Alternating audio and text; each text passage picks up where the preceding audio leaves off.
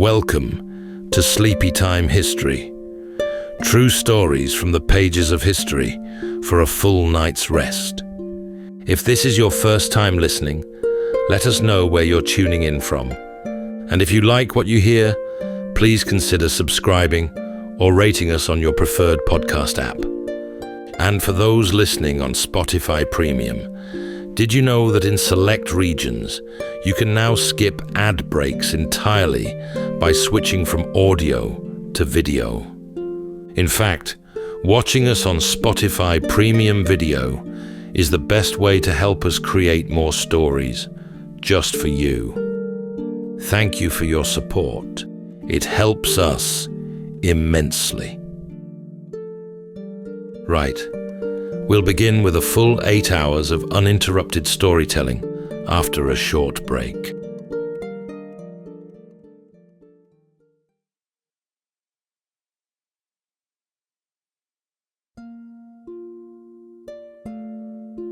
All right, it's time to settle in, relax, and take a wander through the pages of history and storytelling.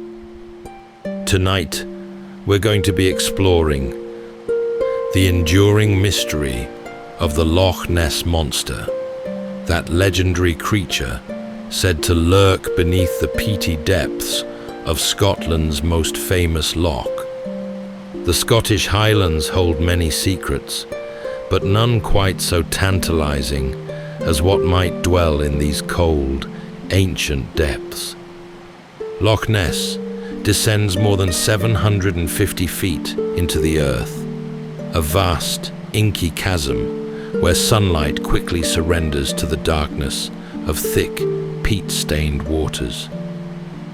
If ever there were a place deep and dark enough to conceal such a beast, this vast enigma of the Highlands would be it. The modern myth began in earnest in the 1930s, when a couple witnessed an enormous creature. Not in the water as you'd expect, but lumbering across the road in front of their motorcar before vanishing into the loch. Newspapers seized upon the story. Photographs emerged. Scientists arrived with equipment, then submarines and sonar. But stories of the Loch Ness monster stretch back to the ancient Picts, who left giant standing stones bearing carvings of a strange aquatic beast. Even Saint Columba was said to have encountered something devilish in these very waters. But what to believe? Could so many witnesses throughout the centuries all be mistaken? And if so, why do scientists return again and again to plumb the depths of this enduring mystery? And why does this story linger? Tonight, as we drift into sleep, we'll endeavor to sort fact from folklore, from monastery chronicles to modern conspiracy and scientific evidence. So settle in, take a deep breath, and let's journey across these mystical waters in pursuit of a legend that refuses to surface.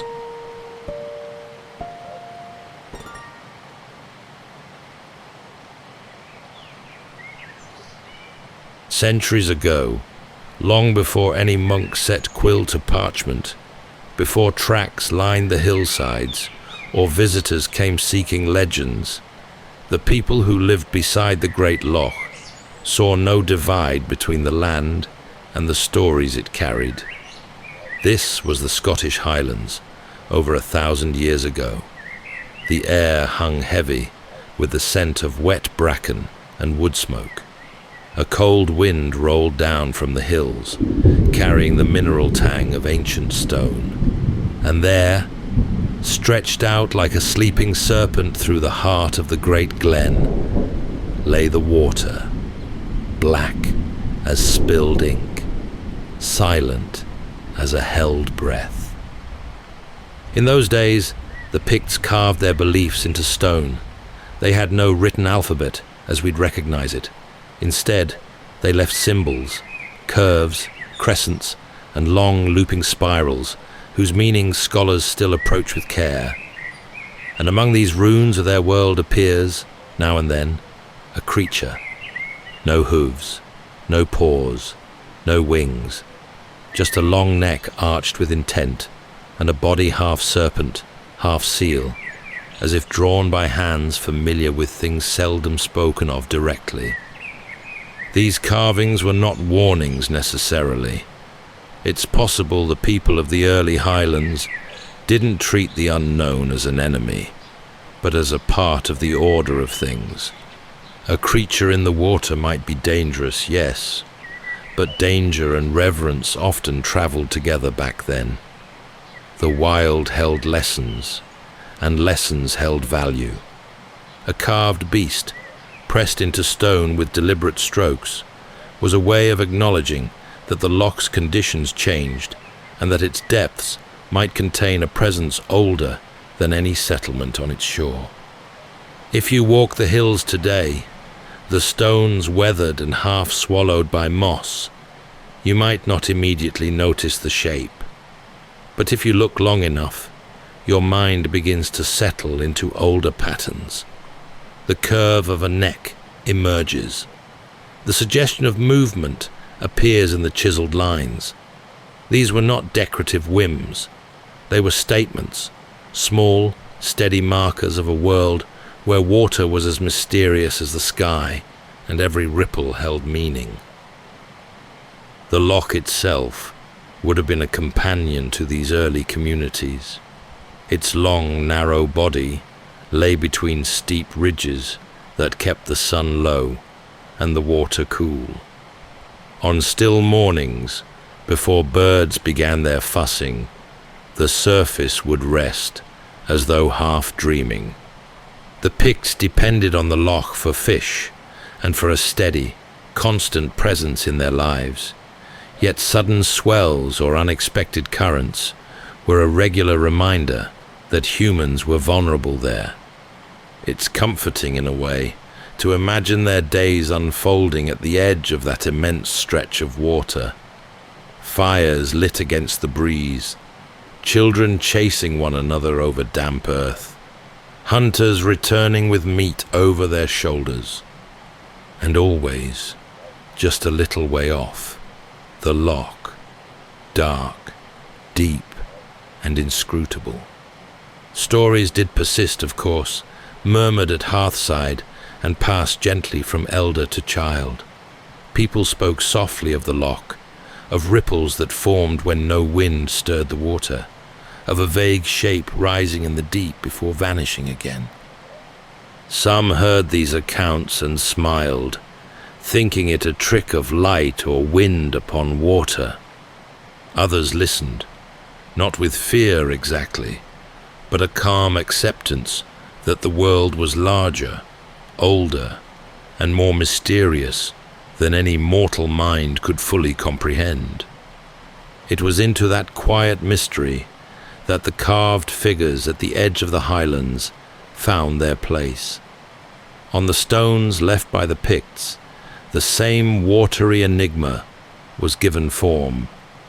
They did not carve the beast as a warning, nor as a monster to be hunted. Rather, the carved creature stood as a testament, a subtle but enduring recognition that the loch had its secrets. The beast belonged to the water just as surely as the salmon belonged to the stream, or the stag to the land.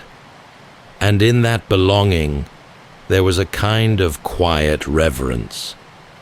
In that sense, the earliest whisper of what we now call the Loch Ness monster wasn't a monster at all. It was a reflection of an old understanding, one that held room for wonder and left space for shapes moving in the depths, unbothered by the passing of time.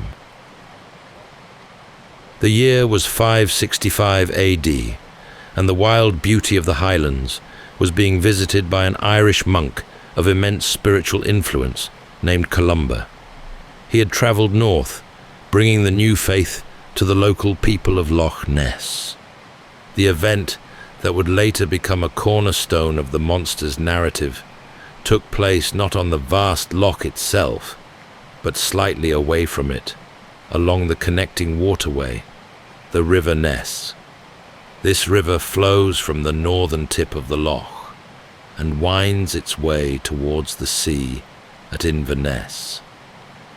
Columba and his followers were resting by the riverbank when their attention was drawn to a commotion in the water. They saw a local man swimming across the river, either for a practical purpose or perhaps to fetch a boat, when suddenly a creature rose up from the depths and rushed at him with immense force. The man was in great peril, and the scene must have been deeply unsettling for the onlookers. Columba, whose faith was already associated with the power of miracles, stepped forward immediately and stood on the bank. With a voice that carried authority and a spiritual calm, he is said to have issued a commanding order to the approaching beast. "Go no further," he is reported to have cried out, "nor touch the man. Go back with all speed." It's important to understand the weight this moment carried in the context of the time. The people believed in powerful forces dwelling in the water, and here was a holy man directly confronting one. The creature, according to the later account, obeyed the command, recoiling immediately as if pulled back by invisible reins, and fled back into the deep water. This extraordinary tale was carefully recorded about a century later by Adam Nan, the monk's biographer and successor as Abbot of Iona. Adam Nan wrote that the event instilled a great fear in the hearts of the local people for a time, leading them to understand the power of Columba's God. Today, we hold this story softly in our hands. Was it an actual memory of a large, perhaps aggressive aquatic animal, which was then cast in the light of a religious miracle to convert the local populace? Or was the story intended purely as a powerful metaphor for the triumph of faith over the unknown terrors of a pagan world? We don't claim to know the truth of the creature's nature, but the story is undeniably the first written whisper of a large, aggressive animal inhabiting the Ness waterways. It established a long, enduring association between the area and an unidentified beast, a thread of narrative that lay dormant in the historical record for centuries, waiting patiently for the modern age to pull upon it. For a vast stretch of human history, the Great Loch remained a place of profound remoteness, accessible only by challenging trails and appreciated by the few scattered highland communities nestled along its irregular shores. But in the early 1930s, that old isolation began to break apart. This moment of change would prove to be the most significant turning point in the monster's story since Columba's time. The crucial development was a practical piece of civil engineering, the widening and improvement of the main road running along the northern shore of the loch. This narrow track ran along the northern shore of the loch, often hugging the steep slopes and providing only fleeting, obstructed views of the water. As the road was modernized in 1933 to better accommodate the new age of motoring, the construction work opened up the landscape. Now, for the first time, a smooth, reliable route gave everyday people clear, unobstructed views right across the immense surface of the loch, and they could stop their cars safely to take in the panorama. Suddenly, hundreds of new eyes were fixed on the deep water that had gone largely unobserved for so long, and with this new attention came a surge of new sightings. The witnesses were not just the local fishermen or farmers who were already used to the loch's idiosyncrasies. Now they were tourists, motorists, and visitors, people unburdened by local custom and perhaps more ready to accept the extraordinary. The reports that began to accumulate spoke of dark humps breaking the surface, moving with a surprising speed against the currents. They described peculiar, unexplained wakes that appeared and vanished without a boat in sight. The stories shared over tea and in local pubs were exciting, dramatic, and utterly consistent with the idea of a large, unidentified creature. The sighting that captured the most attention and secured the story's place in modern folklore involved a local hotel managing couple, Mr. and Mrs. Spicer, who were driving along the newly improved road one summer evening. They described seeing an unbelievable sight, a creature crossing the road right in front of their car. They recounted a long neck, an undulating body, and a sight so strange it left them stunned. Local newspapers in Inverness, delighted by the colourful and recurring drama, began to print the accounts, and it was here that the name took hold. They referred to the phenomenon as the monster, and so the legend was reborn in the modern era, acquiring a simple, catchy name that resonated with the public imagination. Some perfectly reasonable souls suggested that more eyes simply meant more chances to misinterpret a seal, a log, or a wave. Others felt the old stories had simply been waiting for the right moment, the right lighting, the right audience to resurface. Either way, the Loch's era of anonymity was over. It was no longer just deep and cold. It was watched by the world, and every ripple on its surface now carried the potential for a world-changing revelation. The sudden and dramatic flurry of sightings in 1933, sparked by the new road, immediately caught the attention of the wider world, particularly the fiercely competitive newspapers of London. This was a sensational story that needed to be chased, and one of the major papers seized the opportunity to elevate the regional rumour into a national and soon international fascination. In a bold, expensive move, a London newspaper dispatched a seasoned big-game hunter to the shores of the Loch. His mission was to solve the riddle once and for all, to track, find, and potentially capture the elusive creature. The very idea of a professional hunter setting out to bag a mythical beast in the Scottish Highlands was a perfect piece of thrilling theatre, and the public followed the developing narrative with bated breath. The excitement reached a fever pitch very quickly. The hunter's crew, working diligently along the muddy, peaty shores, soon announced a major breakthrough. They had discovered what appeared to be strange, enormous footprints impressed deeply into the soft ground near the water's edge. The scale of the tracks was impressive and suggested an animal of tremendous size and weight. The immediate assumption was, of course, that these were the definitive proof, the clear evidence left behind by the legendary monster. The newspapers ran with the story, and suspense gathered across the country. The prints were photographed, cast in plaster, and studied intensely. But the thrill of certainty was short-lived, and a distinctly humorous deflation followed. It turned out, upon closer examination, that the impressive footprints were not organic in origin at all.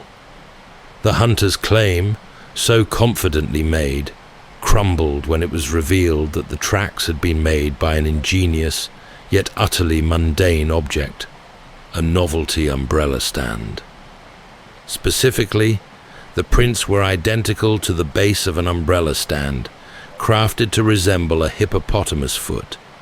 It was a hoax, plain and simple, a deliberate deception meant to fuel the sensational headlines. The revelation was immensely embarrassing for the London newspaper, and certainly for the hunter himself, who had allowed himself to be so thoroughly fooled. Yet, remarkably, this blatant fraud did not extinguish the fascination. If anything, the brief, intense burst of excitement, followed by the absurdity of the hippopotamus umbrella stand, simply deepened the Loch's charm. It proved that people desperately cared about the mystery. Even when tricked, their attention remained fixed on the water. The whole affair, this brief moment of human foolishness, only cemented the idea that something strange was happening in the Highlands. And through all the headlines and the subsequent red faces, the Loch remained wide and utterly unhurried, its waters changing far less than the stories told about it. Following the initial excitement and the embarrassment of the fake footprints, the story of the Loch beast needed something solid, something visual, to hold the world's attention. And in 1934, it received just that. A single, crisp photograph that would soon become the definitive global image of the creature. The picture was said to have been taken by a respected London surgeon, a man whose professional reputation lent a significant air of credibility to his claim. For this reason, it became known forever after as the surgeon's photograph. The image itself is simple, yet powerfully evocative. A clean, dark silhouette of a long, slender neck and a small head raised high above a perfectly still, glistening surface. The rest of the creature's body is hidden beneath the waterline, creating a sense of immense, hidden bulk. This photograph instantly captured the imagination of millions. It seemed to offer irrefutable proof, a clear visual answer to the question of the Loch's contents. It was reproduced in newspapers and magazines around the globe, transforming the creature from a local rumor into an international icon. If someone, anywhere in the world, was asked to picture the Loch Ness monster, it was this image that would immediately spring to mind. But as with all great enigmas, the certainty it offered began to unravel slowly over the decades. By the 1990s, compelling claims surfaced that the picture was a deliberate fake. The evidence suggested it was an elaborate setup, staged using a toy submarine bought from a high street shop, to which was attached a carefully shaped model head and neck. The hoax, according to this account, was orchestrated by a man connected to the earlier hoax with the hippo footprints, who used the surgeon's name to give the picture credibility. When this version of events emerged, many people accepted it as the definitive end to the story of the photograph. The idea of human craft, a well-placed model, and a clever trick seemed a sensible explanation for such a perfect image. However, even today, there remain unanswered questions and details about the confession that are still debated by enthusiasts and researchers. We speak gently here of the power of images. Regardless of its authenticity, the photograph endures. It continues to be important, not because it is factual proof, but because it perfectly caught the mood of the unknown, the sense of a beautiful, impossible apparition rising from the dark water. It gave the invisible belief a tangible, elegant form, and that in its own way is a kind of enduring truth. The picture's legend outgrew its origins, ensuring the creature would forever glide through the public's imagination. With the widespread dissemination of the famous 1934 photo, the pursuit of the creature transitioned from a sporadic affair of chance sightings to a dedicated, organized effort. From the 1950s, a whole new kind of enthusiast arrived at the Loch, the serious watcher. These were ordinary people, often driven by an unshakable belief and an intense, methodical patience. They settled in earnest on the cold, exposed shores, establishing temporary camps and enduring the famously unpredictable highland weather. They came equipped with tools that seemed entirely inadequate for the immense task: simple cine cameras, long-range still cameras, and a great deal of perseverance. Organizations like the Loch Ness Investigation Bureau were formed, formalizing the vigil. Their volunteers meticulously set up observation points, scanning the vast expanse of water through binoculars and camera lenses, day after day. This was not the sensationalism of the big game hunter. This was persistence in its purest form. Their efforts were occasionally rewarded. Observers managed to capture various pieces of film footage that, while not providing final certainty, certainly added fuel to the fire. Some film showed a large shape rolling beneath the surface, or a pronounced wake beginning and ending abruptly without a clear external cause. These fleeting images, often filmed through a haze or at a great distance, became subjects of intense scrutiny. Film frames were enlarged, analyzed, and debated by experts around the world.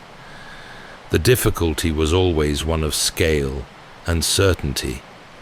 The immense size of the Loch and the frequently vague nature of the captured images meant that any conclusion was necessarily tentative, too far away to judge the creature's size, too vague for absolute identification. Yet, these watchers considered the lack of absolute proof not a failure, but simply a call to continue the search. We can picture them now, wrapped in thick scarves against the drizzle, seated patiently in makeshift blinds or old vans, the steam from their kettles curling into the cold air. They were giving their time, their holidays, and their belief to the mystery. They represent a beautiful aspect of human curiosity, the readiness to devote oneself entirely to an unanswered question. Their quiet tenacity kept the legend alive and proved that even in an age increasingly dominated by scientific rationality, there was still a place for the hopeful vigil against the edges of the unknown. As the decades turned, the search transitioned from the hopeful human eye and the passive camera to active, sophisticated machinery. From the late 1960s onward, expeditions arrived with serious scientific intent, bringing technology capable of listening to the deep, where human eyes could not penetrate. The researchers began to deploy sonar, which uses sound waves to map the underwater environment, along with towed cables and powerful underwater cameras. This was an attempt to strip away the ambiguity of surface sightings and reach the core of the mystery. The scientific approach often yielded tantalizing but ultimately frustrating results. Sonar sweeps would occasionally register strange, large shapes deep in the water, massive echoes that appeared to move independently of known objects. The excitement of the teams would surge, but when they attempted to track or identify the echoes, they would often simply vanish, retreating back into the vast, dark volume of the Loch. In one highly publicized event, an underwater camera from an expedition captured an image that looked uncannily like a large, diamond-shaped flipper or appendage. This caused great excitement and led to theories about the creature being a surviving plesiosaur, a long-necked marine reptile from the age of the dinosaurs. However, later analysis suggested the image may have been an illusion, perhaps a shadow or piece of debris, exaggerated by contrast enhancements. The science was as prone to misinterpretation as the human eye. Only the errors were now rendered in technical charts and sonar traces. The most ambitious effort of this era came in 1987 with Operation Deep Scan. This was a massive, coordinated sweep of the entire Loch, using multiple boats spaced across the water, all firing synchronized sonar beams down to the bottom. The goal was to provide a definitive wall-to-wall map of the Loch's contents. The operation logged several curious echoes that could not be easily explained. But again, nothing definitive was found, and no living creature was ever successfully tracked or photographed with certainty. As the sophistication of the equipment grew through the early 2000s, further high-resolution surveys were conducted. The cumulative data from these exhaustive sweeps pointed toward one disheartening truth. There did not appear to be a large, stable breeding population of giant, unknown animals living in the Loch. The data suggested that any large creatures, if they existed, were not there in sufficient numbers to be consistently logged by modern scanning technology. It was a gentle but firm conclusion. There may be no monster, the scientists seemed to say, but that didn't mean there was nothing to look for. In 2019, the ever-evolving search for an answer, science introduced its most refined tool yet, the study of environmental DNA, or eDNA. This method acknowledged the immense challenge of finding a whole creature in a huge dark Loch, and instead focused on the microscopic evidence left behind. The principle is elegantly simple. Every living creature, from the smallest plankton to the largest mammal, continuously sheds traces of itself into the environment. These traces might be flakes of skin, hair, mucus, scales, or waste. In water, these microscopic fragments float and drift, carrying their unique DNA signature for a time.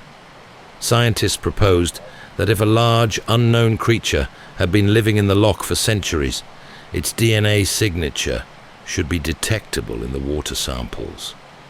An international team of scientists arrived at the Loch and meticulously collected hundreds of water samples from varying depths and locations across the entire expanse. Back in their laboratories, they filtered the water and analyzed the genetic material they found. The process was akin to taking a forensic census of all the life in the Loch, searching for any telltale signs of a plesiosaur, a giant seal, or an enormous unknown fish. The results, when they were finally announced, were fascinating for what they did and did not find.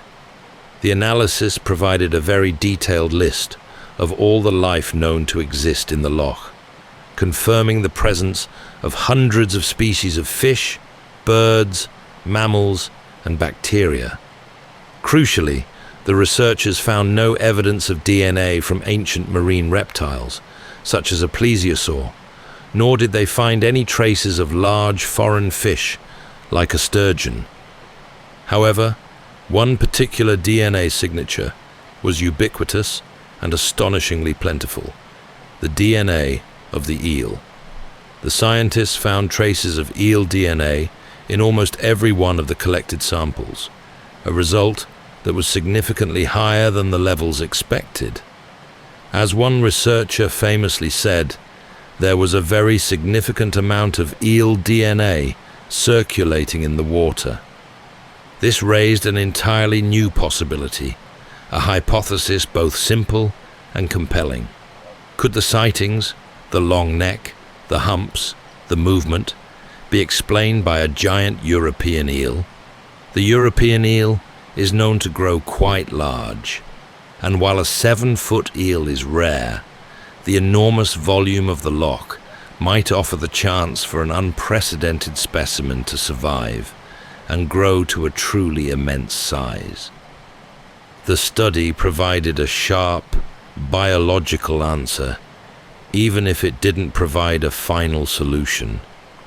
It did not confirm the monster, but it did point to a highly plausible, natural explanation for many of the sightings. The tools of the search continue to grow more refined, and the questions become more precise. The loch, meanwhile, remains physically remote and opaque, with no firm answers and many questions still unresolved. And so, we arrive at the end of our journey, but not the end of the story. For over a millennium, from the Pictish carvings to the latest genetic sequencing, the idea of a creature in the loch has endured. We must now acknowledge that the Loch Ness monster has grown beyond a simple biological question. She is, in essence, a mirror. She reflects so many beautiful facets of the human spirit: the enduring impulse towards belief in the face of evidence, the power of imagination to shape a landscape, the meticulous dedication of careful science, and the comforting allure of the unknown. The creature is a powerful symbol of what we cannot quite grasp, a reminder that the world still holds wonders even in the age of global connectivity. Visitors continue to flock to the loch's shores every year. They come not just to see the deep water, but to peer hopefully from the banks, carrying the memory of the surgeon's photograph in their minds. The hotels and villages benefit from the endless stream of explorers, turning a local legend into a valuable international phenomenon. In this way, the creature is no longer just a potential animal. It is an economic driver, a shared cultural narrative, and a piece of Scotland's identity. The loch itself remains unchanged by all this human activity. It stays cold, profound, and deep, reflecting the immense dramatic sky above. Boats, sonar, and endless debate pass over it without effect. Whether Nessie is a trick of light or something unnamed, she is firmly and beautifully part of the landscape now. The shadow beneath the stones has become the world's most famous gentle legend. The search continues, not necessarily in the hope of catching her, but simply in the spirit of wonder. The story asks nothing of you, but to keep the capacity for hopeful questioning alive. It is a patient puzzle, an invitation to never accept that everything has been found or explained.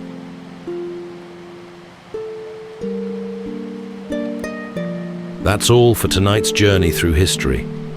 Whether you're fast asleep or still drifting there, thank you for listening. And until next time, rest well.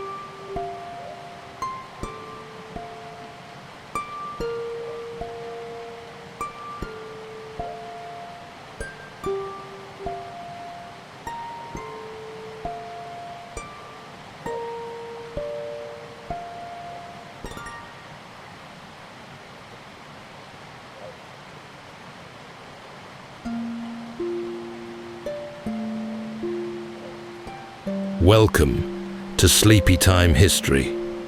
True stories from the pages of history for a full night's rest. If this is your first time listening, let us know where you're tuning in from. And if you like what you hear, please consider subscribing or rating us on your preferred podcast app. You can also help us choose an upcoming feature by voting in our Spotify poll. Thank you for your support. It helps us immensely. All right, it's time to settle in, relax, and take a wander through the pages of history and storytelling.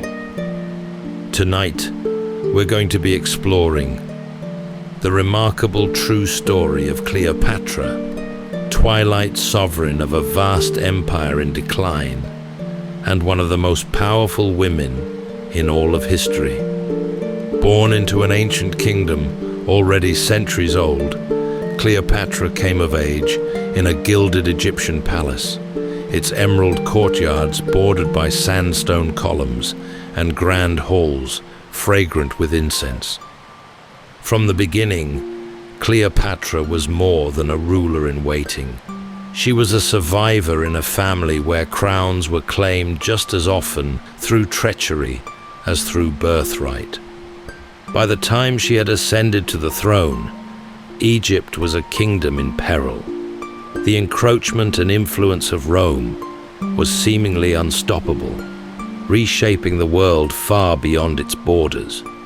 Yet in the shadow of this looming threat, Cleopatra held her own with confidence and a steady, unwavering grace. Her intellect made her a formidable adversary, able to engage generals and scholars alike in their own native tongues. Later accounts would reflect that the contact of her presence was irresistible, that she was dangerous and bewitching. But power comes at a cost, and noble agreements shaped in the cool hush of marble chambers often unravel on the battlefield. Yet against all odds, Cleopatra held power for decades. But what calculations must have weighed on her mind as alliances formed and disintegrated? Could she hold her kingdom together against the rising tide of Roman ambition? Or would she also be swept away? Tonight, as we drift into sleep, we'll marvel at the commanding presence of Cleopatra, a queen for the ages whose courage and resilience lay not in the might of armies, but in the certainty of her own resolve.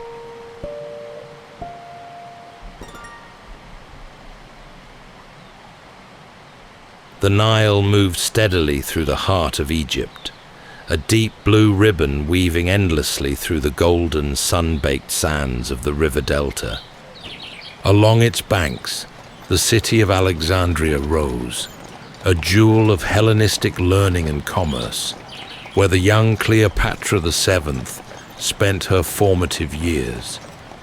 She belonged to the Ptolemy dynasty, founded centuries earlier by one of Alexander the Great's generals, a lineage grown old and complex, but still holding the scepter over a vast and precious domain. The air she breathed in the palace courtyards was a mingling of salt from the harbor, the rich aroma of spices traded from distant lands, and the gentle smoky scent of cedar and incense used in the rituals that bound the crown to the gods. She was raised not just as a princess, but as a political instrument, one who had to be as sharp as she was graceful. Her education was deep and wide, covering the history of Greece, the mathematics of the heavens, and the philosophies of the ancient world. Importantly, she mastered the art of communication. She became fluent in the dialects of the Ethiopians, the Medes, the Hebrews, and the Parthians, 9 languages in all, they say.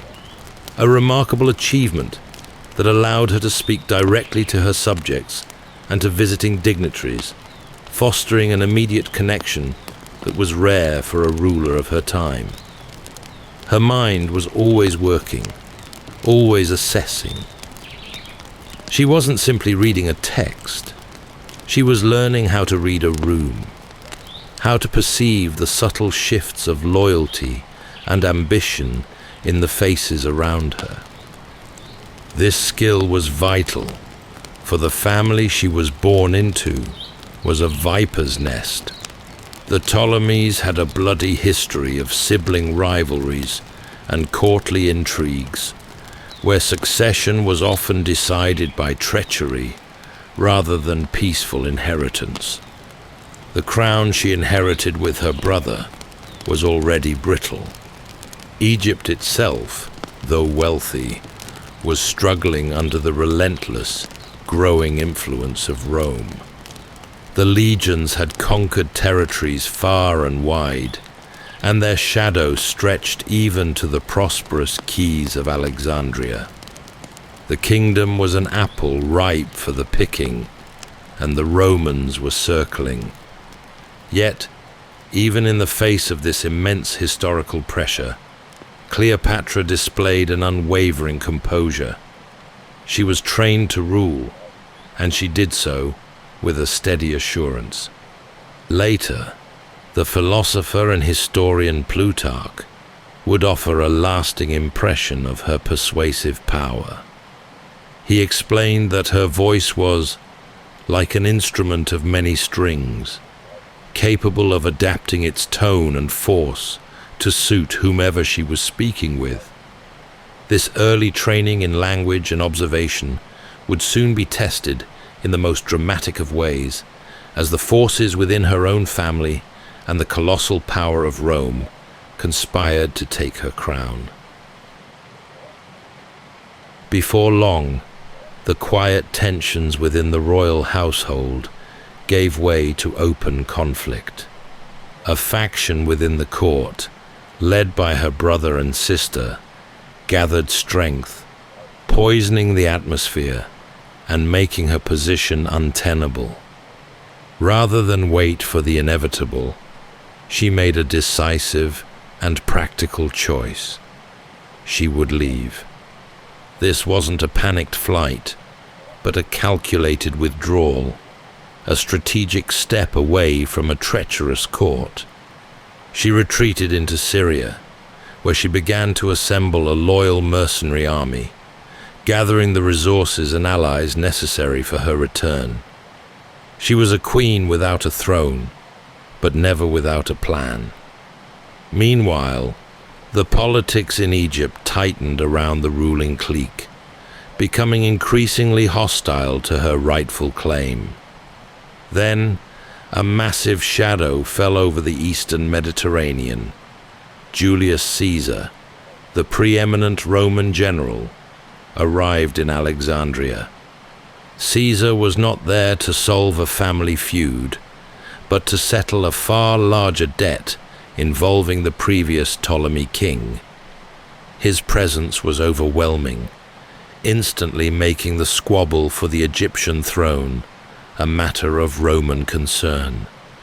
Cleopatra, aware that a direct military assault might fail and that time was against her, decided to pursue a strategy of personal diplomacy and daring. She knew that to approach Caesar openly meant risking capture or assassination by the faction holding the palace. She had to bypass the military blockade and the enemy eyes. This led to her legendary staged entrance. Instead of arriving with a triumphant procession, she chose stealth over spectacle. Historical accounts vary on the exact method. Some chroniclers speak of her being smuggled wrapped in a long linen sack. Others suggest she was rolled in a carpet, but the core truth remains the same. A powerful queen deliberately reduced herself to an object, trusting her life to a single, loyal servant. The danger of discovery was immense, yet she proceeded with unflinching nerve. When the linen was unrolled in Caesar's presence, the Roman general was confronted not by a desperate fugitive, but by a sovereign with supreme self-possession, ready to plead her case in his own tongue. The immediate impact of this meeting was profound. She won him over, not with beauty alone. Later accounts would focus on her charm and charisma rather than classical looks, but with her intellect and force of will. She presented her case with legal certainty and a clear vision for the stability of Egypt, a stability that Rome itself needed for its grain supply and geopolitical influence. Her brother and the surrounding faction were outraged by her sudden appearance and the influence she instantly commanded. They began to rally their own forces, realizing that the queen who had slipped away had returned with the most powerful Roman on earth at her side. The daring move had worked, but it had also guaranteed a war for the city. The sudden alliance between Cleopatra and Julius Caesar immediately ignited the city. Her brother's forces, backed by powerful Roman officials stationed in Egypt, could not allow the Roman general to simply re-establish his rival on the throne. The ensuing conflict became known as the Alexandrian War. It was a brutal period of street fighting and siege, turning the grand cosmopolitan capital into a battleground. The Roman forces under Caesar were relatively small, and they found themselves pinned down, reliant on the strength of their defenses and the strategic genius of their leader. The fighting was especially fierce around the bustling harbor, where the conflict had a costly consequence. In an effort to prevent the enemy from using the Egyptian fleet to launch attacks or blockade the Roman position, Caesar gave the order to set fire to the ships moored at the quay. The flames, once kindled, spread with tragic speed. The fire was well attested in the historical accounts of the time, and while it achieved its military objective, it also resulted in the loss of vast amounts of valuable Egyptian property, and critically, historical documents. This event is sometimes linked to the legend of the Great Library.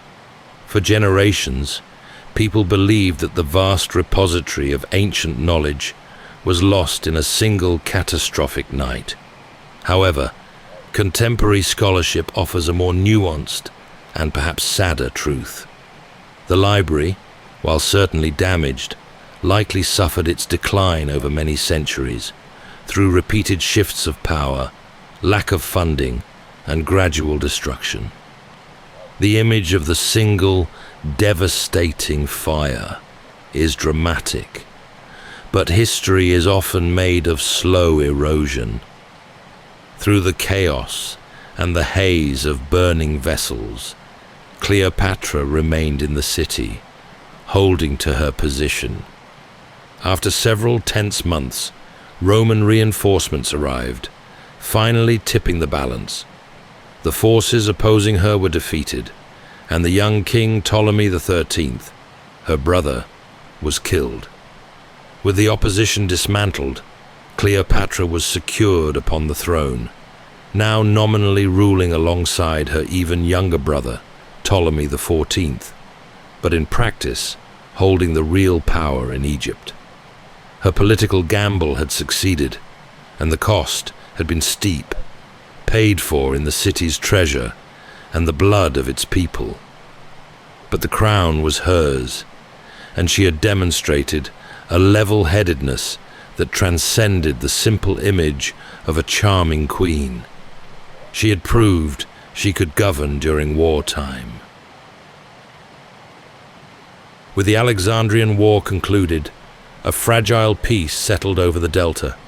The immediate threat to Cleopatra's rule had been eliminated, and she now focused on the delicate task of strengthening Egypt's position in a world increasingly dominated by Rome. This period was not one of grand campaigns, but of meticulous statecraft and domestic stability, with Julius Caesar remaining in Egypt for a time, ostensibly to ensure order. Their time together led to a development of immense consequence. Cleopatra bore a son, whom she named Ptolemy Caesar, quickly nicknamed Caesarion, meaning Little Caesar. In Egypt, she affirmed the child's paternity, a move that secured the legacy of her dynasty and connected it to the most powerful man in the West. This connection was a powerful political shield, intending to place Egypt beyond the reach of any lesser Roman governor. However, the matter of the child's father was far more contentious in Rome. While Caesar never publicly acknowledged the boy as his heir, Roman law and tradition made that highly complex. He also did not deny him. The ambiguity quickly became a force in Roman politics. In Alexandria, the birth was welcomed as a dynastic victory, but in Rome, it whispered of danger. The notion that an Eastern queen could bear a child with ties to Caesar hinted at a future that many in the Senate were unwilling to imagine.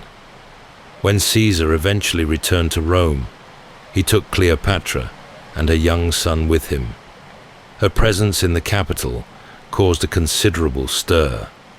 They resided in Caesar's private villa across the Tiber, a clear sign of their closeness, even if it was not formalized by Roman law. The Roman elite, accustomed to conquering foreign powers, found themselves deeply unsettled by a foreign sovereign who commanded such influence over their foremost general. For Cleopatra, the stay was a vital political education. She saw the workings of the Roman Republic up close, observing the shifting alliances, the deep conservatism of the Senate, and the immense yet volatile popularity of Caesar. She had played her hand masterfully. Egypt was stable. She had a powerful Roman patron, and she had an heir with the most valuable name in the Mediterranean world. As the Roman winter of unease began to thaw, she knew the foundations of her power were stronger than ever, but she also understood the depth of the resentment she had stirred up. The Roman calendar turned, moving inexorably toward a fateful day. The Ides of March, the 15th day of the month, arrived in 44 BC, and with a terrible swiftness, the Roman world was shattered. In the city's forum, Julius Caesar was struck down by a cabal of senators who feared his ambition and believed they were restoring the Republic.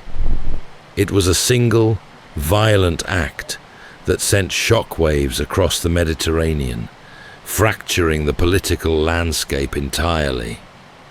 Word of the murder reached Cleopatra in Rome with shattering speed, and for her, the impact was immediate and devastating.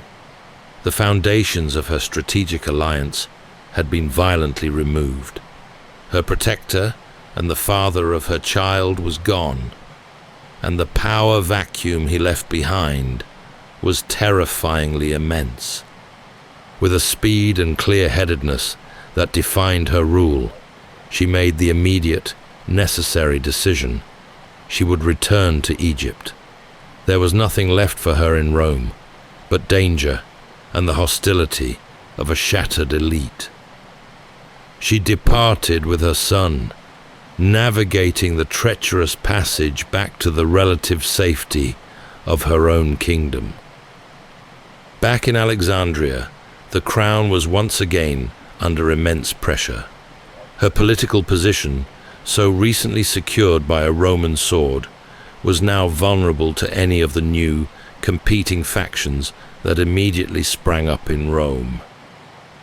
The Queen adjusted with a sober assessment of her reality. This was a time for prudent management. She ordered the inventory of her ships and the tally of her treasury, ensuring that her kingdom's military and economic strength was fully known and prepared. She had to reweigh all her alliances, studying the new cast of Roman generals and senators who were vying for power: Antony, Octavian, and the assassins, Brutus and Cassius. Egypt's security lay in choosing the correct side, or perhaps in choosing to remain neutral for as long as possible. History itself seemed to lurch after the assassination, plunging the Mediterranean into a moment of global uncertainty as the various claimants to Caesar's legacy mobilized. Cleopatra used that pause with great skill. She focused on securing her borders and maintaining the economic stability of the grain supply. She ensured that Egypt remained whole, a steady light in a sea of Roman turmoil. She understood that her kingdom's value lay in its reliability and wealth, and that if she could hold that together, she would always have something of value to offer the eventually victorious Roman power. The Ides of March had brought death to Caesar, but for Cleopatra, it brought a renewed cold clarity to the enduring challenge of keeping her kingdom alive. After years of Roman civil war that followed Caesar's death, the political landscape slowly resolved into a confrontation between two main powers: the avenging leaders Mark Antony and Octavian against the forces of the assassins. With the defeat of the assassins, the Roman world was essentially divided, and Mark Antony took charge of the eastern provinces, which included Egypt. In 41 BC, Antony summoned Cleopatra to meet him in the city of Tarsus, in what is now modern-day Turkey. The summons was ostensibly to answer for the kingdom's allegiance during the recent conflicts, but it was also a test of her power and compliance. Her response was not an immediate, hasty arrival, but a carefully orchestrated, strategic display of majesty. She would not arrive as a subordinate, but as a sovereign courted by a powerful ally. The journey up the river leading to Tarsus has become one of the most enduring images of ancient history. Cleopatra transformed her entrance into spectacle, an assertion of power made without a single word. Plutarch, painting the scene with simple, vivid strokes, described the spectacle. The stern of the ship was of gold, the sails were of purple, a color reserved for royalty and power. The oars, he wrote, were silver, moving to the rhythmic time kept by flutes and pipes, pushing the vessel forward in a luxurious procession. The air itself was thick with perfume, wafting from censers on the ship, reaching the crowds that gathered to witness this unbelievable sight. This pageantry was far more than mere showing off. It was a demonstration of the economic power of Egypt, a clear signal that the Queen had the wealth and resources to be a vital partner. The negotiations were framed before a single word was spoken. Antony, expecting to receive a humble supplicant, was confronted by a dazzling, confident queen who was prepared to engage as an equal. The meeting quickly moved past the issue of past allegiances and toward the future.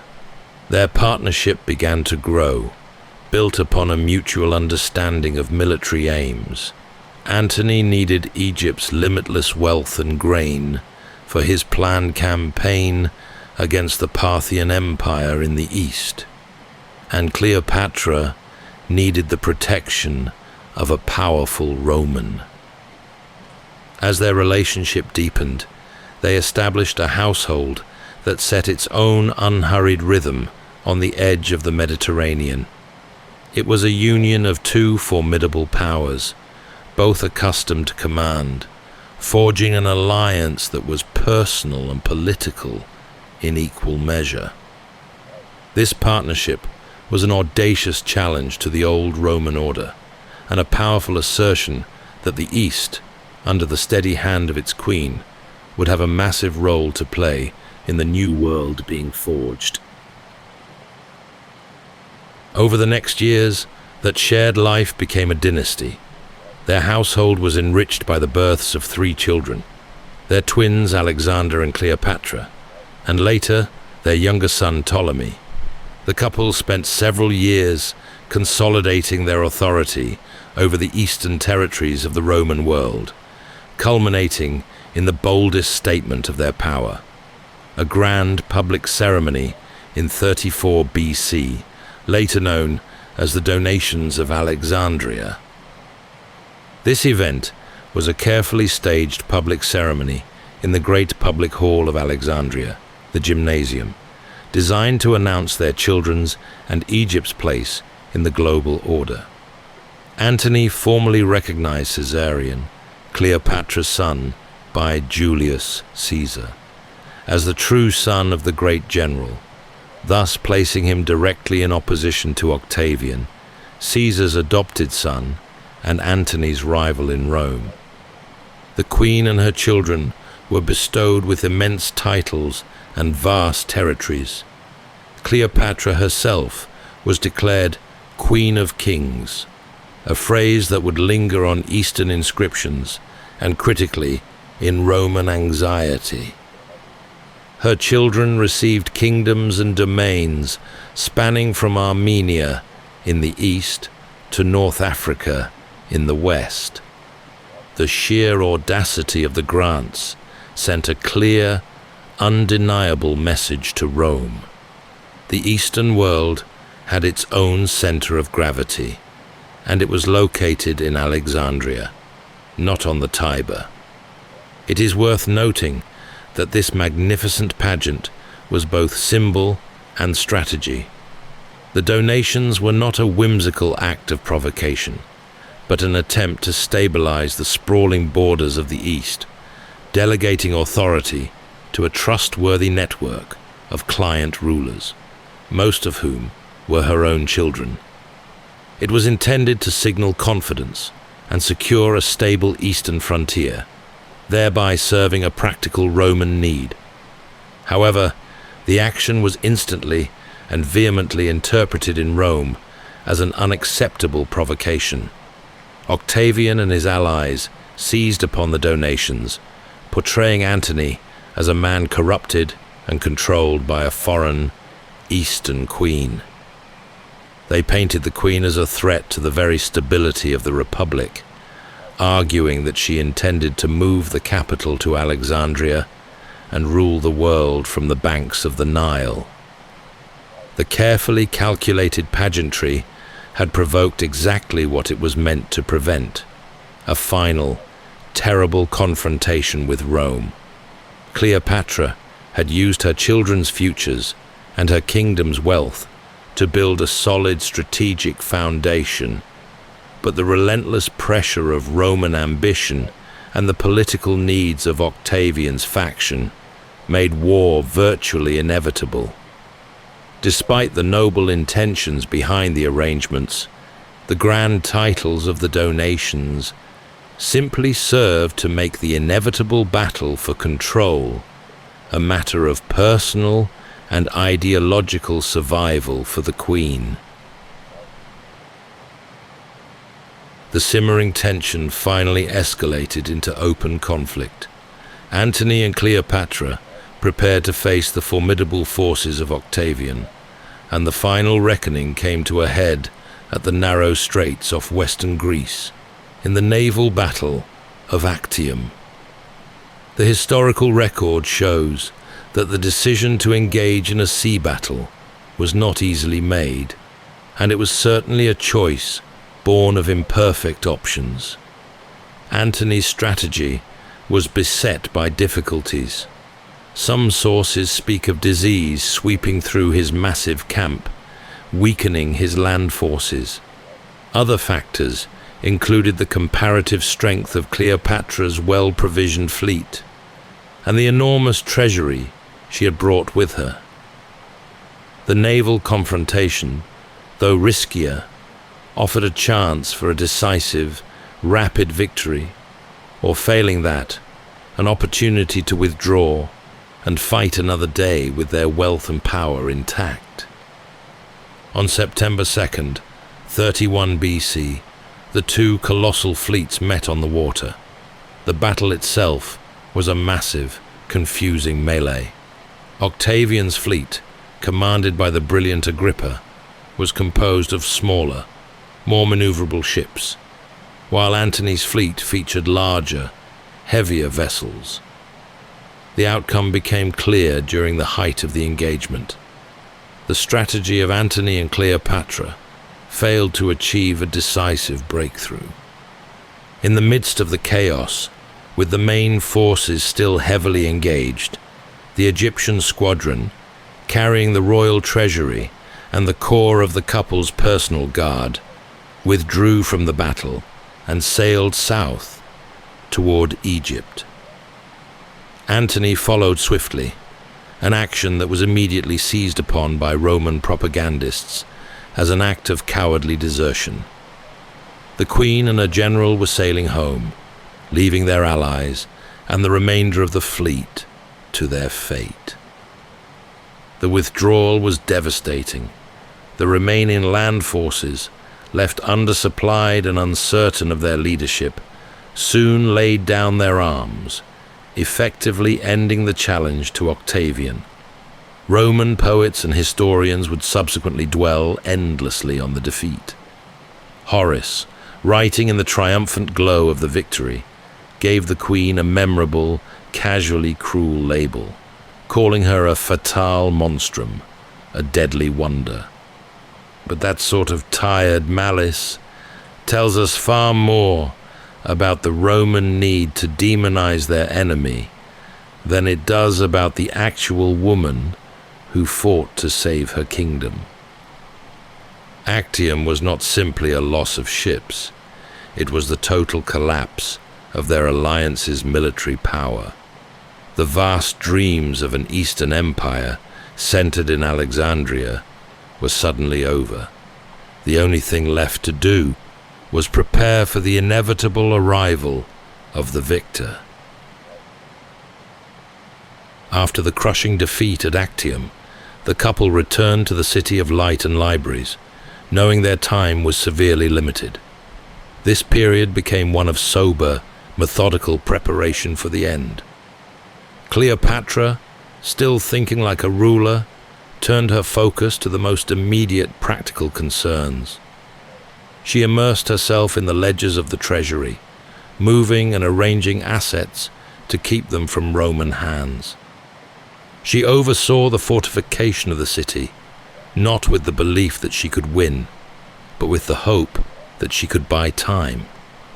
Above all, she focused on the safety of her children, knowing that their fates were the final, non-negotiable pieces of her legacy. Mark Antony, his spirit broken by the defeat and the subsequent disintegration of his remaining forces, faced his final days with a despair that eclipsed his former grandeur. As Octavian's legions finally closed in on the city in 30 BC, the inevitable confrontation occurred. His final mortal wound belongs to the chronicles. What endures is the truth of his loss and the collapse of his greatness. Reports from the time suggest that he was brought to the mausoleum the Queen had constructed for herself, where she and her most trusted servants had locked themselves away. He reportedly died in her care, held in her arms, and the palace that had once been the center of world power grew very still with grief. Even in profound mourning, Cleopatra's resolve did not falter. She continued to act as a sovereign, even as the walls closed in.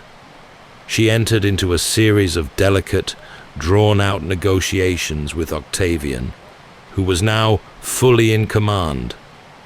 She tested his terms attempting to bargain for the lives and titles of her children. Her immediate goal was to secure a future for her dynasty, even if her personal future was lost. She knew the value of the Egyptian treasure and used it as her final bargaining chip, arranging its security and disposal in a way that granted her the most leverage possible. Octavian, however, was unyielding in his demands. He was determined to display his ultimate victory over the East. He granted her no assurances beyond the vague promise of a safe retirement for herself. The final decision had been made in the halls of power long before, but the Queen kept arranging and planning, searching for any advantage to protect her line. A mother and a ruler, fighting to the last moment with her mind and her will. With all avenues of negotiation exhausted and the finality of Rome's victory apparent, Cleopatra made her ultimate, definitive decision. She would not be paraded. Octavian had intended for her to be the crowning spectacle of his triumphant return to Rome, a living symbol of his conquest of the East. The Queen, however, arranged her own spectacular, deliberate exit from the stage of history, one last act of sovereign refusal. She retreated to her mausoleum, the monument she had built that was both a tomb and a treasury. Her final arrangements were made with the same poise and attention to detail that had characterized her rule. She ensured that she was dressed in her full royal regalia, arrayed as a queen, a quiet, powerful detail noted by the historian Cassius Dio, and a fitting image for our closing moments. The manner of her death remains an enduring mystery, a topic debated by ancient writers and historians for 2 millennia. Was it a venomous snake smuggled in a basket of figs, the bite of which granted her a relatively painless passage? Was it a swift, potent poison administered with a hairpin prepared by her physicians? The exact tool is unimportant. The intention is what truly matters. She chose her time and her terms, denying Rome its final, most cherished prize. With her death, the last great Greek royal dynasty in Egypt came to its end. Her eldest son, Caesarion, the hope of the dynasty, was swiftly cut down by Rome's orders, eliminating any threat to Octavian's legacy. Yet, the bloodline of the Queen was not entirely erased. Her daughter, Cleopatra Selene, was taken to Rome, but she eventually grew up to marry a powerful North African king and rule as queen. Her mother's steadiness and royal resolve were carried westward, a subtle yet powerful continuation of her influence in the world. Octavian, now Augustus, absorbed Egypt directly into the Roman Empire, exploiting its immense wealth to solidify his own power. But even as the political landscape changed forever, the city of Alexandria continued on. The great Pharos, lighthouse of Alexandria, threw its pale guiding arm over the dark water. Yet Cleopatra herself never truly vanished. Centuries have passed, empires have risen and fallen, but Cleopatra endures.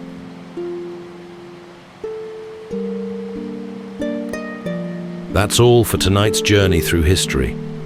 Whether you're fast asleep or still drifting there, thank you for listening. And until next time, rest well.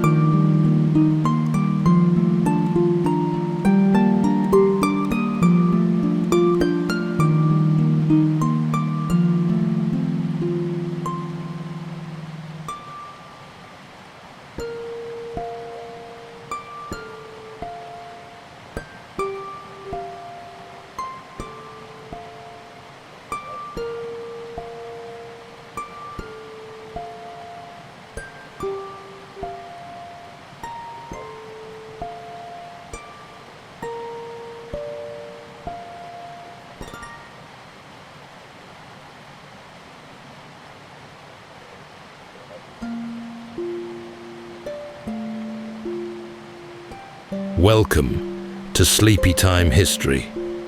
True stories from the pages of history for a full night's rest. If this is your first time listening, let us know where you're tuning in from. And if you like what you hear, please consider subscribing or rating us on your preferred podcast app. You can also help us choose an upcoming feature by voting in our Spotify poll. Thank you for your support. It helps us immensely. All right, it's time to settle in, relax, and take a wander through the pages of history and storytelling.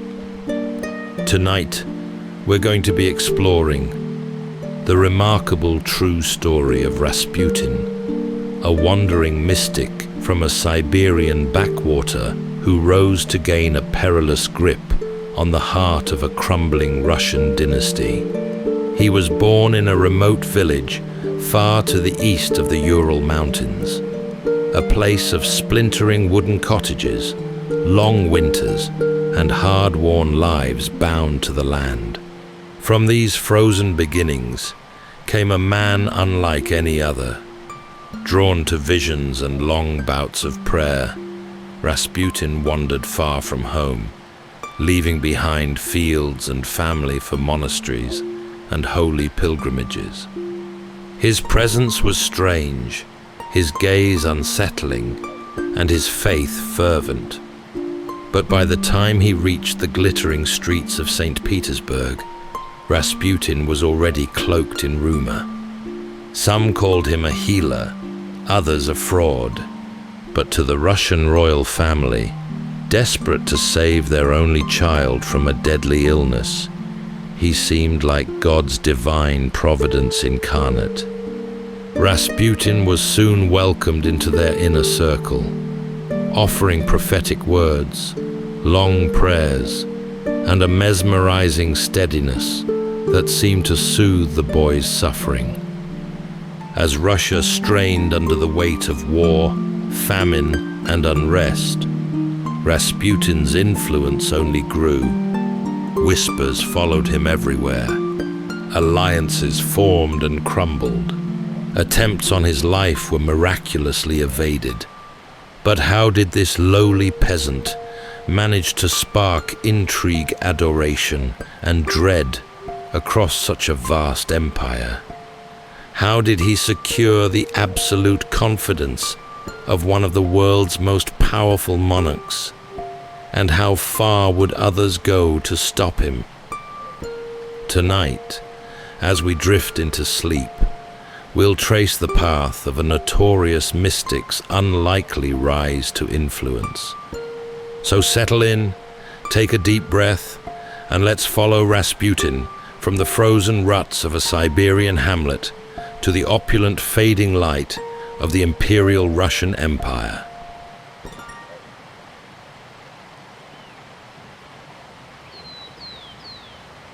Far to the east, where the vast Russian landscape stretches into endless frozen plains, a small settlement called Pokrovska rested by the Tura River. It was here, in the cold heart of Siberia, that Grigory Rasputin entered the world in 1869. The centers of power, the glittering palaces of St. Petersburg, felt a world away, a dream perhaps, or a rumor carried on the biting winter wind.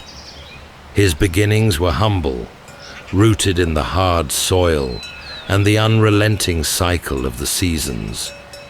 Life here was simple, demanding, and utterly devoid of the ornate complexities that define the distant imperial court. His early years unfolded in the rhythm of peasant life, farm work, the herding of animals, and the deep communal bonds of the village. Yet, even as a boy, a certain restless energy marked him out. He wasn't content with the predictable horizon. The world, he seemed to sense, held a much larger role for him than merely repeating the lives of his fathers. It was a time of deep spiritual exploration in Russia, and the landscapes themselves seemed to encourage introspection. The long stretches of unforgiving terrain, the way the snow muffles the sounds of the world, all conspired to turn a young man's thoughts inward, toward the heavens and the mysteries of faith. He was known for an unusual intensity, an almost magnetic presence that drew people in, though he was often rough-hewn and lacked formal education. He possessed a native intelligence, an instinct for the feelings of others that went deeper than words. Accounts suggest that even in these formative years, he exhibited an unsettled conviction that he was somehow chosen, set apart, for a journey beyond the familiar boundaries of the village. This conviction wasn't born of arrogance, but of a deep, internal curiosity about the meaning of existence, a curiosity stoked by the sermons and rituals of the Russian Orthodox faith. He grew up seeing and hearing the things that the common folk held dear, the saints, the icons, the power of prayer over everyday misfortune, but he was also exposed to the stricter, more severe aspects of faith, the self-denial and the wandering holy men who drifted across the vastness of the empire. These pilgrims, carrying nothing but their faith and a few possessions, represented a path outside the strict confines of village life. They showed that a man could simply walk away from the expected, guided by an inner compass, seeking illumination. The Tura River provided a backdrop to these contemplations, freezing solid in the long winter and thundering with meltwater in the spring. It was an environment that demanded endurance and respect, shaping a personality that was both resilient and deeply attuned to the natural world. He was a man of the land, yet his curiosity kept tugging beyond the narrow concerns of work and weather. The young peasant, known then only to his neighbors, was unknowingly preparing for a future that would weave his fate irrevocably with that of the mighty Romanov dynasty. The world he knew was small, but the journey ahead was vast and unforeseen. At last the moment came when the familiar simply could no longer hold him. As a young adult, Rasputin made the decisive choice to leave the life he was born to. This was not a flight from hardship, for the life of a pilgrim was filled with its own unique trials, cold, hunger, and endless walking. Rather, it was a search for something more profound, a path to spiritual clarity that he felt could only be found outside the village's narrow confines. His journey was a vast, undirected drift through the sprawling, often untamed heart of the Russian land. He walked from one settlement to the next, stopping at isolated monasteries and humble roadside chapels. Along the way, he took in the varying forms of Russian Orthodoxy, the formal liturgy of the major churches, and the more ecstatic, folk-tinged practices of the secluded communities. During these wanderings, he turned inward, letting days of fasting and prayer blur into nights spent beneath a sky so wide it seemed to press gently against the edges of his thoughts. It was during this period that the intensity of his presence began to truly solidify, shaping the persona that would eventually captivate the imperial capital. Stories began to form and follow him like dust on the road.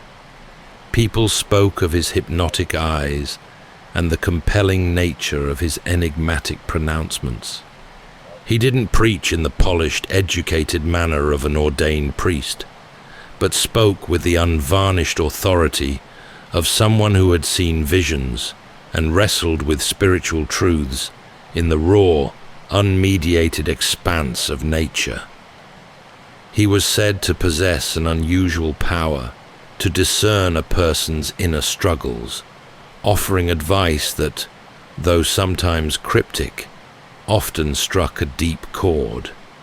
One of the pivotal stops on this wandering path was a remote monastery in the Ural Mountains. While he may not have stayed long, his time there deepened his understanding of religious life and further honed his identity as a pious wanderer. The experience solidified his reputation among the folk as a man of unconventional but authentic holiness. This wasn't the holiness of a learned scholar, but the earthy, visceral spirituality of a peasant who claimed a direct line to God, a type of religious figure that held immense appeal for the common people, who often felt distanced from the formal church hierarchy. He carried an aura of the wildness of his origins, a man both deeply devout and strikingly unconventional in his habits. This dichotomy of the sacred and the profane was part of his early allure. He was a creature of paradox, and it was this complexity that made his presence so memorable, so talked about, in the small towns and hamlets he passed through. Nothing he did yet was grand or politically significant. It was simply the slow, inexorable gathering of a personal, almost mystical force. He was merely a man following a powerful, unnamed calling, unaware that his wandering would one day lead him straight to the heart of the most powerful family in Russia. The long journey of this wanderer finally led him westward, from the simplicity of the steppes to the stunning cosmopolitan sprawl of St. Petersburg. The year was around 1903, and when he arrived, he carried little in the way of worldly goods, but he possessed something far more valuable in the capital, a modest but compelling reputation. He was introduced into the complex social circles, not as a politician or a courtier, but as a holy man, a healer from the depths of Siberia. This title alone gave him a unique entry into the drawing rooms and salons of the city's elite. St. Petersburg society, at the turn of the century, was a strange mix of old-world piety and new-world ennui. The aristocracy, feeling perhaps a deep sense of spiritual emptiness beneath the surface of their luxury, often dabbled in mysticism and the occult. They sought out psychics, faith healers, and exotic holy men, hoping to find genuine spiritual fire outside the increasingly rigid formality of the state church. Rasputin, with his unpolished manners and his rough, compelling magnetism, offered a genuine article of that spiritual curiosity. He was the real thing, a man who smelled of the road and the earth, yet spoke of God with an intense, unwavering sincerity. His presence was immediately polarizing. When he spoke, his words were simple, often laced with peasant idioms, but there was a weight to them that held the room.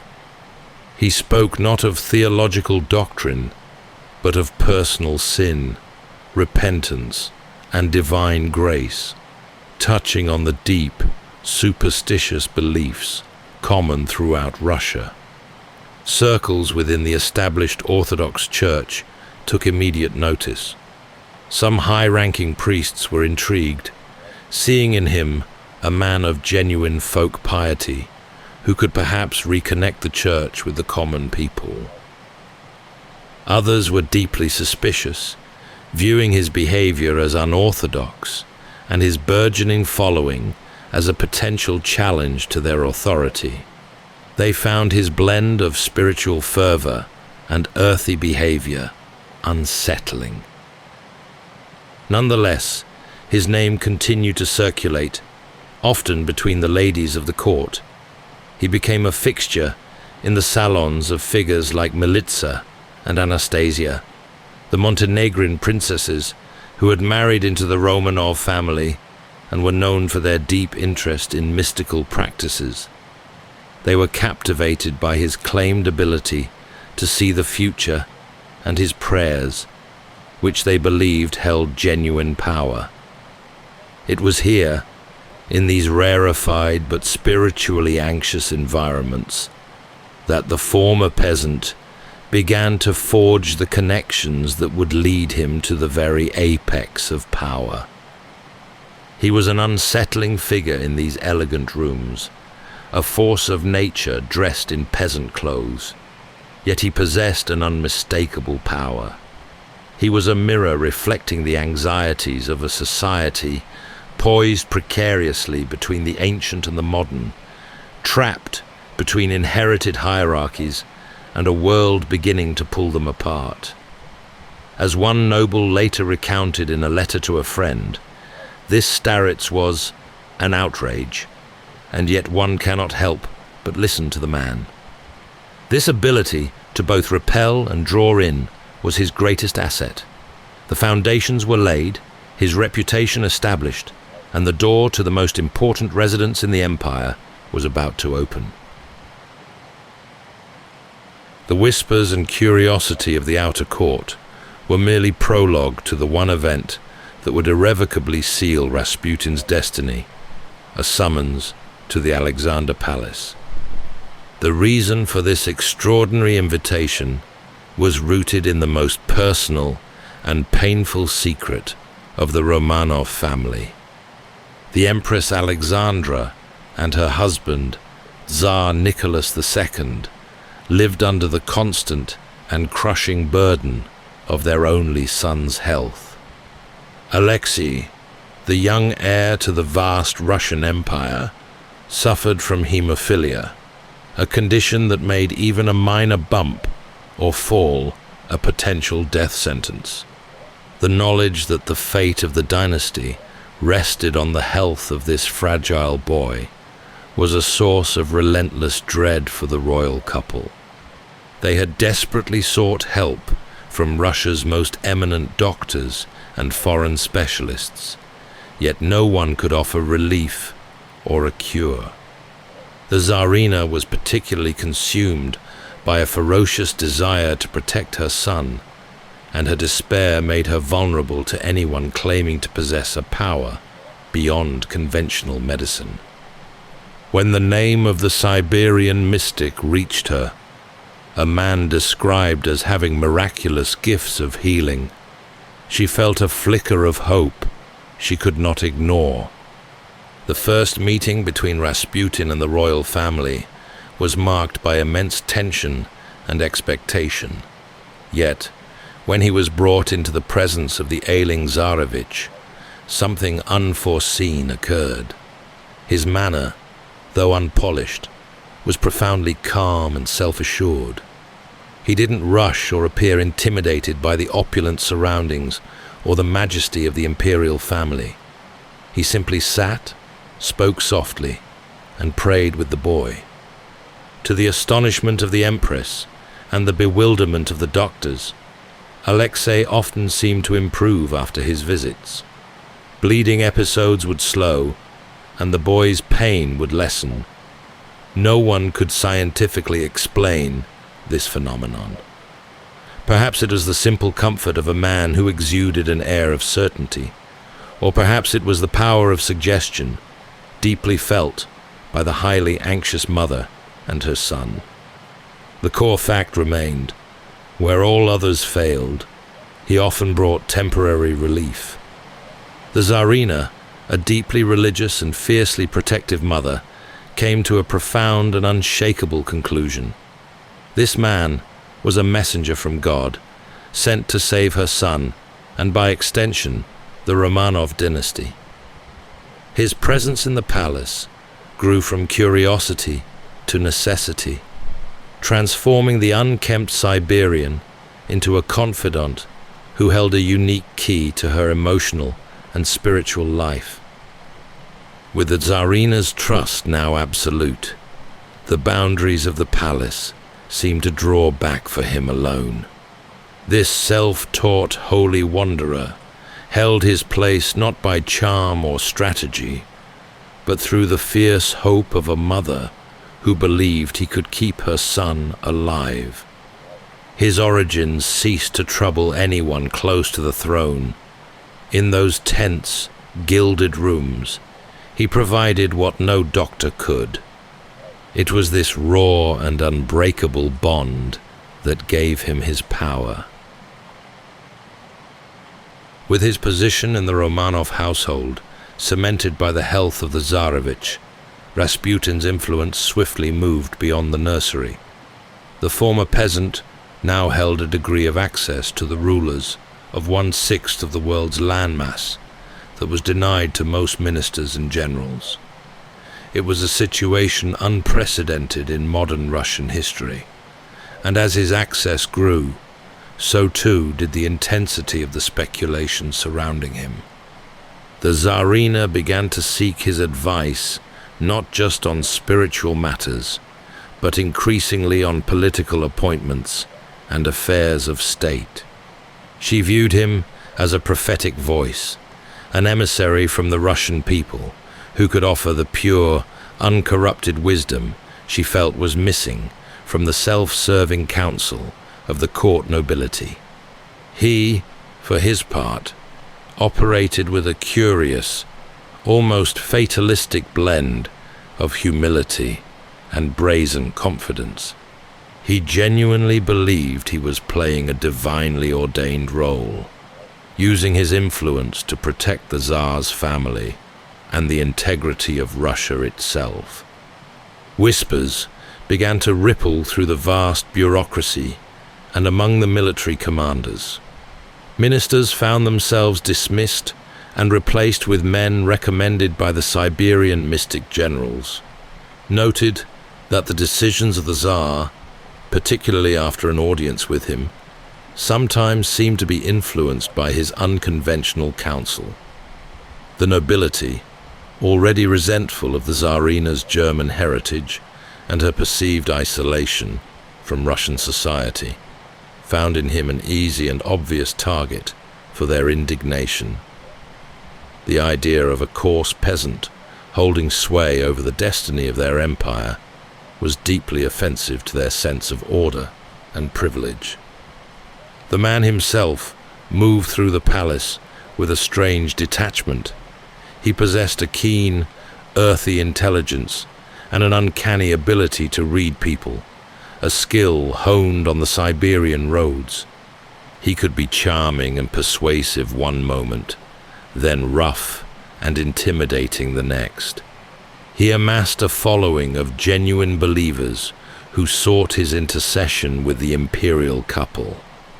He was constantly besieged with requests for favors, positions, and audiences, transforming him into a de facto political broker, operating outside any formal structures. In her letters, the Tsarina often defended him with fierce devotion. She wrote that his presence was essential to her son's well-being, and that those who spoke against him were simply envious courtiers attempting to manipulate the crown. Her complete faith in his sanctity allowed his influence to deepen even as the political storm around him intensified. Her journal entry around the time of the war simply said that the man was their pillar of strength, and she trusted his judgment in these dark days. The true danger was not necessarily his advice itself, but the perception of his power. To the outside world, a foreign-born empress and an isolated Tsar were being led astray by an uneducated, controversial figure. This growing narrative of dark and manipulative influence at the heart of the empire steadily eroded public confidence in the monarchy, just as Russia was preparing to face its greatest ordeal. His position was immensely powerful, yet also incredibly precarious. The year 1914 ushered in a vast, tragic storm that would change the course of history. This was the Great War. Russia plunged into the conflict with a burst of initial patriotic fervor, but the early campaigns were marked by brutal, crippling losses and woeful military mismanagement.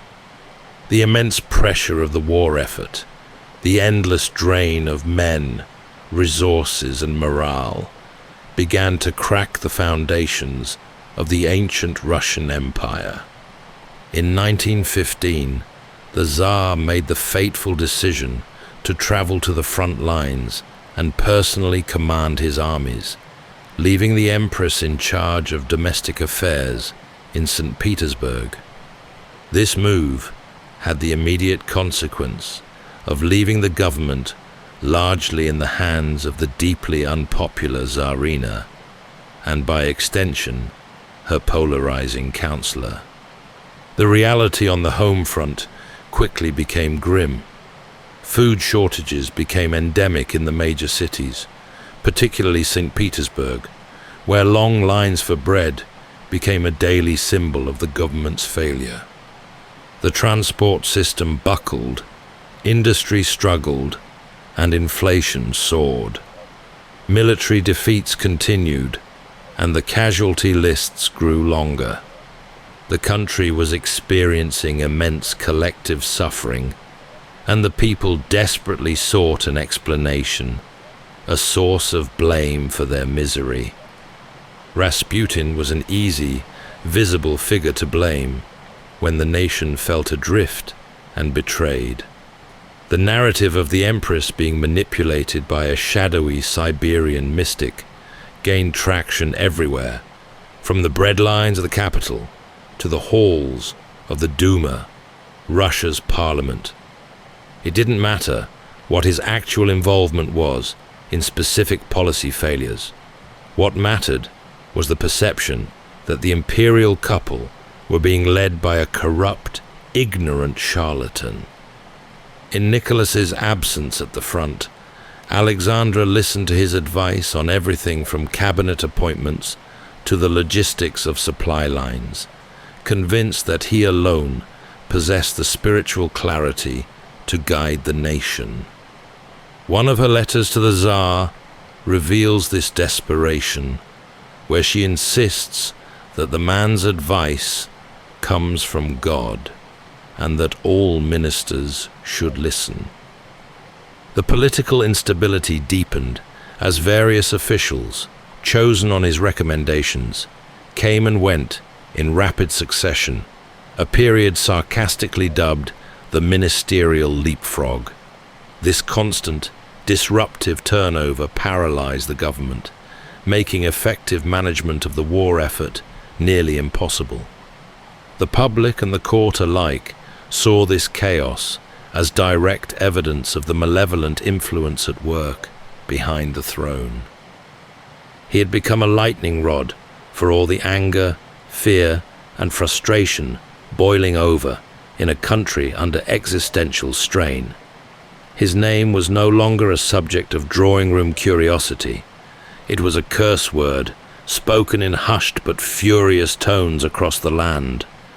The very foundation of the Romanov rule, the divine right of the Tsar, was being undermined by the figure who was meant to be its spiritual protector.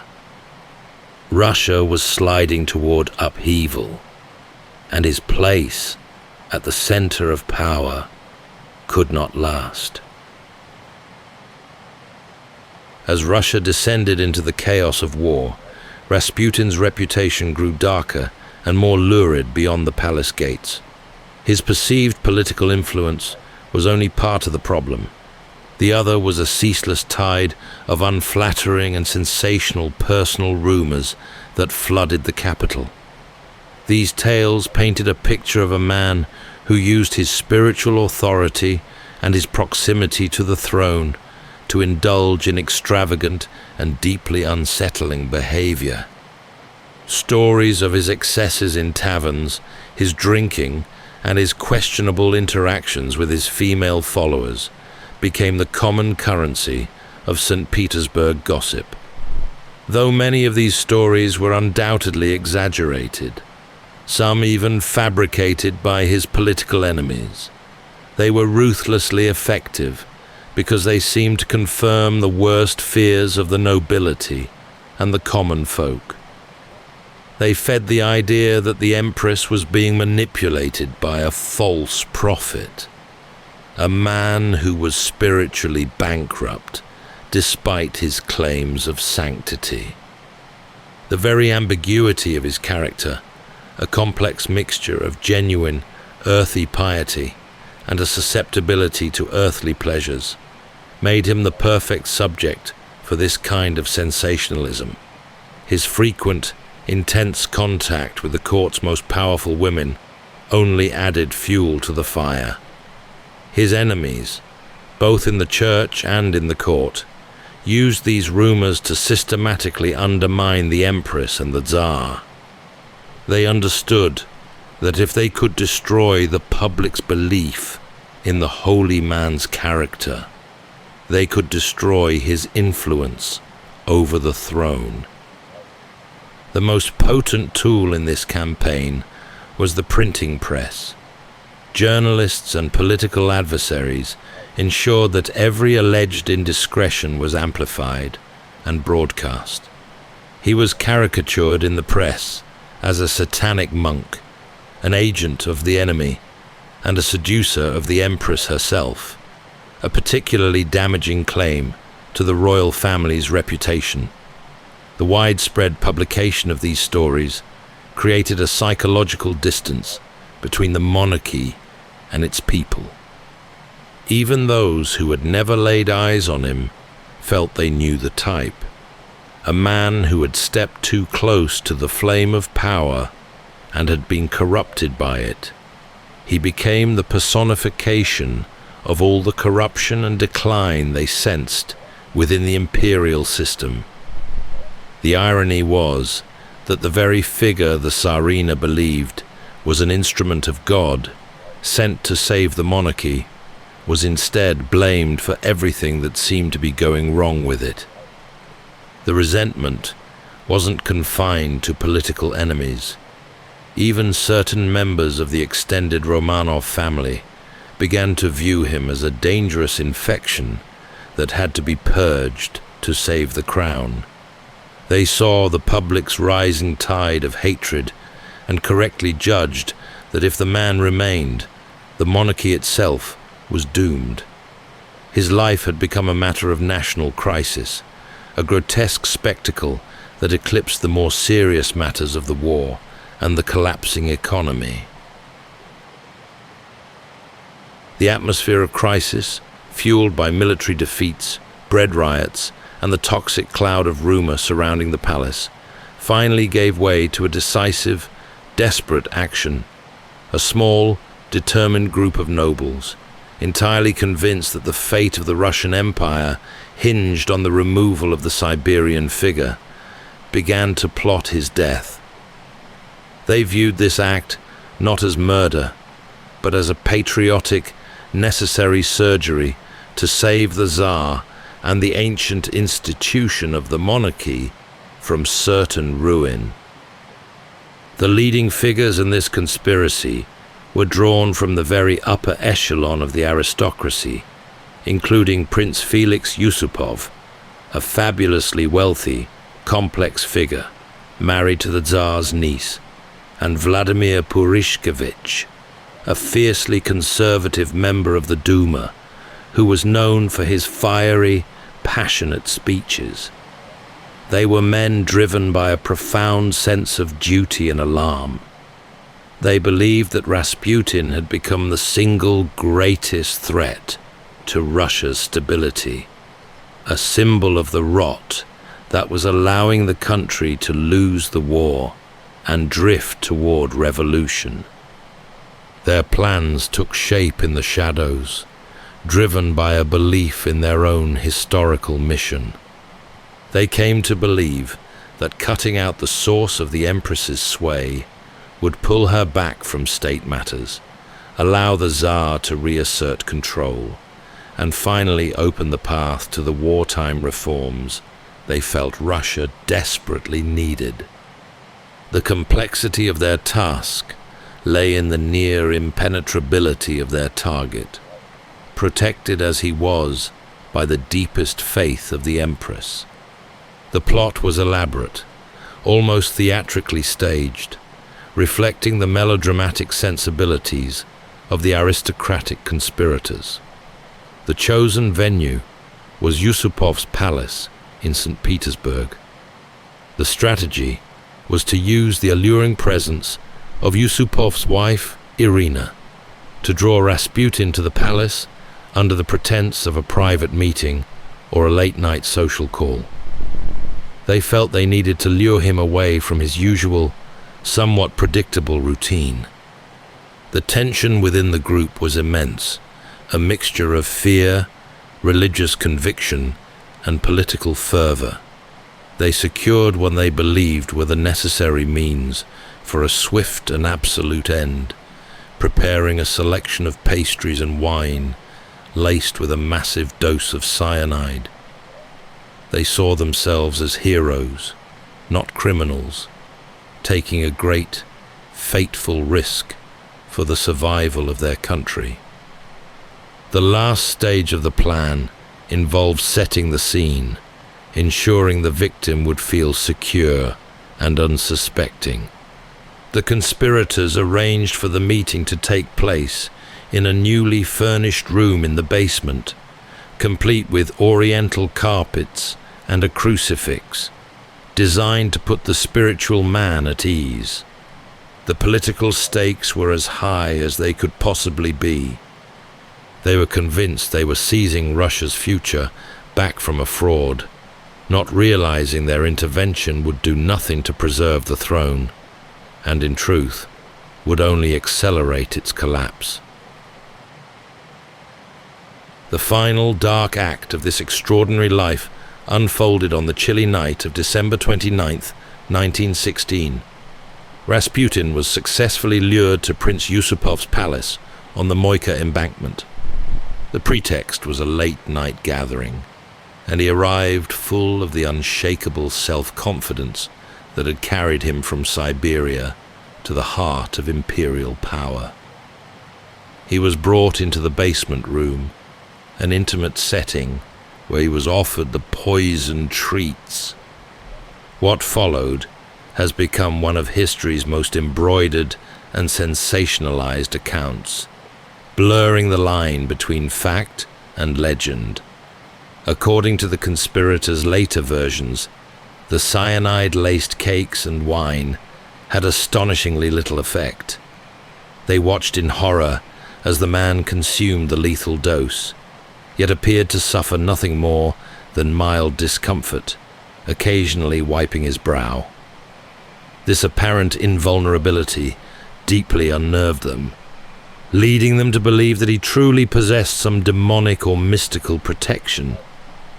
Driven by panic and a conviction that their patriotic duty demanded immediate action, Yusupov returned with a revolver. The details are messy and contradictory, but the simple truth remains. A shot was fired. Even after being shot, the legendary accounts claim he was not immediately subdued. Purishkevich, arriving after the initial shot, found him still moving, attempting to escape the palace grounds. He fired several more shots, finally bringing the unlikely mystic down. The conspirators, still highly agitated and fearful of his supposed resilience, took his body, wrapped it in cloth, and drove it to a remote stretch of river outside the city, in a final desperate act to ensure his demise. They dropped the body into the icy, fast-moving water, believing the weight of the cloth and the cold would secure their secret. But the secret was short-lived. The body was discovered a few days later, and the autopsy report only deepened the mystery. There were severe bullet wounds, and no clear sign that the poison had truly taken effect. Some later accounts even claimed he might have drowned after being shot. Whether the bullets or the icy water dealt the final blow remains disputed, and that uncertainty only fed the legend that had already begun to grow around his name. The immediate reaction was a brief, violent sense of relief among the nobility, and a curious mixture of fear and fascination among the common people. The conspirators believed they had saved the Tsar and the dynasty. Instead, they had merely removed the scapegoat. Less than 3 months later, the February Revolution swept away the Tsarist regime. The empire he had been so tightly woven into collapsed swiftly after his death, proving that the rot was far deeper than one man's influence. His dramatic final night became an unforgettable moment in the twilight of Imperial Russia. In the years and decades that followed his sensational end, the man from Pokrovskoye did not simply fade away. He was transformed. He became a figure onto whom people could project their greatest fears and most compelling fascinations.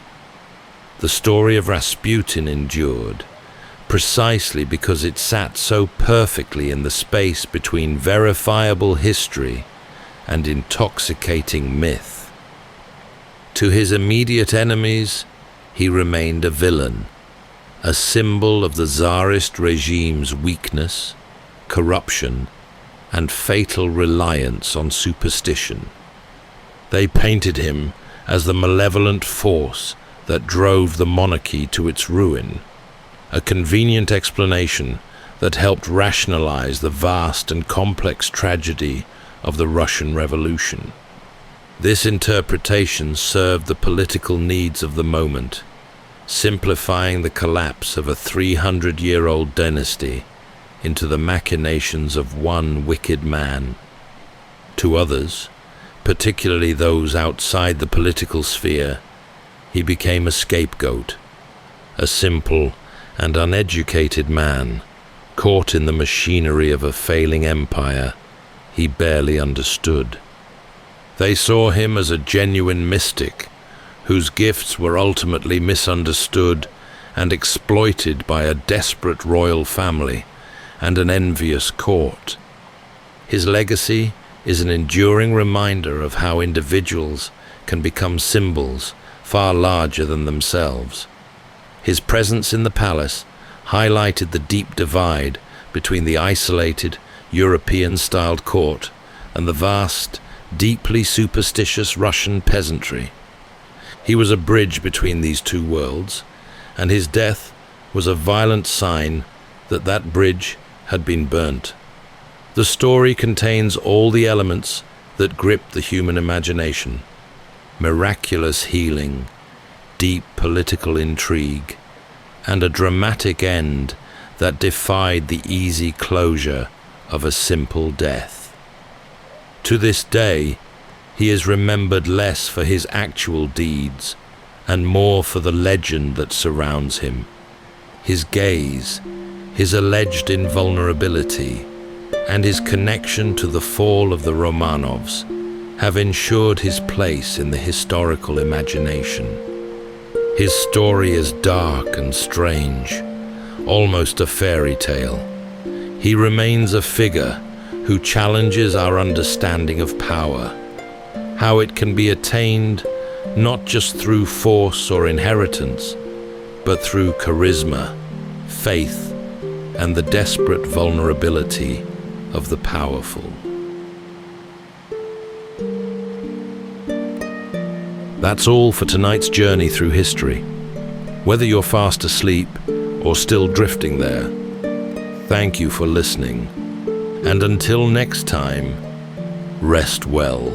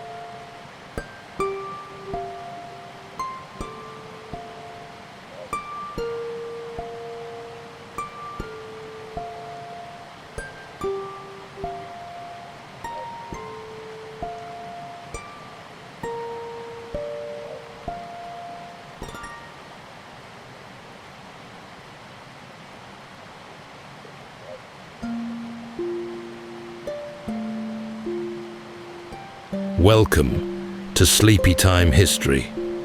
True stories from the pages of history for a full night's rest. If this is your first time listening, let us know where you're tuning in from. And if you like what you hear, please consider subscribing or rating us on your preferred podcast app.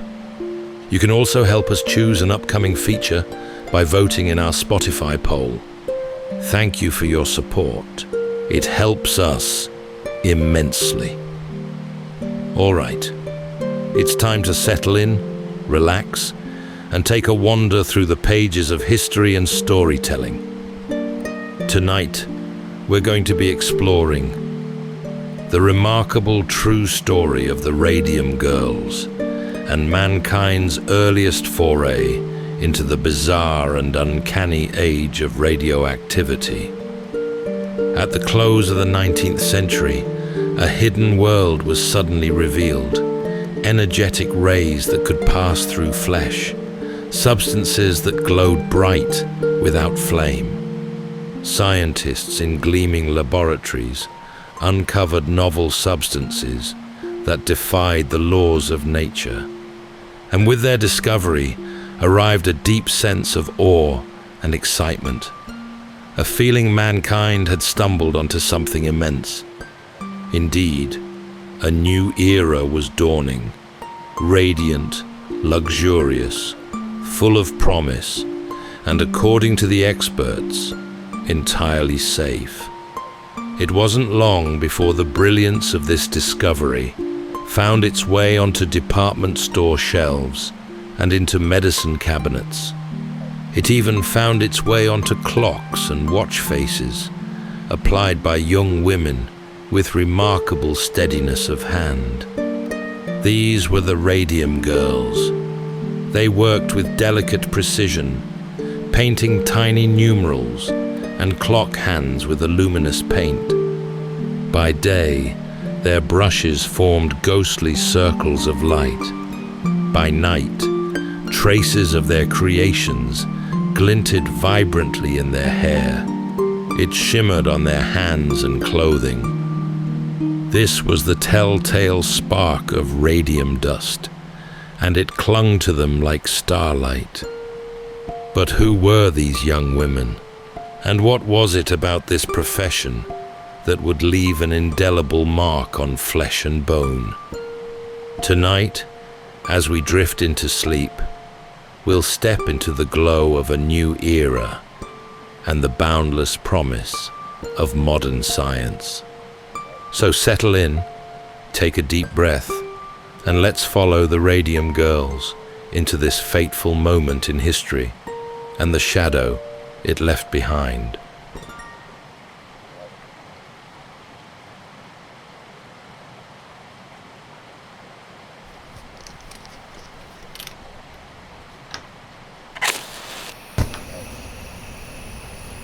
In the year 1895, a discovery unfolded in Germany that would completely rearrange how humanity saw itself. Imagine a time before this, when the inner workings of the body were hidden by skin and muscle, a domain of guesswork and philosophy. Then came a man named Wilhelm Röntgen. He was investigating mysterious rays emanating from a glass tube veiled in black cardboard. One evening, across the room, a screen coated with a shimmering chemical began to faintly emit a soft light whenever the glass tube was energized. He realized these rays, which he called X-rays because of their unknown nature, were passing through solid matter. He placed his wife's hand with her wedding ring upon it, between the source and the glowing screen. For the first time, not just for his wife, but for all of mankind, a living skeleton was revealed in a ghostly, luminous image. It was a moment of profound wonder, a glimpse beneath the veil of life itself. The invisible had been made visible. Doctors were immediately astonished. seeing a path to diagnosing breaks and ailments, without ever having to make an incision. Showmen, too, were quick to see the novelty, offering public demonstrations where people could queue up to see the bones in their own feet, often for a small coin. There was an immediate rush, a frantic embrace of this new, potent energy. It felt like a benign magic, a new tool wrested from nature, and humanity, in its excitement, charged ahead. People were so completely captivated by the novelty of seeing their own inner structure, their very bones appearing on a glowing plate, that they overlooked the faint tingling on their skin after a long exposure, or the curious stubborn burns that sometimes appeared on those who worked closest to the tubes. It was the age of rapid scientific progress, where the thrill of discovery often outpaced caution. The X-ray was a glorious, undeniable fact, and in the dazzle of that first light, the unseen danger was entirely missed. This was the first great step into an age of atomic forces, taken with a bright, unquestioning sense of awe. This wonder, this belief in pure technological good, would soon set the stage for a much more potent and much more perilous discovery elsewhere in Europe.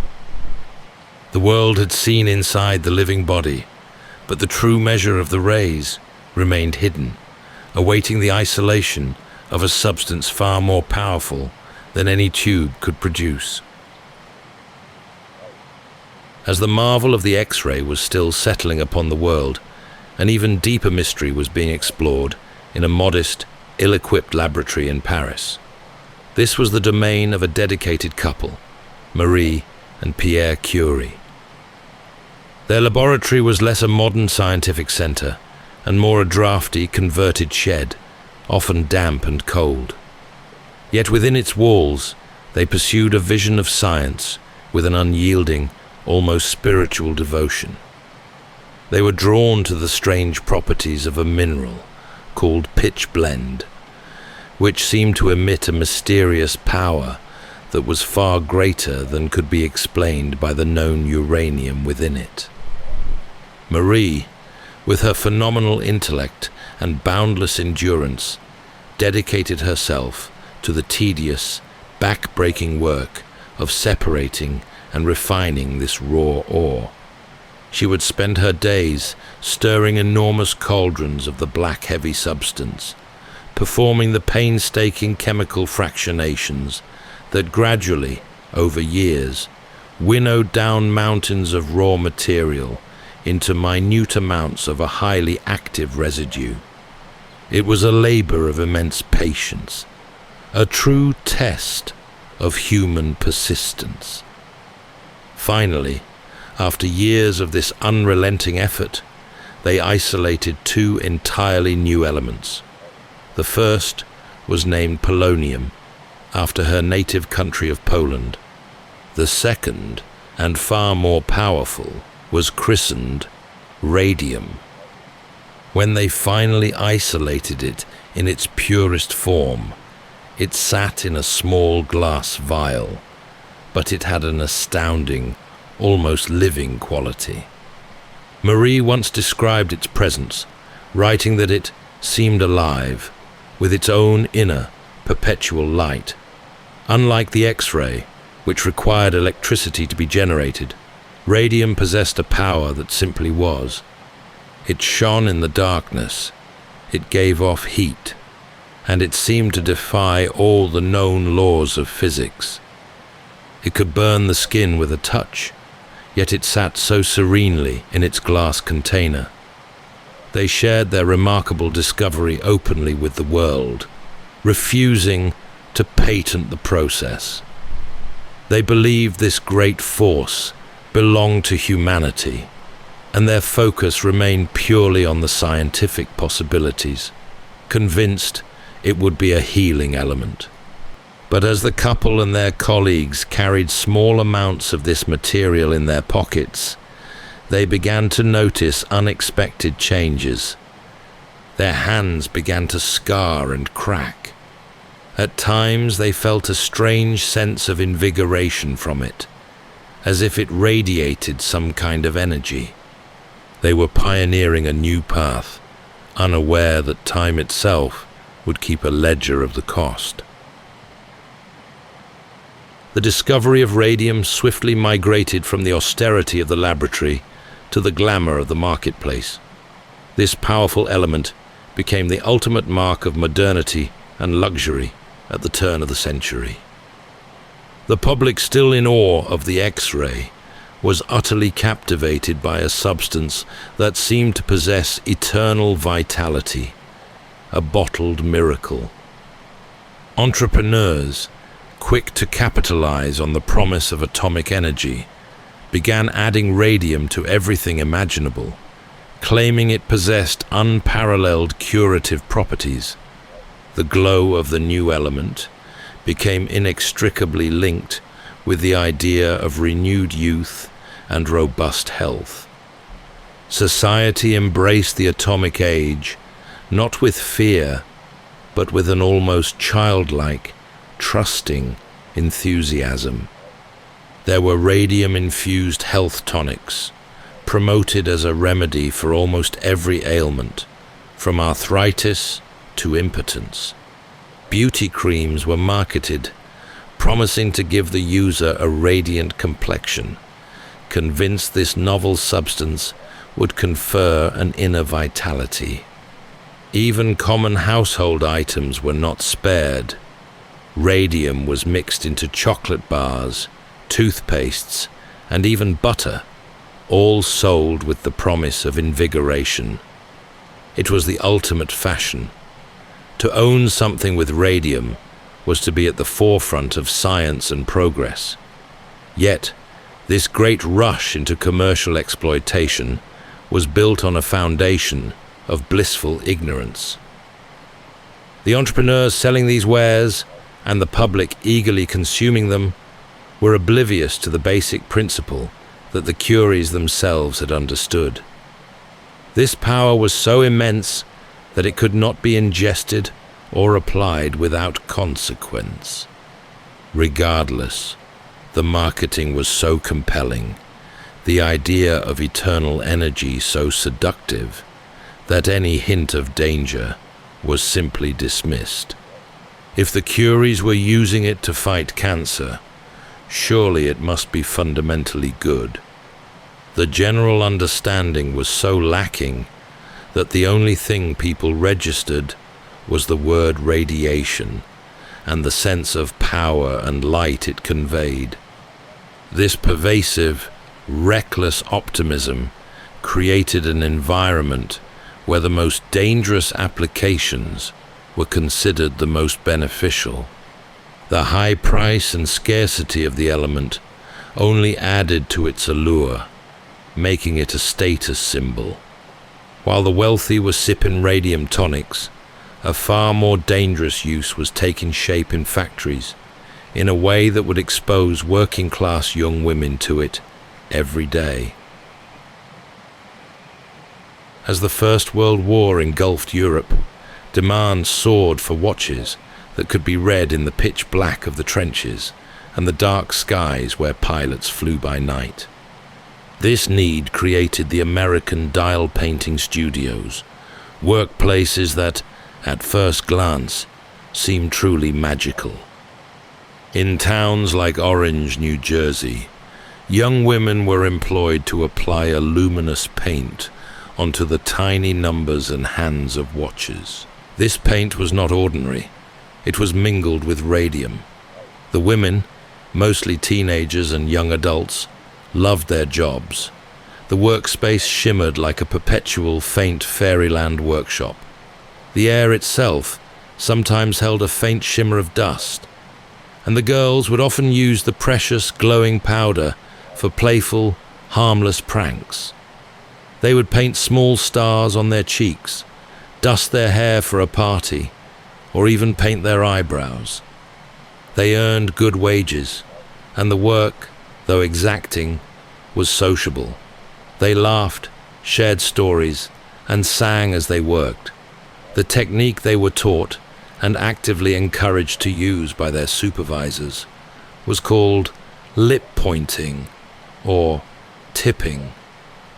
The brushes they used were incredibly fine, and to get the perfect point for the tiny numerals, they were instructed to place the brush between their lips, draw it to a fine tip, and then dip it into the paint. With every lick of the brush, a tiny invisible amount of the radium-infused paint was ingested.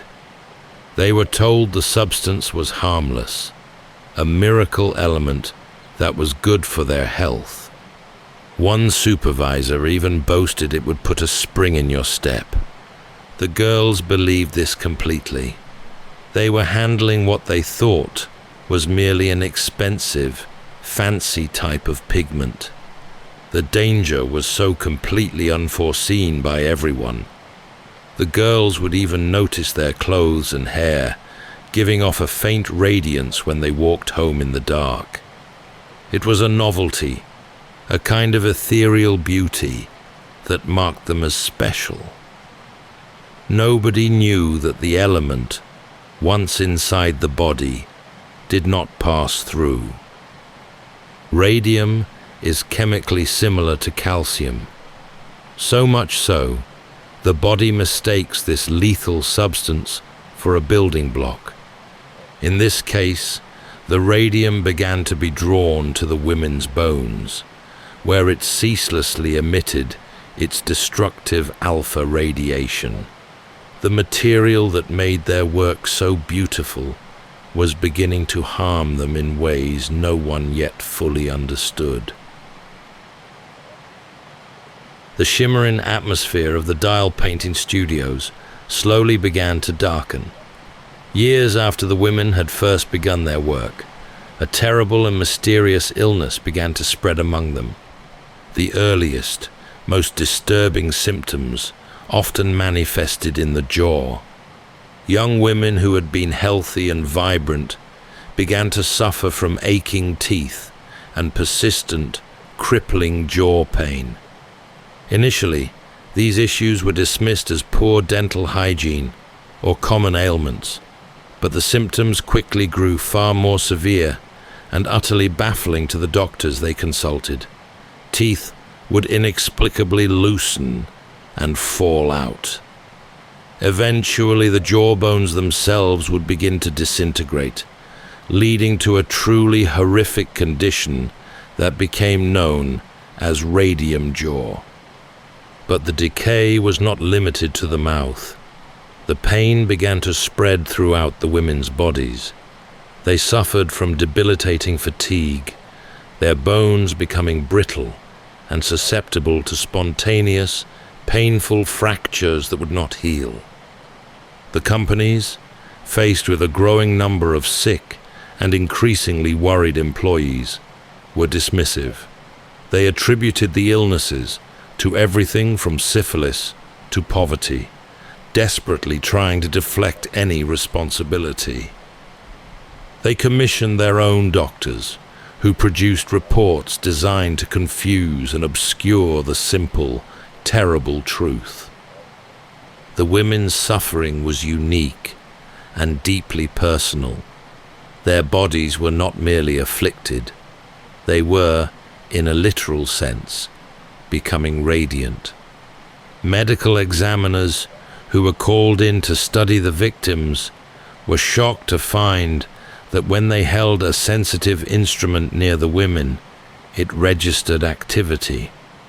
Some doctors even reported that in a completely dark room, the women's bones emitted a faint, ghostly glow. This was the radium, lodged deep inside the bone matrix, still emitting its energy decades after it had been ingested. The women were facing an illness that medical science had no name for, and that their employer flatly refused to acknowledge. They were wasting away and facing unbearable pain. Yet there was no precedent, no justice, and no voice willing to listen. But among them were a few who would not let their story go untold. As the illness ravaged the dial painters, one young woman, Grace Fryer, refused to let her pain be just a private sorrow. Her resolve, even as her body failed her, became the rallying point for a momentous challenge. Grace was one of the first to notice the debilitating symptoms, and by her mid-20s, she was severely crippled, her spine curved, and her body weakened by the bone damage. Yet, her spirit remained unbroken. She was determined to hold the U.S. Radium Corporation accountable. This was an immense undertaking. In the 1920s, it was almost unthinkable for working-class women to sue a major corporation. They faced a battery of legal and medical obstacles. Lawyers were reluctant to take the case, as the science was so new, and the companies had so much power to simply delay the proceedings, waiting for the women to succumb to their illness. For 5 years, Grace fought to find a lawyer willing to take on the seemingly impossible fight. Finally, she succeeded in gathering a small group of fellow victims, including Catherine Schaub and Edna Hussman, and found a determined legal advocate. Their case became a landmark in workers' rights, a moment where the personal suffering of a few was forced into the national spotlight. The legal battle was fraught with tension and heartbreaking difficulty. The women, already terribly ill, had to endure endless delays, medical examinations, and the company's aggressive attempts to discredit them. The press, initially sympathetic, was often confused by the science, but the sheer visual evidence of the women's suffering and their incredible resolve began to sway public opinion. Grace's steady focus never wavered. Her commitment was not merely about compensation, it was about the truth of what had happened to them. She and the others had been poisoned by the very industry that had promised them a good living. Despite their pain, they had to appear in court, often brought in on stretchers or in wheelchairs, a devastating testament to the element's lethal power. The case was ultimately settled out of court, just before a full trial could begin, and while the financial settlement provided some support, the victory was more profound than money. It was a public reckoning that exposed company conduct and forced change. Grace's stand, born of personal tragedy, forever changed the landscape of industrial safety and corporate accountability. Her belief that the truth, no matter how painful, still mattered, became the legacy of the Radium Girls. Meanwhile, beyond the factories, the tragedy was not confined to the women in the luminous studios. Across the world, among those who had first embraced the X-ray and radium with scientific zeal, a similar, terrible pattern began to unfold.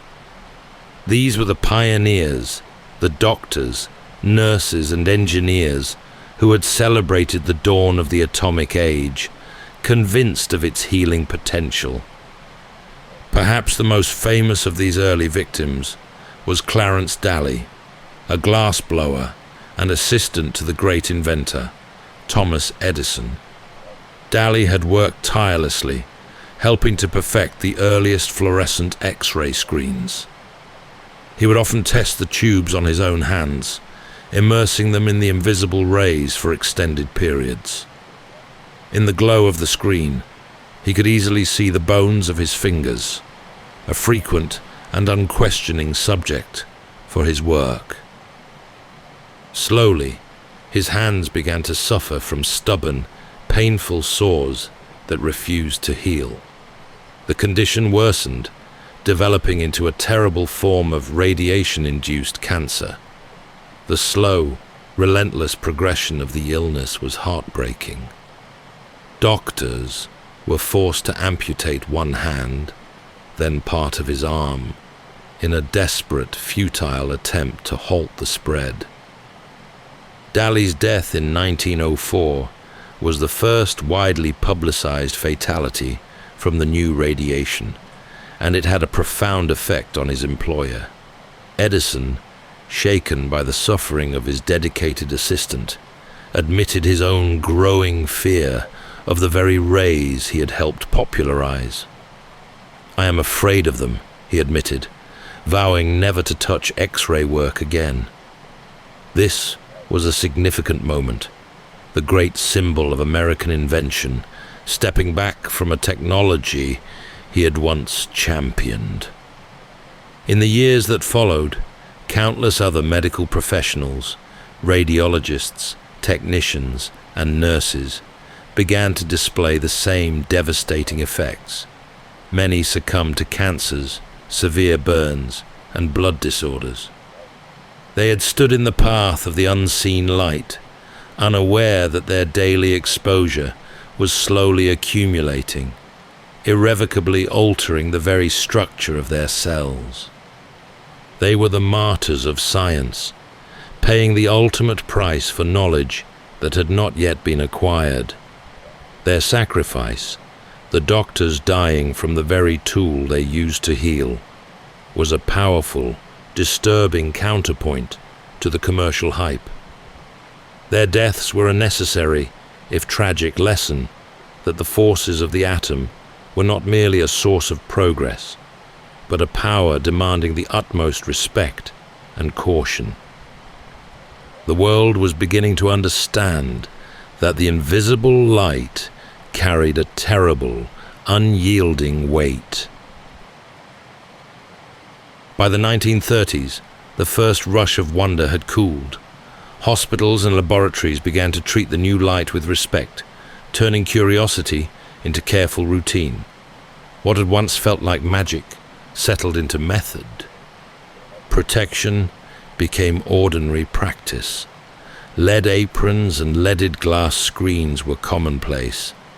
Walls were thickened, booths enclosed, and the bright salts were kept in clearly labeled, shielded containers. Air and hygiene improved.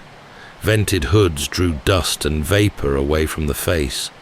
Wet methods kept powders from drifting. Benches were scrubbed on a schedule. Waste was set aside, counted, and recorded. Exposure began to be measured rather than guessed. Staff wore small radiation badges, personal dosimeters, and checked them. Rooms were surveyed with meters and simple wipe tests, swabs across a surface, caught contamination before it spread. Limits were set, then tightened as evidence grew.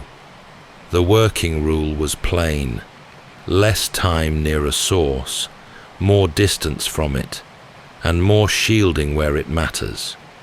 The result was not dramatic, but it was steady. The same radiology and the same research, done with far fewer injuries and a risk you could see and count. The lessons paid for by the radium girls and by the early practitioners helped the world learn how to work in the glow without being harmed by it.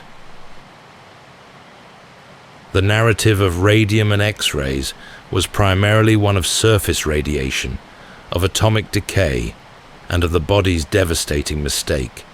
But even as the world was processing the tragedy of the radium girls, the focus of physics was shifting to a far more profound and terrifying aspect of the atom, its very nucleus. In the quiet atmosphere of the years before the Second World War, physicists were moving beyond radium and materials like it to the fundamental structures of matter. The Curies had worked with decay. The new science would work with division. Two key figures, Lisa Meitner and Otto Frisch, were central to this shift. Meitner, an Austrian physicist forced to flee the rise of Nazism, worked in collaboration with her nephew, Frisch, to interpret the baffling results of experiments performed by her former colleague, Otto Hahn. Hahn had bombarded uranium with neutrons and found much lighter elements, like barium, in the residue. The results defied existing knowledge. In a moment of deep, intellectual clarity, Meitner and Frisch realized the unthinkable. The uranium atom had not merely decayed, it had been split. They named the process fission. Their calculations showed that when the atom split, a small amount of mass disappeared, but it reappeared as a truly unimaginable amount of energy. The implications of Einstein's famous equation were suddenly made terrifyingly real. This energy was not the soft, perpetual glow of radium. It was the power of a bottled star. The early radium pioneers had faced a danger they could not see. This new generation was contemplating a force that could unmake the world. The discovery of fission was a moment of absolute scientific triumph, quickly followed by a chill of profound unease. Humanity had learned to tap into the engine of the universe, and the timing, as the world edged closer to a devastating war, was a source of grave concern. The knowledge gleaned from the radium pioneers, the need for shielding, for careful measurement, for caution, was about to become exponentially more critical. Fission was a force that made the subtle, creeping destruction of the radium look almost benign by comparison. The ultimate secret of matter had been unlocked, and no one was quite sure what lay beyond the horizon. The year is now 1939. The great global drama of the 20th century is beginning to swell, and the hard-won lessons of the past still flicker in the collective memory. The bravery of the Radium Girls, their struggle for justice, and the public acknowledgement of their suffering had not been forgotten. Their terrible ordeal had carved out a new, essential understanding of the corporate responsibility to protect its workers. The tragic burns of pioneers like Clarence Daly and the brilliance of the Curies, who had given the world both the light and the warning, provided a framework of caution. The initial, pure scientific curiosity that opened the atomic door had been replaced by a mature, albeit apprehensive understanding of the immense, dual-edged power now in human hands. But the new discovery of nuclear fission changed everything. That small, persistent glow of radium, which had once symbolized modern progress and health, now foreshadowed something darker and more profound. Scientists who understood the implications knew that the power of a chain reaction could be harnessed to create a weapon of a scope previously only imaginable in myth. The forces of the atom, which had first manifested as a curious light in a watch face, were now preparing to shape the ultimate human conflict. In laboratories scattered across Europe and America, research into uranium was suddenly classified, secretive, and deeply urgent. The light that had once symbolized pure discovery now hung heavy with the shadow of mass destruction. The story of the Radium Girls, of the pioneers, and of the Curies remains a timeless reminder that with immense scientific power comes an immense moral and ethical debt. Their stories tell us that progress must always be tempered by compassion, wisdom, and truth. That's all for tonight's journey through history. Whether you're fast asleep or still drifting there, thank you for listening. And until next time, rest well.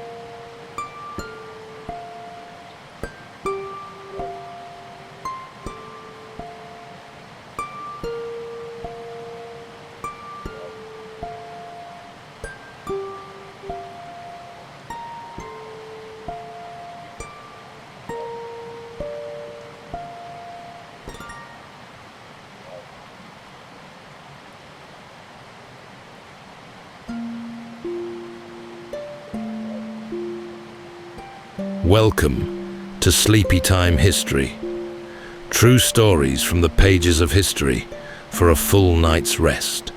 If this is your first time listening, let us know where you're tuning in from. And if you like what you hear, please consider subscribing or rating us on your preferred podcast app. You can also help us choose an upcoming feature by voting in our Spotify poll. Thank you for your support. It helps us immensely. All right, it's time to settle in, relax, and take a wander through the pages of history and storytelling. Tonight, we're going to be exploring the remarkable true story behind the origins of Merlin, an arcane and obscure figure, born half man, half legend, amid the annals of Britain's forgotten past.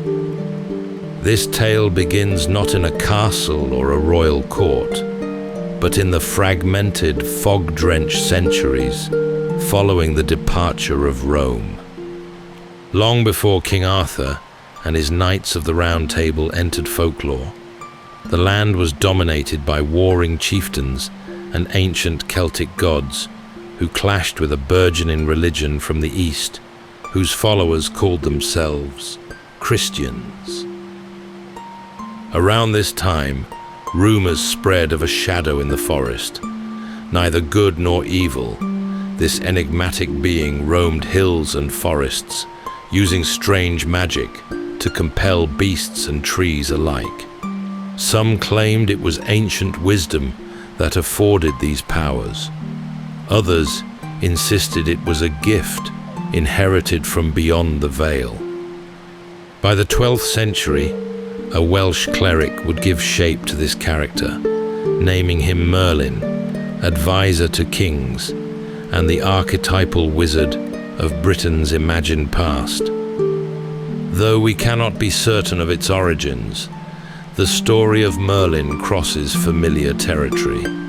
The yearning for order in chaos, for hidden wisdom in uncertainty. But which of these accounts, if any, carries the weight of truth?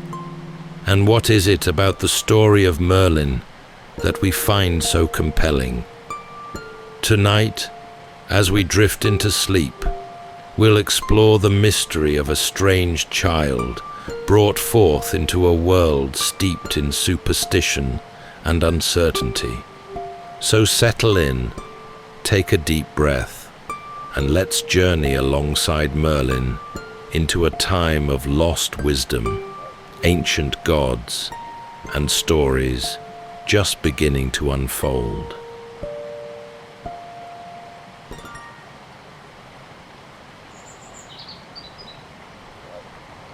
The air in Britain was thick with the dust of fallen empires. For centuries after the legions of Rome withdrew, the island fractured, not into nations, but into a kaleidoscope of warring valleys and hill-fort kingdoms. It was a time of brutal, localized power, where a king's reach often extended only as far as his soldiers could march in a day. And in this age, poised precariously between the memory of Latin discipline and the rising tide of Saxon fury, the stories began. They were whispered in ash-darkened halls and around peat fires, tales of a boy born to straddle the divide, a child whose very existence was a contradiction. Historians tell us that this tumultuous era, the 5th century, was one where old gods refused to yield to the new Christ. The native Britons, holding desperately onto their Celtic heritage, saw the world as a place still teeming with spirits, the fae in the woods, the malevolent forces in the deep places of the earth. When a person showed extraordinary talent, or perhaps an unsettling madness, the explanation was never merely human. It was a divine inheritance, a stroke of supernatural power.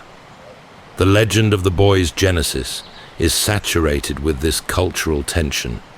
His mother was a mortal woman, a princess perhaps, or a consecrated maiden from an ancient lineage.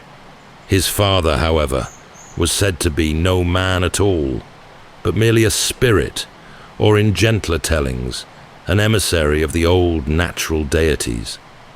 The storytellers needed a way to account for the boy's impossible brilliance, his terrifying second sight, and his unsettling connection to the earth itself. The only answer that satisfied the age was a birth that defied nature, a fusion of earth and ether. He was, literally, half holy and half cursed. This myth of origin is a perfect mirror of the island's own soul during that time. Christianity, fresh from the continent, sought to impose its neat order, its singular God, and clear morality. Yet, the soil was still profoundly haunted by the spirits of the groves, the power of sacred springs, and the wild, unpredictable power of older pagan forces. The boy's dual parentage explained his unique position. He could speak to both worlds. He was the bridge, or perhaps the breaking point, between the light of the new faith and the persistent shadow of the old. His name itself, according to some traditions, derived from the wild places, linking him irrevocably to the untamed nature of his mythical father. In the smoky, war-torn Britain of his birth, such a child could never belong to a single tribe or kingdom. His very being was a disruption, a sign of the shifting sands beneath the feet of every king. His coming was not a blessing announced by angels, but a profound cultural truth made flesh. The age was desperate for a prophet, and in their desperation, the people conjured one, forged in the very collision of their opposing faiths.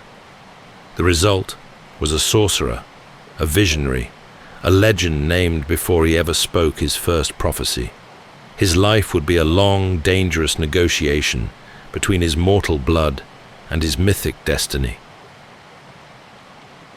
At the start of the 5th century, there was a king called Vortigern, a man whose reign was defined by paranoia and an increasing inability to contain the chaos he had inadvertently welcomed.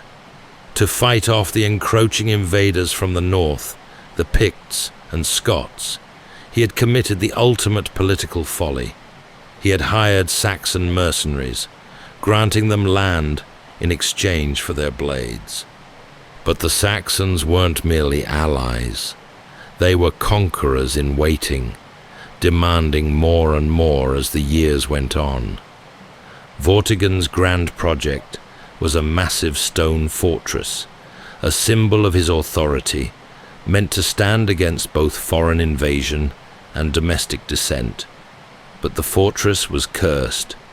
Each day, laborers would painstakingly place stones, one on top of another.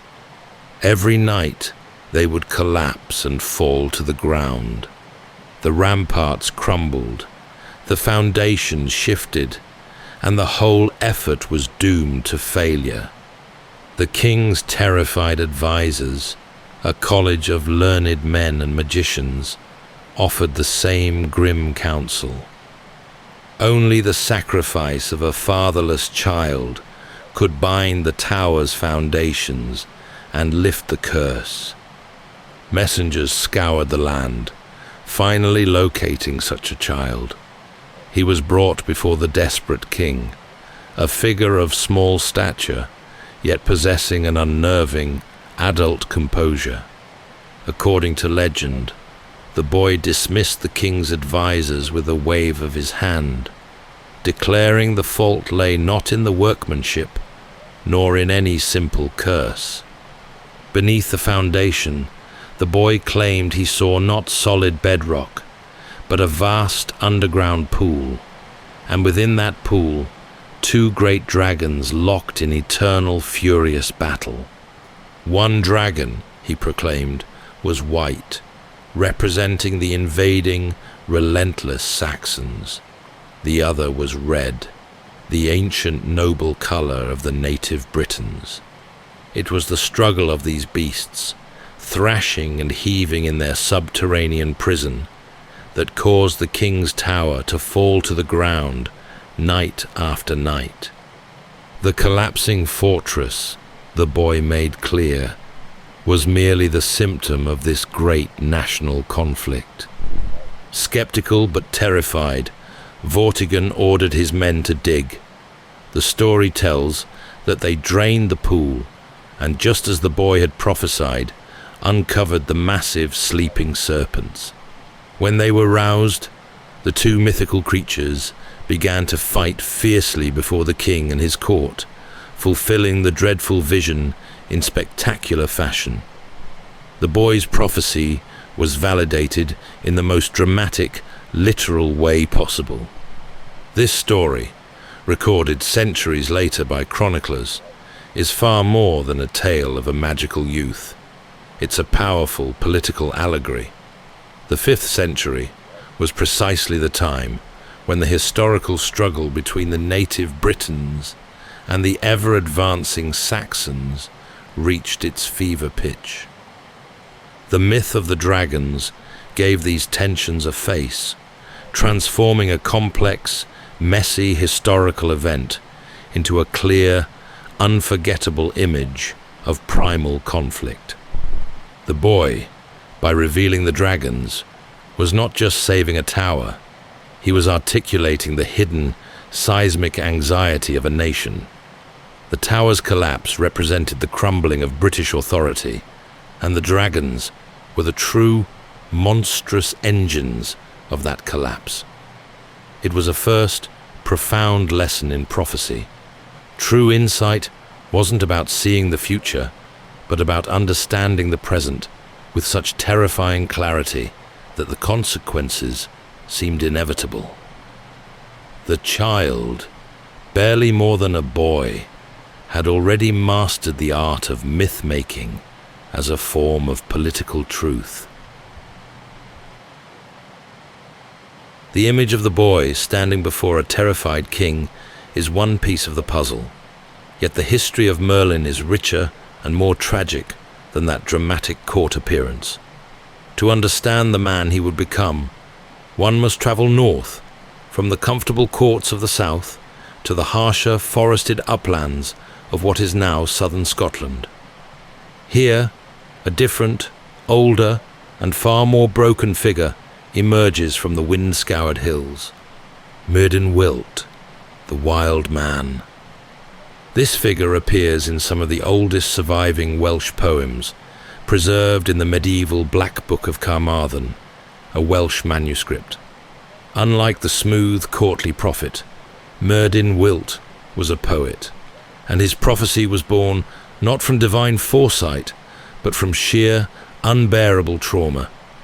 He was present at the Battle of Afteryd, likely fought around the late 6th century, a clash of tribal kingdoms so brutal and devastating that it irrevocably shattered his mind.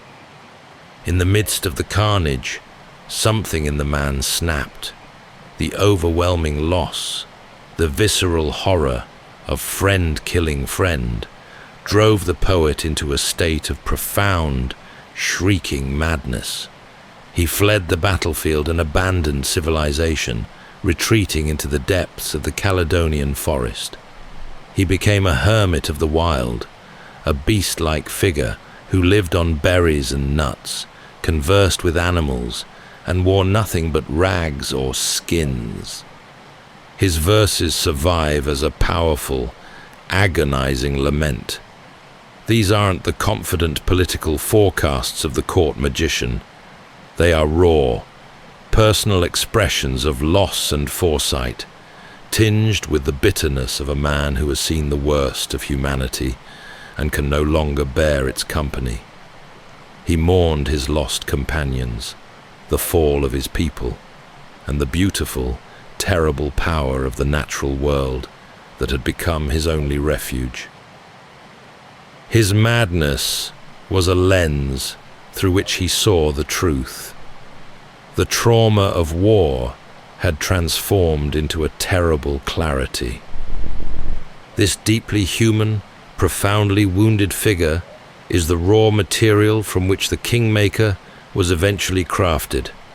Over time, as chroniclers sought to weave a grand, unifying narrative for Britain, Myrddin the mad poet was blended with Merlin, the court prophet. The historical trauma of the 6th century, the ceaseless tribal warfare that shattered kingdoms, was elevated and transformed.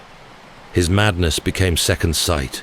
His poetic lamentations became political predictions, and his retreat into the woods was reinterpreted as a search for ancient wisdom, not a desperate flight from pain. The story of the wild man is a crucial, melancholic reminder that the figure of the sage is often rooted in profound personal suffering.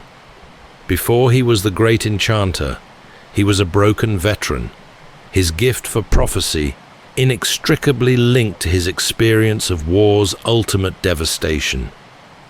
This convergence, the mad poet becoming the celebrated mage, is a testament to the power of story to heal and reframe history. The medieval audience didn't want to hear about a war-shattered hermit. They wanted a powerful advisor.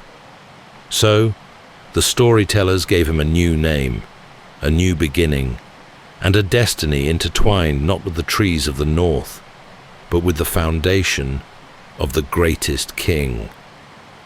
Centuries later, writers would dress this broken hermit for the court. Less beast, more conscience. The transformation of Myrddin Wyllt, the shattered poet of the north, into the grand advisor of Arthur, is a fascinating study in cultural reinterpretation. Historically, the figure of the wild man was a common archetype across Celtic traditions. These were men who, overwhelmed by grief, violence, or spiritual revelation, chose to abandon the structured society of the court and the village. They were hermits who fled bloodshed, and in the solitude of the deep forest were believed to find a profound, often unsettling wisdom. The retreat of the man into the woods following such a great battle perfectly echoed this ancient pattern. He was seen as a man who had traded the superficial, corrupting knowledge of civilization for the terrifying, essential truths of nature. His life in the wild was, initially, a story of utter failure and collapse. However, as the centuries passed and Britain's religious and moral landscape changed, so too did the meaning of the wild man. Later, chroniclers recut him for the court, not a dangerous outlier, but a trusted counselor whose forest-hard wisdom could legitimize rulers and steady the realm. They needed to make the powerful, elemental wisdom of the old traditions compatible with Christian morality. The storytellers of the medieval period began to reimagine him. The broken, war-mad hermit was replaced by the wise, saintly sage. His survival in the forest was no longer interpreted as a desperate flight, but as a purposeful withdrawal for contemplation and profound study. His communion with the animals and trees, a hallmark of Celtic nature spirituality, was reframed into a form of communion with God. The sheer power of his prophecies was thus not demonic, but divine inspiration. This process of Christianization was central to the development of the legend. It turned a potentially troubling pagan figure into a respectable, if still mysterious, advisor. He retained his connection to the elemental power of the earth, the source of his magic. But now, that power was harnessed and directed toward the higher, moral goal of establishing a righteous kingdom. The legend now offered an inspiring new message, that true wisdom was not found in dusty books alone, but required a solitude that purified the spirit. The figure embodied a synthesis. He was a scholar who understood the stars, yet a creature of the forest who spoke the language of the wind. His transformation shows how medieval writers constantly reinterpreted figures from the past to serve the moral and political needs of their own time. They took a raw, painful memory of historical trauma and crafted a usable myth. The mad poet became the intellectual conscience of the kingdom, the figure who understood that true power lay not in the sword, but in the knowledge of where and when the sword should be drawn. The man as we recognize him today, the wizard of great power and political agency, coalesced into the courtly prophet in the 1130s. The agent of this creation was a Welsh cleric named Geoffrey of Monmouth, and his medium was one of the most successful books of the Middle Ages, the history of the kings of Britain.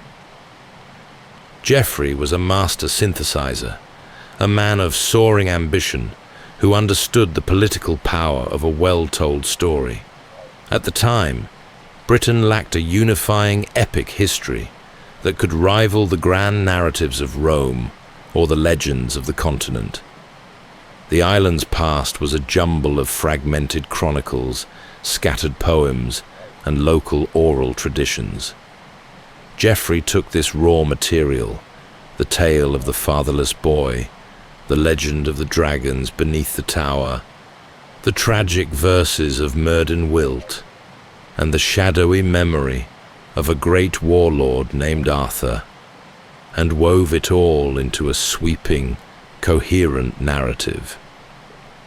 It was in this work that the different strands were formally tied together.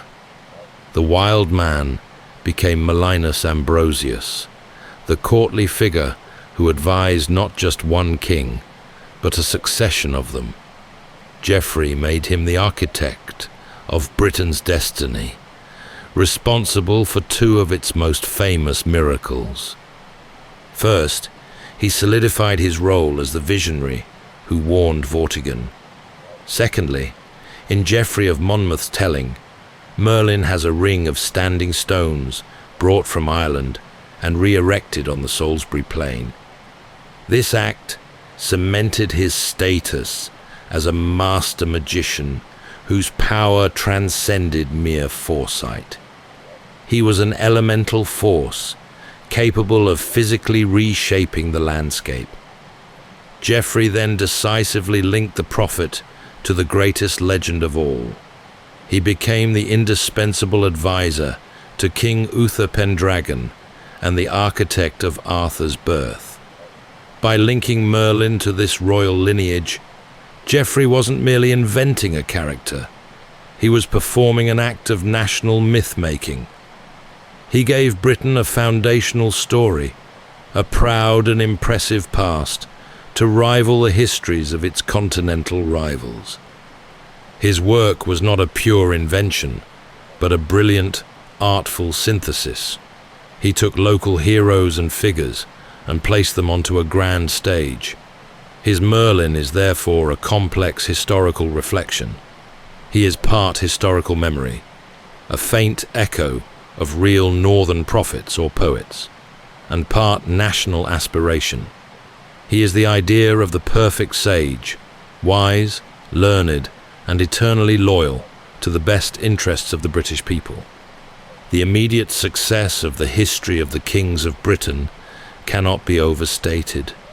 It was treated as a genuine historical text for centuries, and it ensured that Merlin's name would endure. His legend, codified and centralized, was now portable. It could be carried into the courts of Europe, where it would be further elaborated by French and German storytellers. Through Geoffrey's work, the fractured historical memories of the post-Roman age were finally given their powerful, unifying voice, establishing the foundational myth that would define a culture for 1,000 years. The creation of Arthur, the once and future king, is the legendary prophet's most indelible act, and the moment when the line between history and myth utterly dissolves. By the time the stories of Arthur coalesced, they had passed through generations of oral tradition, but the version cemented in popular imagination focused on the dark, necessary role Merlin played in the king's conception. The story is simple and morally complex. Uther Pendragon, a fierce warrior king, was consumed with longing for Igraine, the beautiful wife of the Duke of Cornwall. Driven by his desire, Uther besieged the duke's fortress. Merlin, understanding that Uther was the only man capable of fathering the king who could unite Britain, agreed to use his formidable power to assist him, but only under two strict conditions. First, Merlin demanded that Uther swear an unbreakable oath to surrender the child born of the union to him immediately after its birth.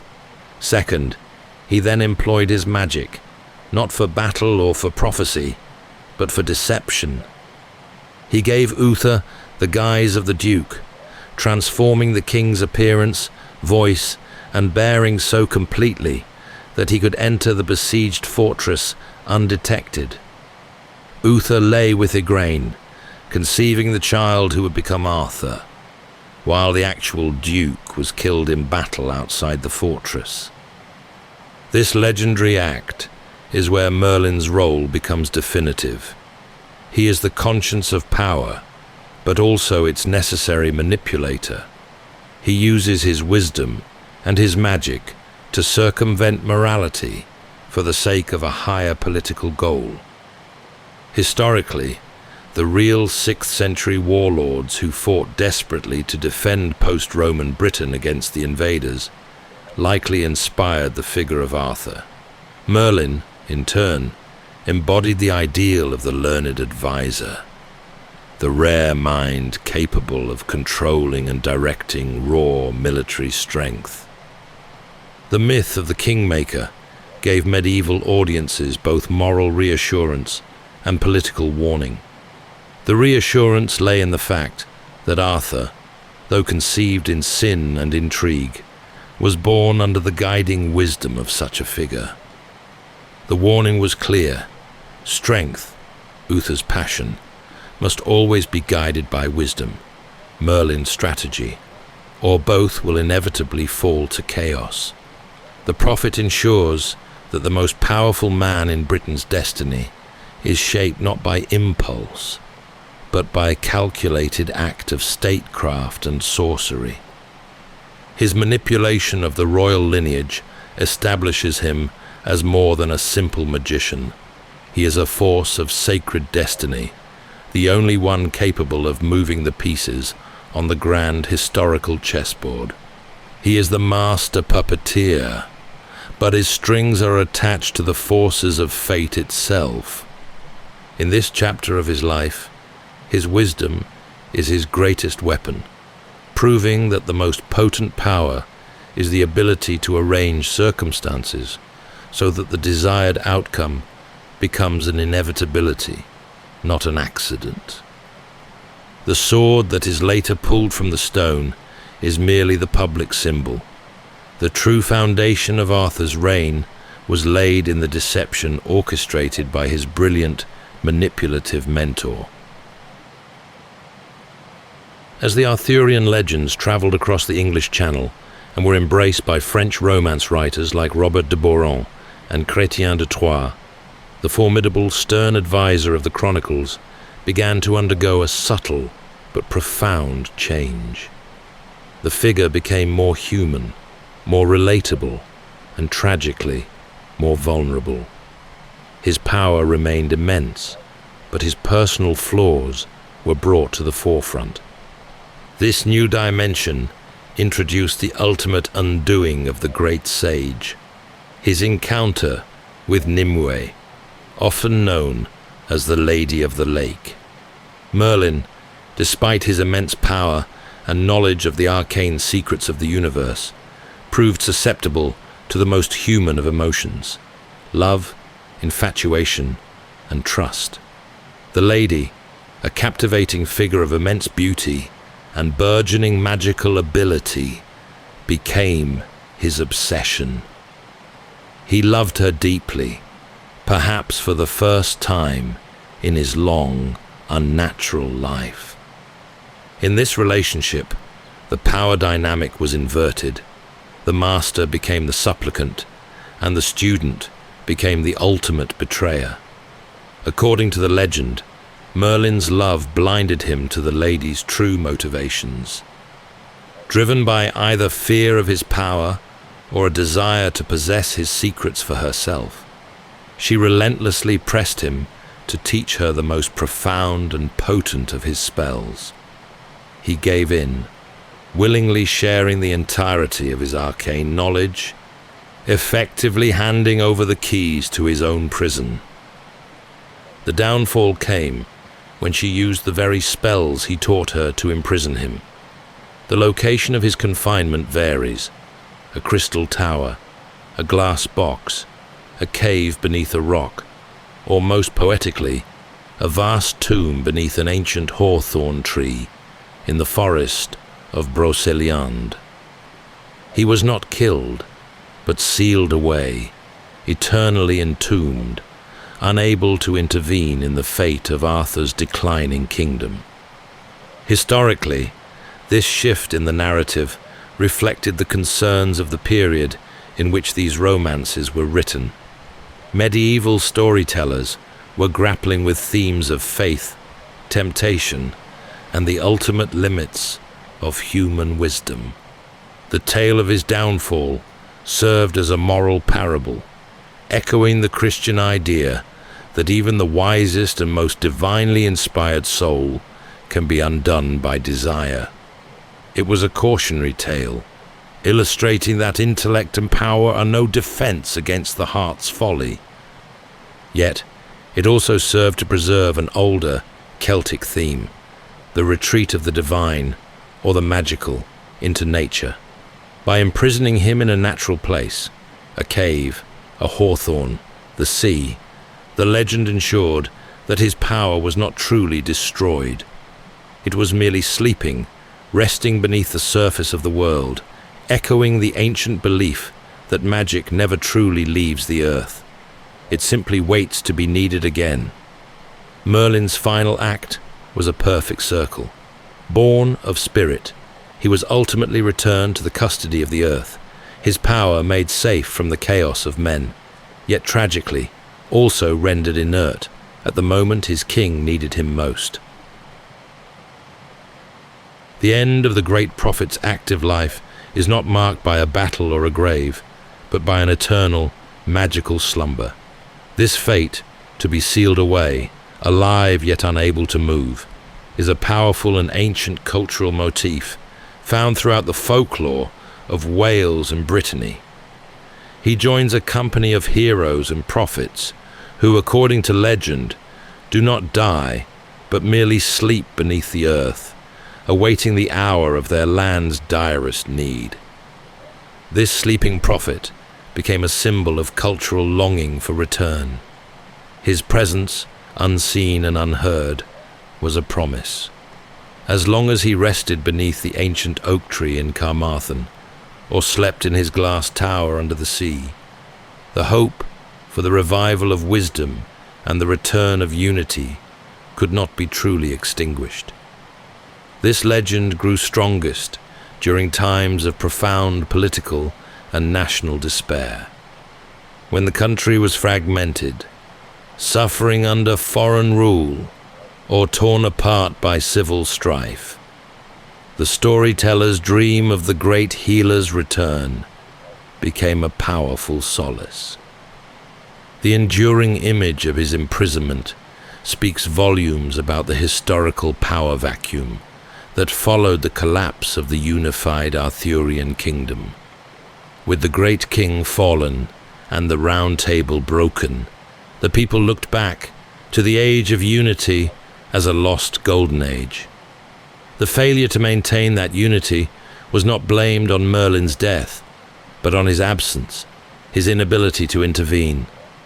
By making him merely asleep, the narrative provided a comfort. The necessary wisdom to fix the world hadn't vanished. It was simply deferred.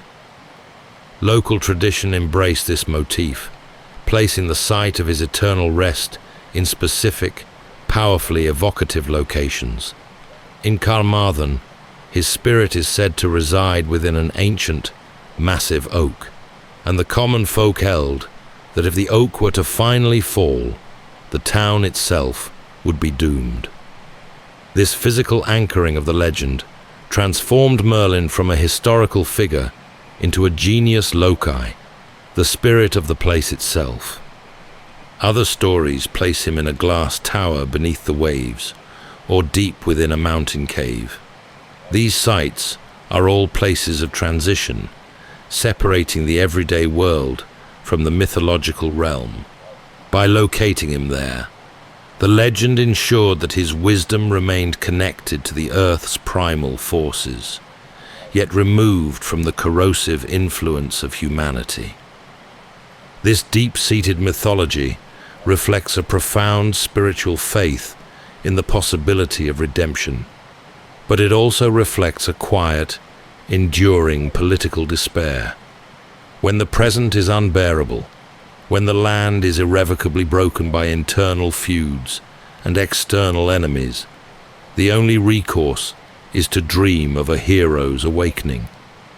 Merlin's slumber is the nation's dream of its own potential, a comforting narrative that assures the people that the best of their past is not gone forever, but merely waiting for the right moment to emerge and heal the fractured present. The figure of Merlin did not stop evolving with his magical imprisonment. As centuries passed, his image was constantly taken up and reshaped by generations of thinkers, poets, and artists, each projecting the values and anxieties of their own time onto his enduring form. He became less a man and more a cultural mirror, reflecting the changing intellectual landscape of Britain and Europe. In the early medieval period, the monastic chroniclers viewed him with suspicion, but also with fascination. To them, he was a necessary pagan figure, a mind of incredible, almost terrifying power, whose ultimate purpose was to serve the divine plan by establishing the Christian king Arthur. In this context, his madness and his nature-based magic were reinterpreted as a form of divine inspiration that operated outside the conventional channels of the church. He represented the mystery of God's often opaque will. By the time of the Renaissance, when Europe rediscovered classical learning and embraced rational inquiry, Merlin was reimagined yet again.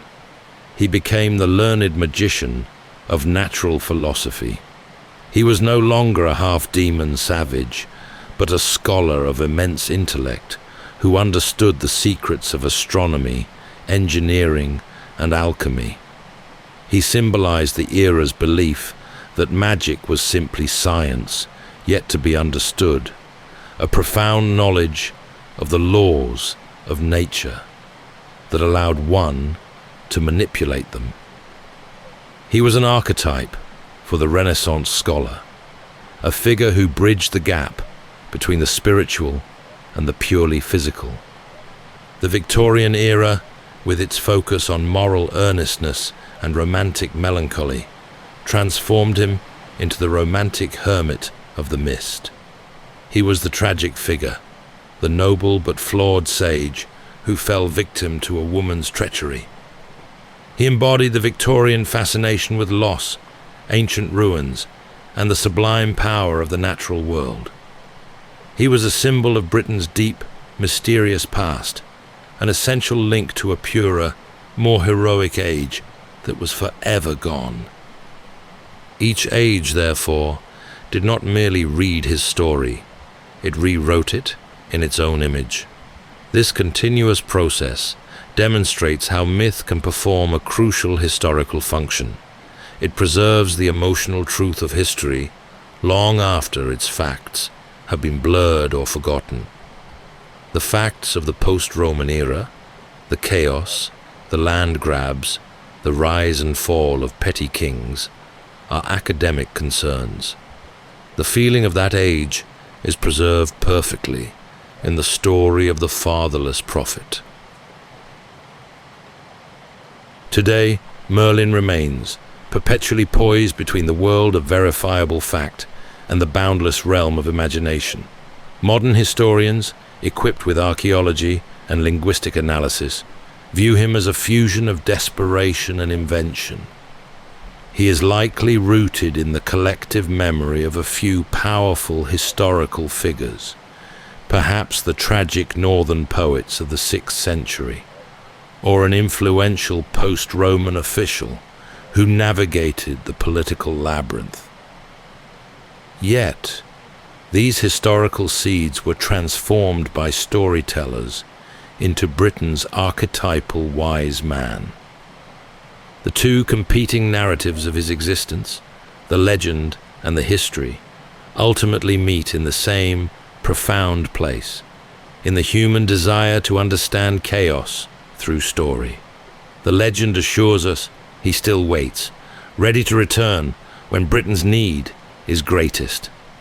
This belief in his eventual return is the ultimate expression of unfulfilled hope, the persistent cultural fantasy that a single, pure font of wisdom can restore order to a fragmented world.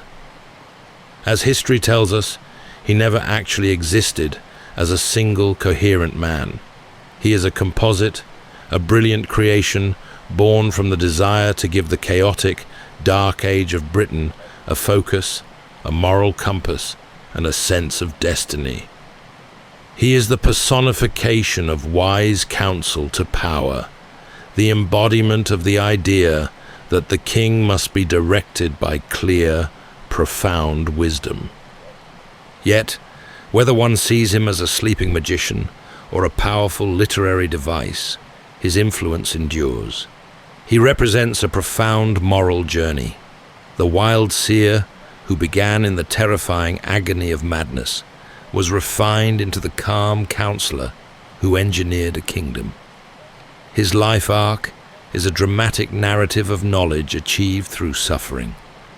He is the voice that perpetually reminds generations that true wisdom often begins in madness, in the painful, destabilizing realization of truth, and that the mythological past, even when invented, still speaks quietly and powerfully in the present.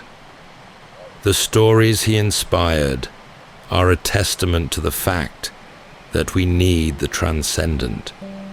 We require a figure who can see past the immediate battle to the eventual outcome, a man whose knowledge is his greatest power.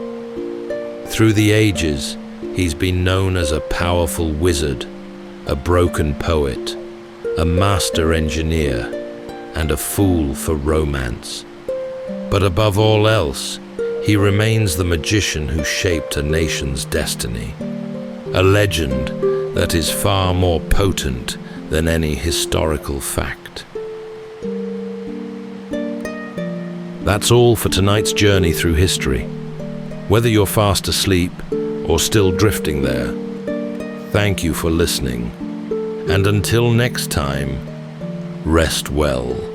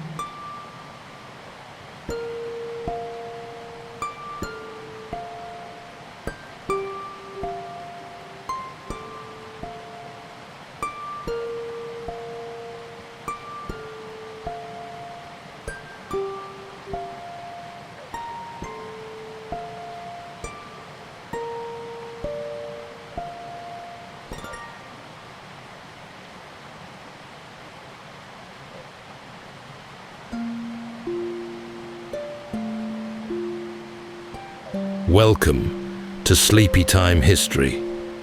True stories from the pages of history for a full night's rest. If this is your first time listening, let us know where you're tuning in from. And if you like what you hear, please consider subscribing or rating us on your preferred podcast app. You can also help us choose an upcoming feature by voting in our Spotify poll. Thank you for your support. It helps us immensely. All right, it's time to settle in, relax, and take a wander through the pages of history and storytelling. Tonight, we're going to be exploring the remarkable true story of 536 AD, a year most historians consider to be the worst to have lived through in all of recorded human history. It all started at once and without warning. Subtle though it was at first, some claimed the sun shone blue as the moon, through a perpetual dry haze. Others wrote of a dim, pale light with little warmth.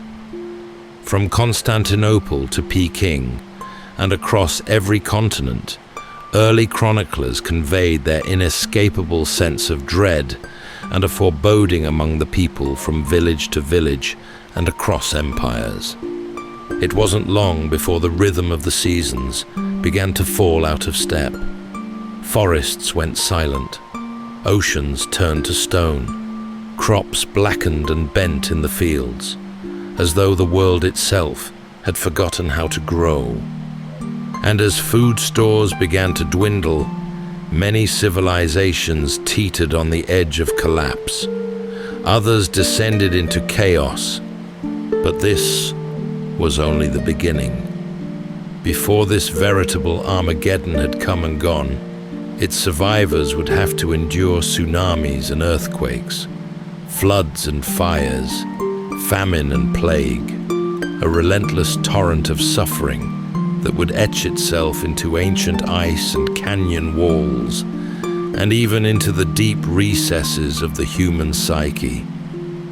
What unseen force set this cascade of catastrophe in motion? And how close did we really come to the precipice of annihilation?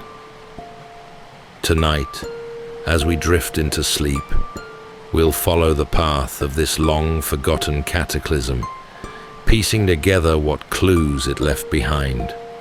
So settle in, take a deep breath, and let's bear witness to this near unraveling of the world.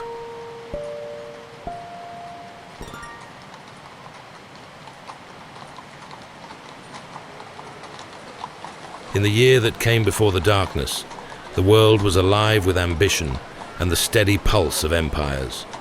5 great realms, spanning continents, pursued their grand designs as though their way of life was set in stone. In Byzantium, the great city of Constantinople bustled, a beacon of power and progress. The emperor, known to history as Justinian, labored tirelessly, perhaps too much so, to restore the former glory of Rome.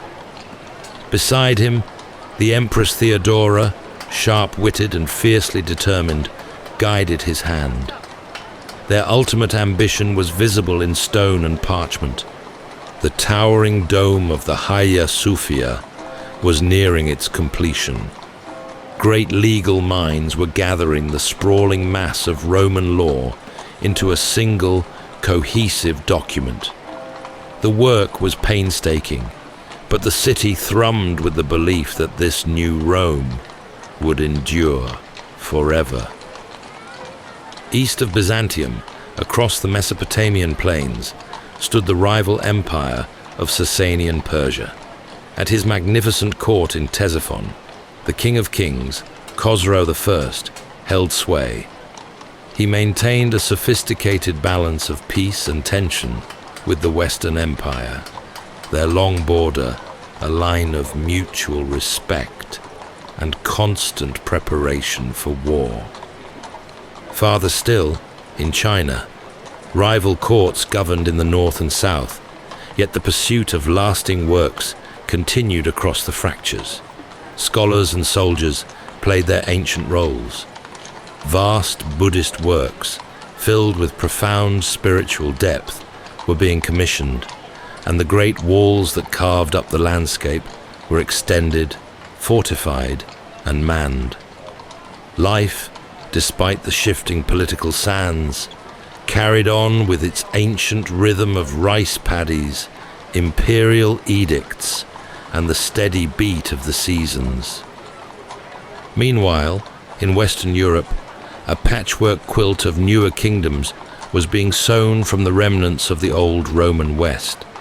Frankish kings and Gothic lords negotiated a tough reality, balancing the harsh necessity of war with the nascent structures of law. The world there felt younger, wilder, but settled in its own way, as the foundations of medieval life slowly took root in the old Roman soil. Across the great ocean, a different kind of sophistication reigned. In the Americas, the classic Maya cities were at their zenith. Their pyramids pierced the jungle canopy, and their astronomers tracked the heavens with unnerving precision. In the Andean highlands, 1,000 miles of terraces and roads crisscrossed the mountains, allowing vast communities to thrive at altitudes that would challenge a modern explorer. These worlds were not isolated. Trade was the subtle, binding thread. The Silk Road funneled luxury and ideas from east to west, while the Red Sea and the Mediterranean were thoroughfares for grain, oil, and metals. The seasonal winds powered the merchant ships across the Indian Ocean, linking markets from Arabia to China. Faith, too, shaped the daily routine, providing both consolation and discipline to the vast populations. Everything felt connected, predictable, and enduring. A vast, intricate machine that had found its perfect speed. No one could have anticipated how quickly this balance would unravel. The world was poised at a precipice, blind to the slow, unhurried catastrophe that was already descending upon them from above. The change arrived not with a thunderclap, but with a barely perceptible softening of the sun. It was an unsettling thing, a change so subtle that it frayed routines before anyone could name it. Across the busy capitals and the small industrious farms, the light itself began to feel wrong. It was pale and cool. In Constantinople, the vast market days seemed to shorten, not because of the hour, but because the strength of the sun had been drained away. People had to lean closer to their stalls, and the warm, inviting colors of the fabrics and spices seemed muted. The hearths in the city and the surrounding villages had to work harder, demanding more fuel than a typical year. It was a perpetual autumn day that refused to break into full summer. The historians and chroniclers of the age, men whose job it was to record the enduring facts of their time, were among the first to capture this uncanny sense of unease. Procopius, a Byzantine scholar and chronicler, recorded the observation with a precision that hints at his own unease.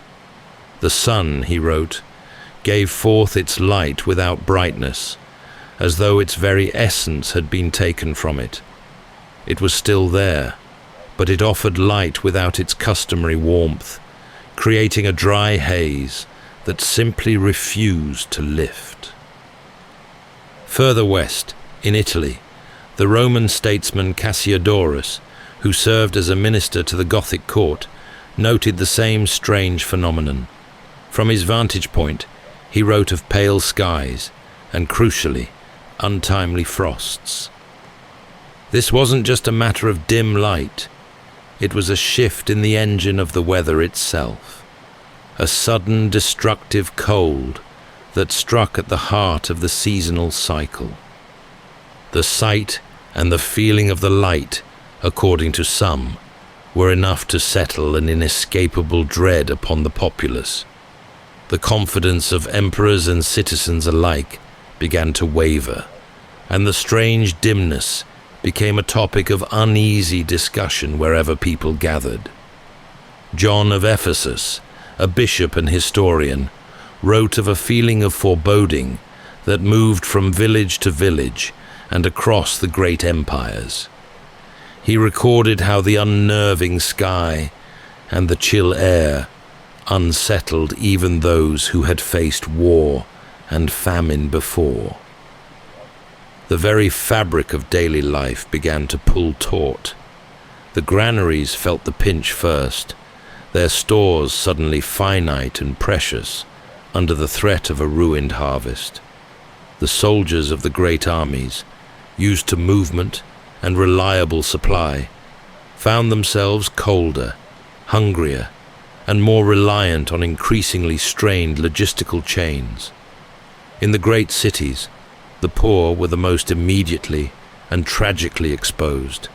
Their precarious existence, relying on the day-to-day work, the weather no longer seemed to fully permit. It wasn't the darkness of a storm or an eclipse, which had a known and expected endpoint. This was a sustained, dry dimness that seemed to absorb the color and heat from the world. It was a celestial event that had brought a mundane disaster down to earth, threatening the most fundamental relationship of mankind, the predictable cycle of planting and reaping. The human heart was left unsettled, grappling with the certainty that whatever lay ahead, this would not be a normal year. In the vast stretch of Europe and the North Atlantic, this chain of events quickly translated into a material catastrophe. The air grew colder, and the change wasn't merely a drop in temperature. It was a fundamental shift that made the already challenging northern climate hostile to life. The harvests stumbled. In a typical year, a few poor crop yields could be absorbed by a large, diversified empire. But this event was so widespread and so persistent that it affected every major grain-producing region at once. The fields that had been reliable providers for generations suddenly failed to deliver.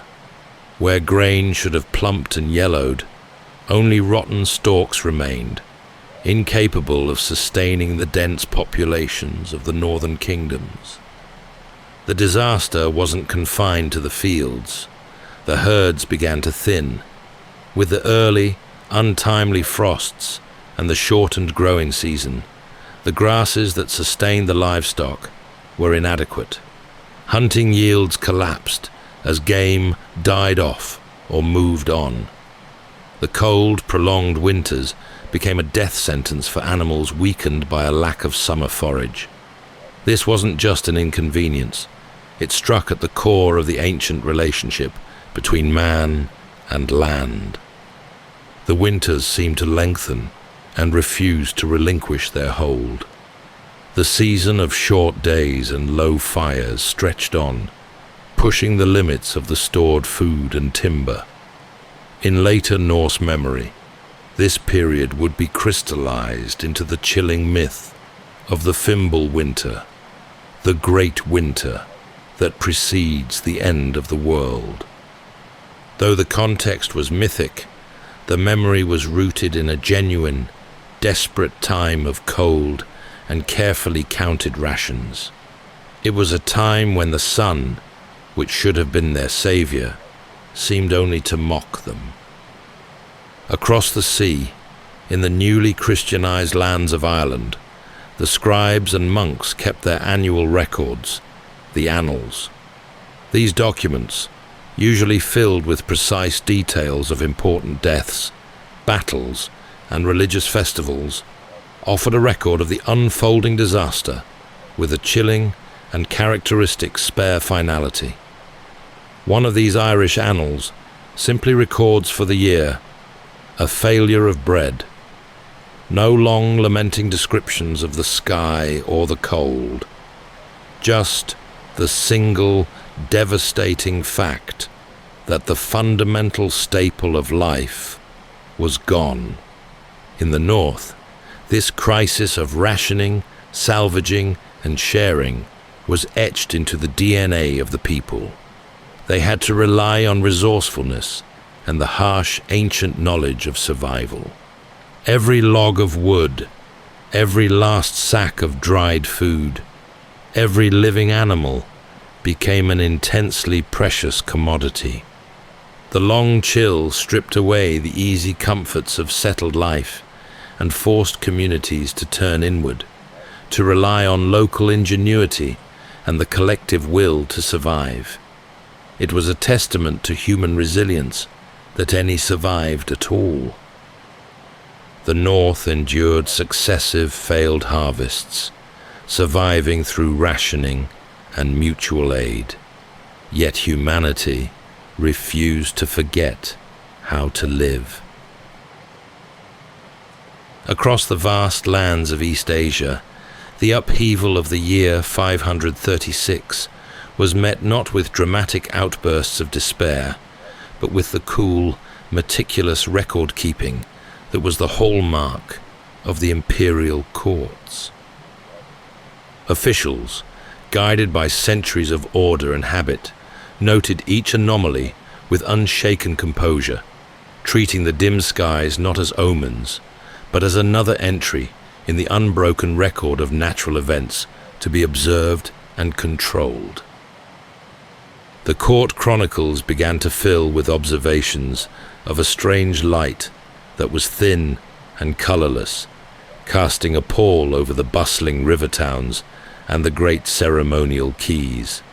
The normal, vibrant life of the waterways, which were the arteries of the empire, grew noticeably quieter under this persistent, diffused light. The climate anomalies were too severe to ignore.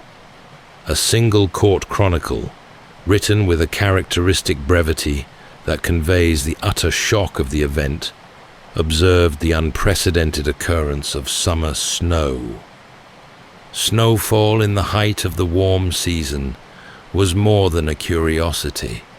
It was a dire omen that signaled a deep, dangerous flaw in the seasonal order. This sudden out-of-season cold decimated crops that had expected warmth and light, turning potential harvests to frozen ruin overnight. The immediate and most pressing concern for the imperial bureaucracy was the resulting grain shortfall. Clerks, their hands steady despite the crisis unfolding outside the palace walls, tallied the losses with the same methodical approach they used for tracking eclipses or tax receipts. Their ledgers recorded the stark reality of the disaster: how much less grain was harvested, how much more was needed, and where the most acute shortages were likely to bite. This was the empire's practical confrontation with the unthinkable.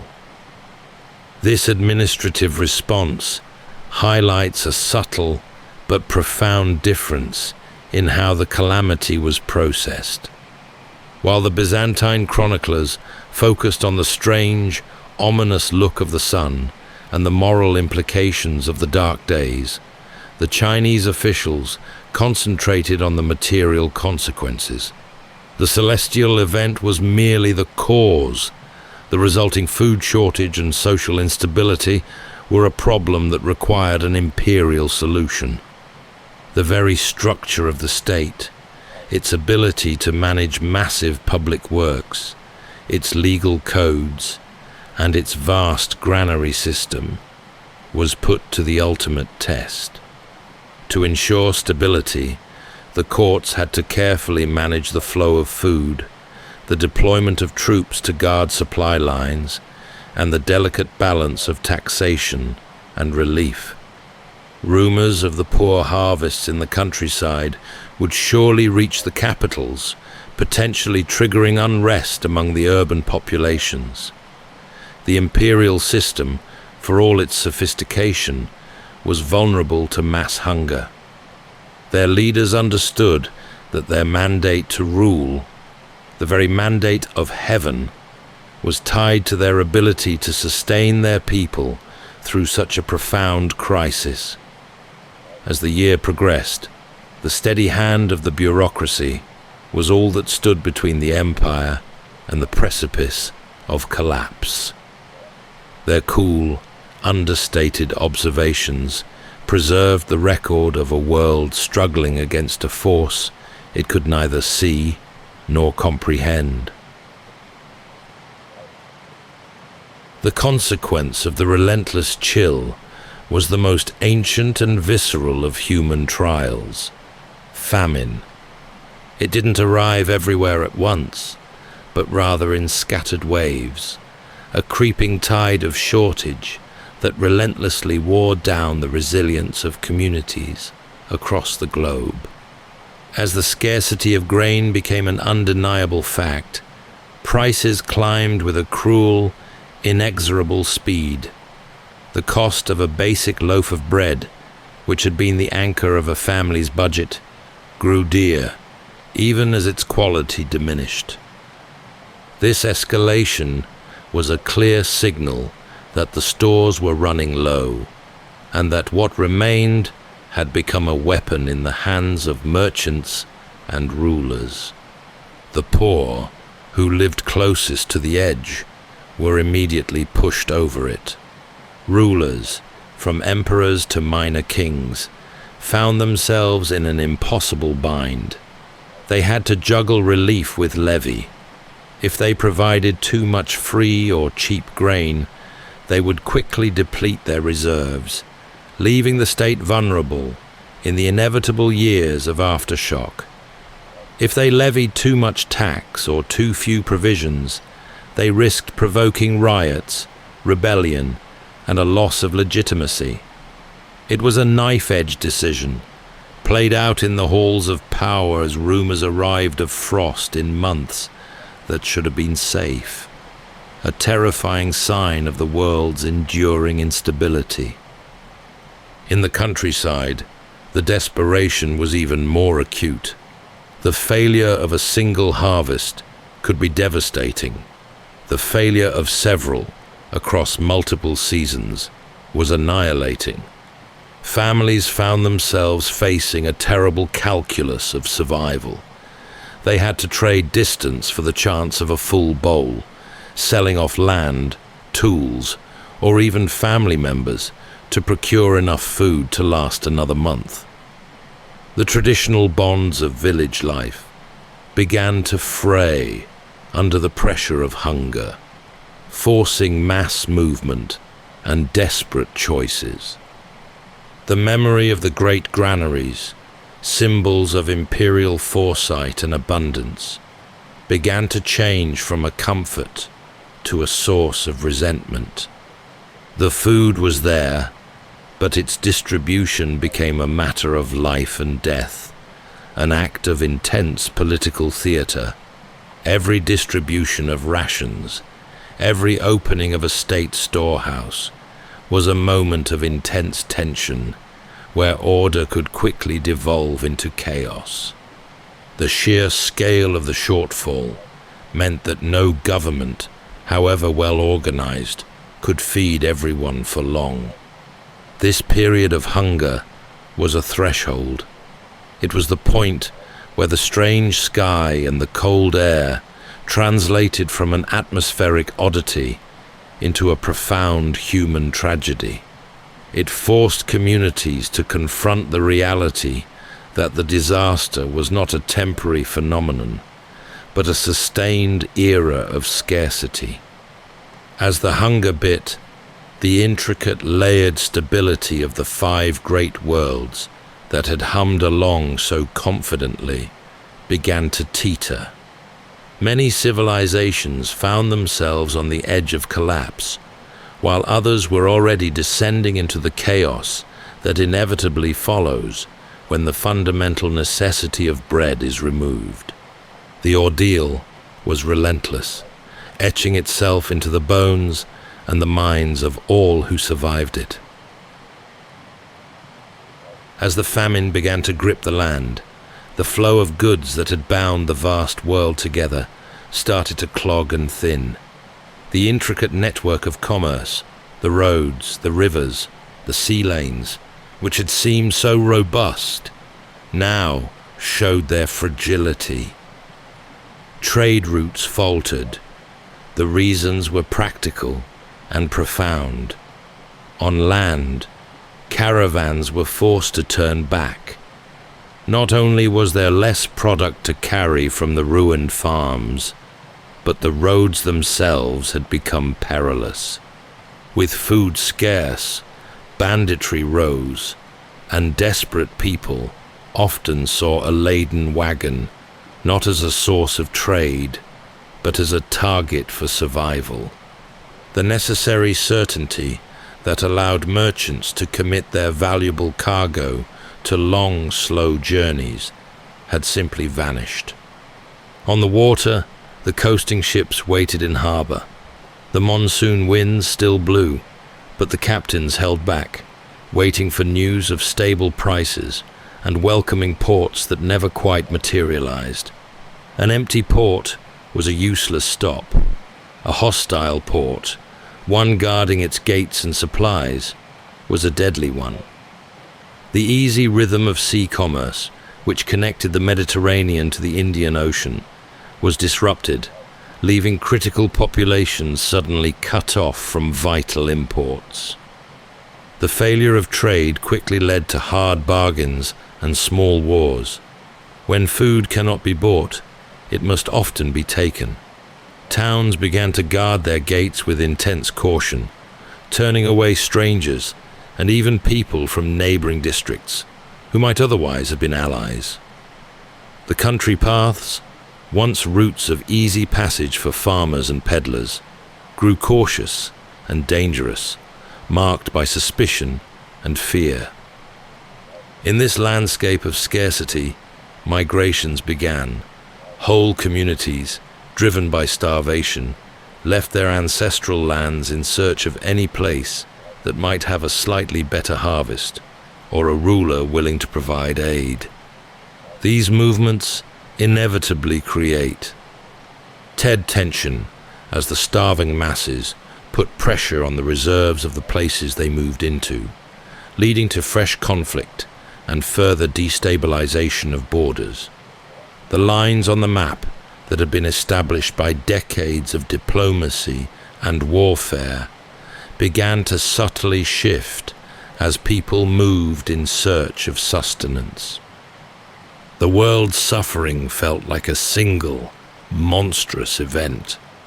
But in reality, the survivors were enduring a terrifying sequence of calamities.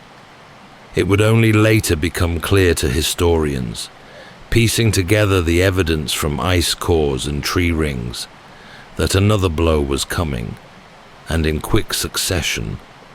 The initial, vast veil that covered the sun would be joined by a second, equally devastating atmospheric blow, which ensured that the brief respite between the first great famine and the next global disaster would be non-existent. The Earth had taken its first major punch, but the counterblow was already on its way, promising to prolong the long, desperate wait for the world to heal. The light did eventually begin to steady. The sun, while not immediately returning to its former brilliance, grew strong enough to once again warm the fields and permit the seasons to tentatively resume their ancient rhythm. However, even as the sky offered a measure of relief, the earth itself proved restless. The sheer, prolonged stress on the world had seemed to destabilize the planet's crust. As the long cold eased, a new wave of fear gripped the populated areas, particularly along the crowded coasts and great fault lines. Great shocks began to reverberate through the land, toppling the great stones of temples, homes, and fortifications. These earthquakes were often followed by equally devastating tsunamis. Bustling harbors that had been the lifeblood of trade and travel were suddenly ravaged, their waterfronts smashed, and their entrances choked with silt. The lesson of the Earth's instability was written into the very architecture of the cities and ports. The damage was recorded in both the immediate waterfronts of the devastated cities and in the sober, factual entries of local records and chronicles that tallied the cost in lives and ruined property. The survivors faced the monumental task of rebuilding. With resources scarce and reserves depleted by the famine years, this was not a simple matter of wealthy imperial decree. Instead, it became an intense test of community spirit and patience. People had to work with what timber they could salvage and what local stone remained. The new buildings were often more humble, a reflection of a generation that had learned the harsh limits of ambition. The massive, soaring constructions of the past were replaced by structures that prioritized function and resilience. This period was the aftershock in the truest sense. It was the moment when the physical damage of the great cataclysm, which had begun in the sky, was transferred to the ground beneath their feet. It reinforced the terrifying lesson that the world was no longer predictable.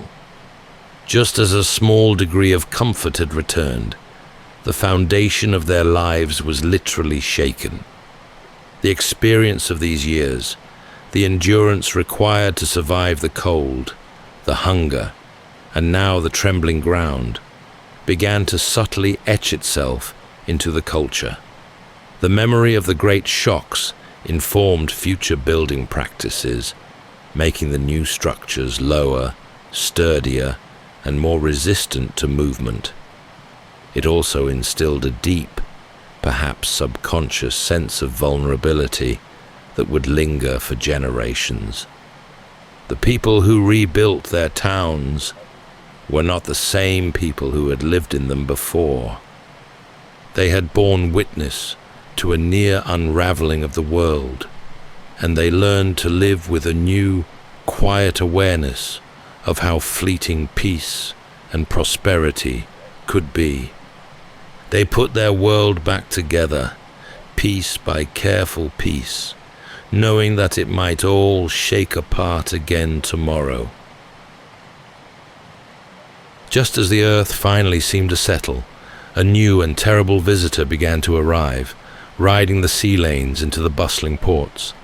It was an illness, a relentless plague that moved with terrifying speed and lingered for years, long after hope should have returned. The disease, which historians would later call the Plague of Justinian, was carried by trade ships, disembarking first in the great Mediterranean hubs like Alexandria, and then quickly spreading to one of the most populous cities of the age, Constantinople. This was a killer that traveled faster than comfort and arrived without warning in the heart of the civilized world. The fear it generated was a palpable thing, a heavier pall than the atmospheric haze of years prior. Chroniclers wrote less about the precise numbers of the dead, though they were vast, and more about the terror. It was a terror that closed shutters early on the busy streets. The markets, which had only just begun to regain their vibrancy after the famine, grew unnervingly thin. The familiar sound of footsteps and voices became infrequent, a chilling echo in the once thrumming metropolis. The sickness did not discriminate. It struck rich and poor, scholar and laborer, and it did so with a devastating efficiency. Work was left half done, tools abandoned in the fields, parchment unwritten on the desks of the government, ships left half loaded at the docks.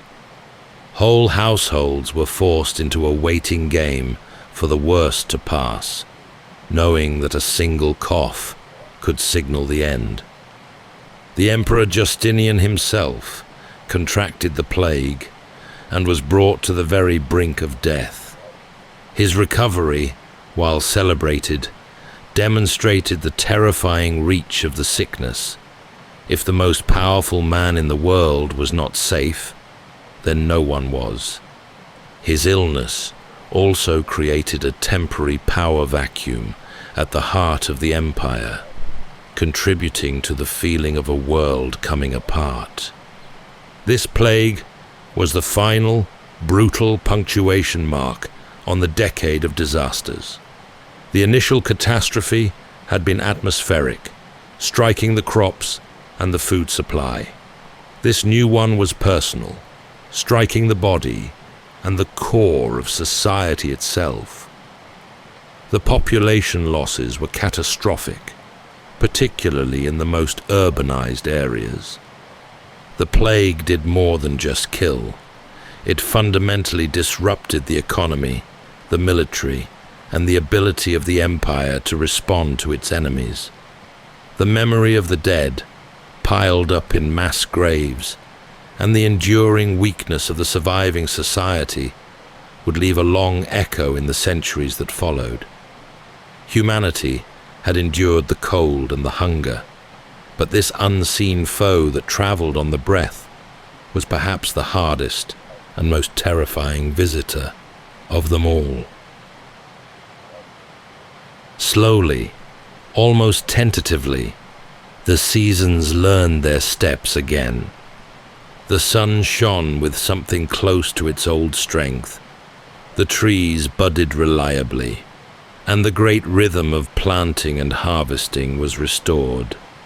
But the world that emerged from the shadow of the worst year in history was subtly different. The map of human affairs was redrawn, not by grand battles, but by invisible forces. Populations had shifted, drastically thinned by famine and plague, leaving vast tracts of land sparsely inhabited. This created new opportunities for those who remained, but it also fundamentally trimmed the power of the great empires. The Byzantine Empire, especially, saw its strength diminished by the enormous loss of life, making its ambitious goals of reconquest far more difficult to achieve. Conversely, the collapse of stability in one region often emboldened those on the periphery. Neighboring powers and rising barbarian groups saw their chance to expand into areas weakened by the plague and the reduced military capability of the central empires. Power had not been destroyed. It had been redistributed by the sheer weight of suffering. The habits of survival, born of necessity during the long chill, settled into culture. A deep-seated thrift took root. People were more cautious with their resources, storing grain and timber with greater diligence, remembering the terror of the empty winter. Its memory passed down, becoming a cautionary tale and a silent reminder of the earth's potential for betrayal. Lessons in resilience settled into law, craft, and custom. Lawmakers, forced to deal with issues of abandoned property, mass migration, and the rights of the newly orphaned, incorporated new provisions into their codes.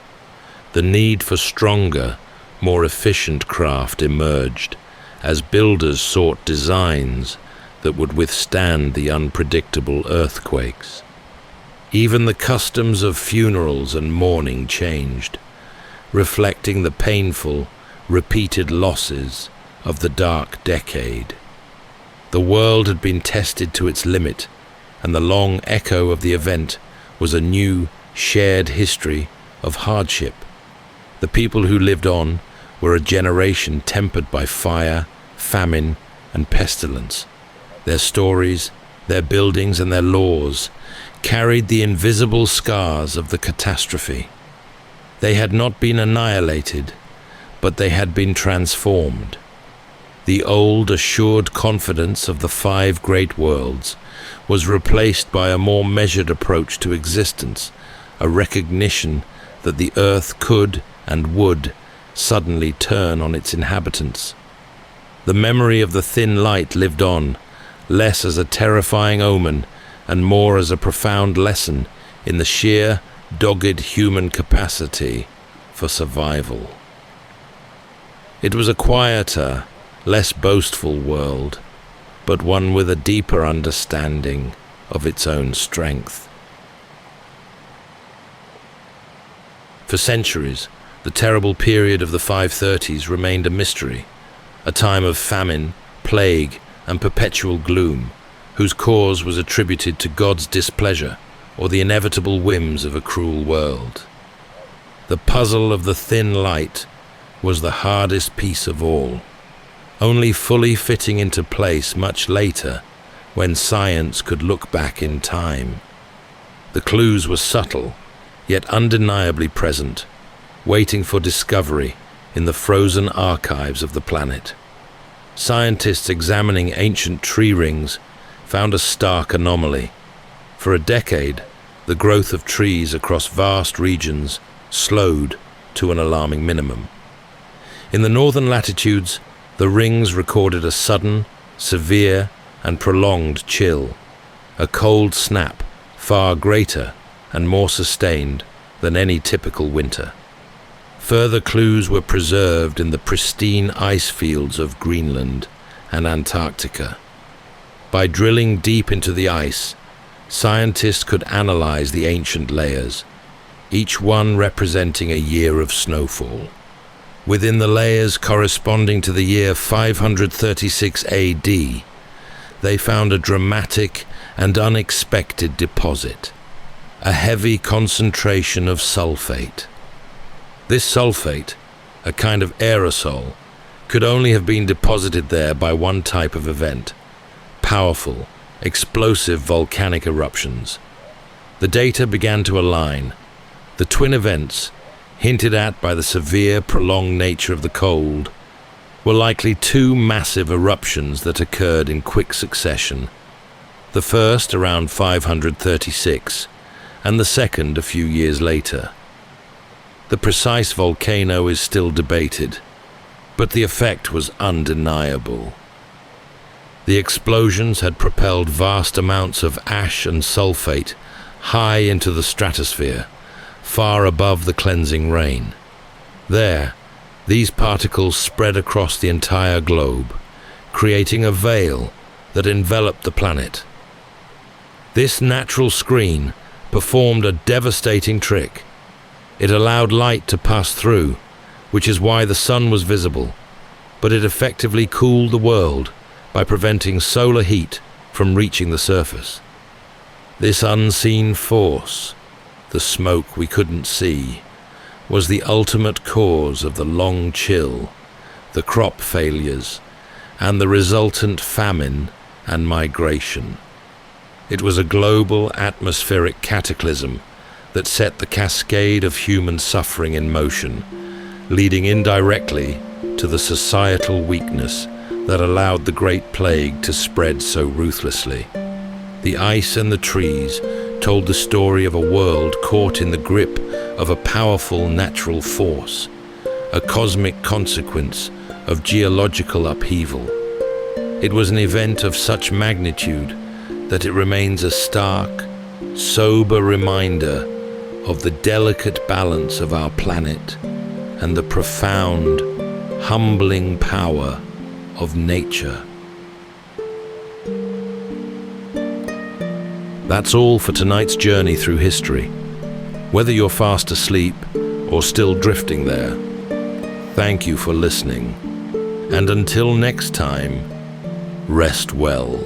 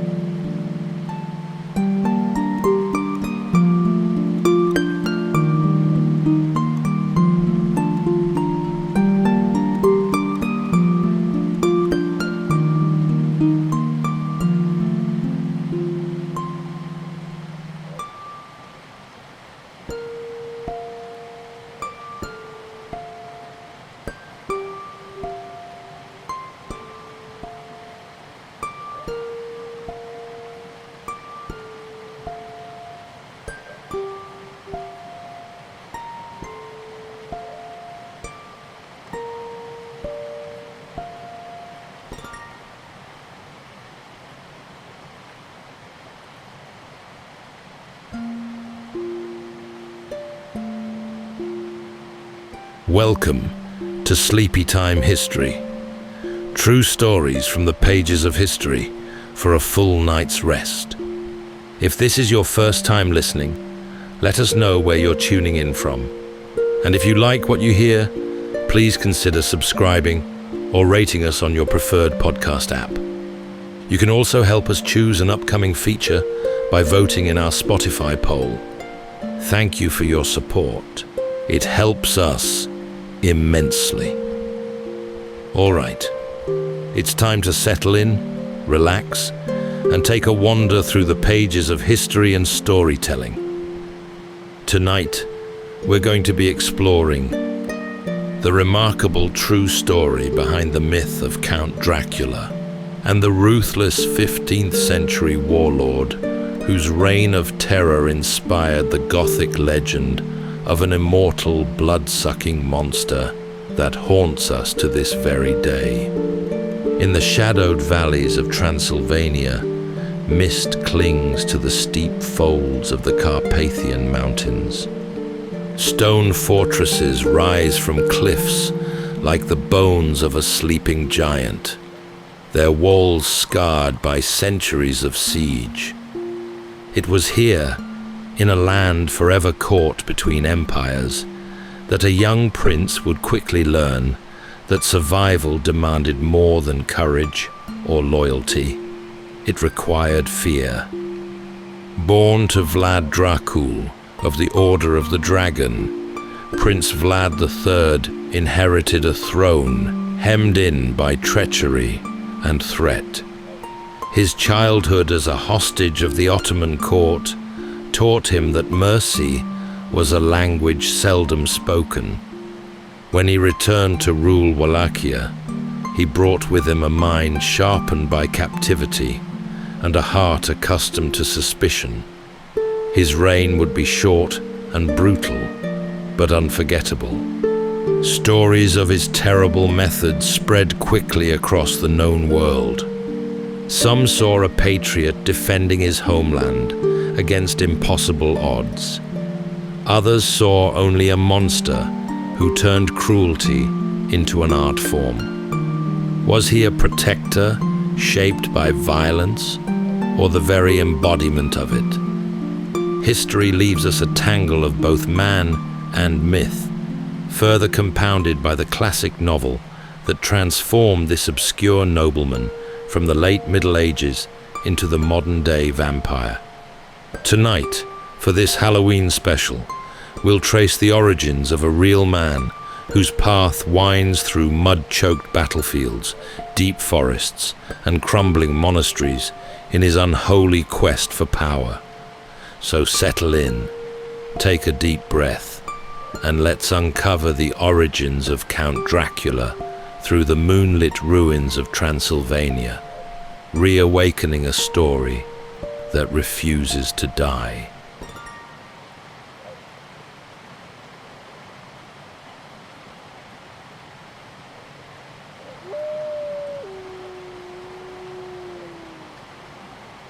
To live in Transylvania was to live with uncertainty of weather, of borders, and of what waited just beyond the edge of the firelight. Heavy fog gathers in abundance in the valleys of Transylvania. The Carpathian Mountains rise above in long ridges, draped in pine and cloud. Below, the forests stretch without end, swallowing roads and hamlets alike.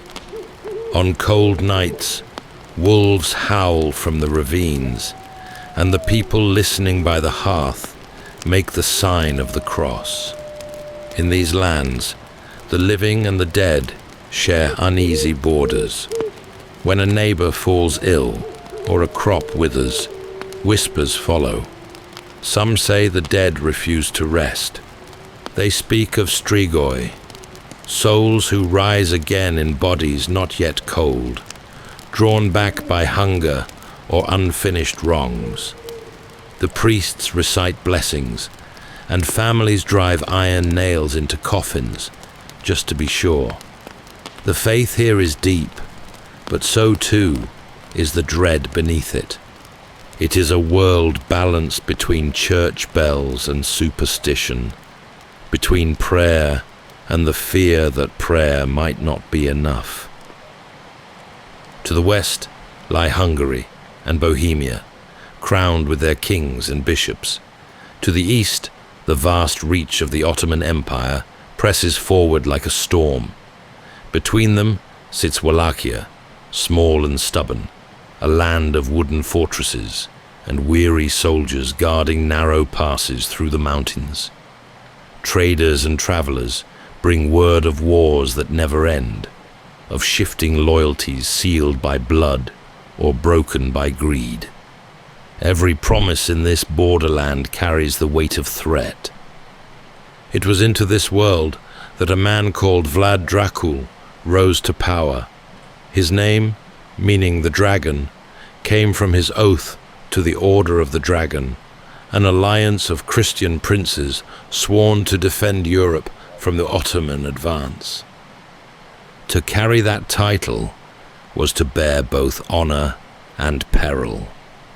The dragon symbol promised protection to Christendom, but it also marked its bearer as an enemy to one of the most formidable empires on earth. Dracul ruled from strongholds, built atop cliffs and river crossings, his banners marked by the coiled dragon of his order. He was a man of strategy and suspicion, ruling a country that could not afford softness. His court was small, his reach limited, but his ambition was vast, to keep Wallachia free. Each day was measured not by the turn of the sun, but by the next demand from one empire or another. The people who lived under his rule were accustomed to uncertainty. Winter brought more than frost. It brought armies. Villages vanished overnight, rebuilt, then vanished again. Stories traveled faster than soldiers. Some told of Dracul's negotiations with the Ottomans, others of secret deals with the Hungarian crown. Few could tell which rumors were true, and fewer dared to ask. In these parts, survival meant listening, obeying, and hoping to be overlooked. High in his fortress, perhaps on a night when the wind moaned through the towers, Dracul might have looked out over the darkened valleys and wondered what it meant to serve both faith and survival. The oath he swore to the Order of the Dragon had bound him to defend his land, yet that same oath chained him to the endless quarrels of greater powers. The dragon's mark was both shield and curse, and in his household a young boy was watching. The boy's name was Vlad too, the son of the dragon. From torchlit corridors and narrow windows, he learned what it meant to rule a place where friends could be bought. Borders could shift overnight, and fear was the only constant. In the fortress halls of Wallachia, a young boy grew beneath the weight of banners and candlelight. His father, Vlad Dracul, carried the symbol of the dragon upon his cloak, a coiled emblem of faith and defiance. For the boy, this was to be more than inheritance. It was to be his destiny. His earliest memories were shaped by whispers of siege and betrayal. Courtiers bowed low, but spoke in riddles. Messengers arrived from distant courts, bearing promises wrapped in threat. Beyond the castle walls, mountains hem the land in like the walls of a cage. To be born a prince here was not to be safe. It was to live at the center of a storm that never ended. When his father's fortunes faltered, the storm closed in. In a fragile bid to preserve his throne, Dracul struck a pact with the Ottoman Empire, sending his young sons as hostages to ensure his loyalty. The boy and his brother, Radu, were taken south across the Danube to Edirne, then the Ottoman capital. There, the air was thick and fragrant with incense, and the call to prayer echoed from high domes unfamiliar to their Christian ears.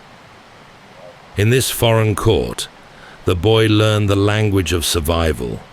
He watched, listened, and remembered. The Ottomans prized discipline and cunning, and he studied both.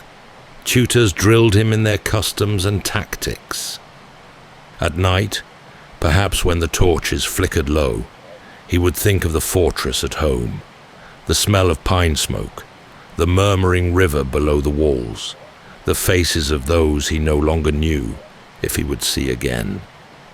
Hostage though he was, the boy was also learning to rule. He saw how men bent their will to power, how respect could be taken rather than given. In captivity, he learned patience, the kind that waits, observes, and endures. Years passed. News traveled north and south alike. Word reached him of his father's shifting loyalties, of nobles conspiring in the shadows, and of betrayal. Vlad Dracul was overthrown and killed, his body left in the open as warning. To the boy in Edirne, the message was clear. Mercy had no place in the game of rule. When he was at last permitted to return, he came back to a land broken by rival claims and distrust. Wallachia was fractured. Some nobles backed the Ottomans, others the Hungarians, and few trusted either. The throne his father had died for was still contested, the crown tarnished by fear and treachery. But the boy who returned was not the same as the one taken away.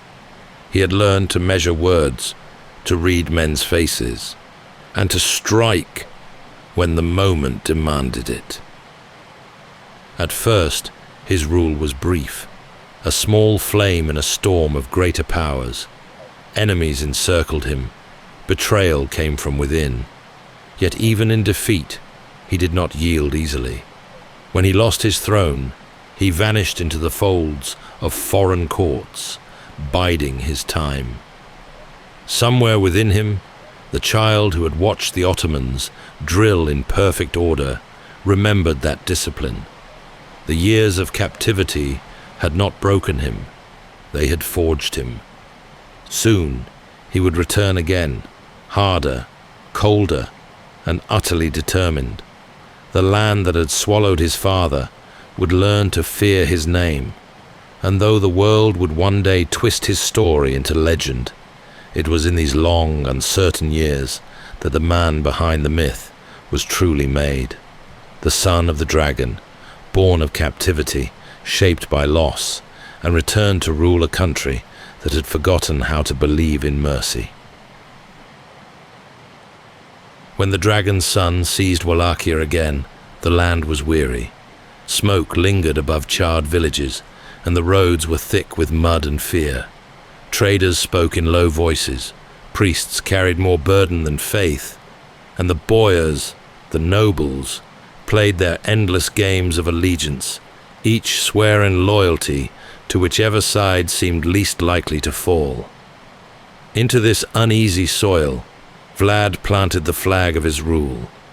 He was still young, but his eyes held the calm of a man who had already outlived trust.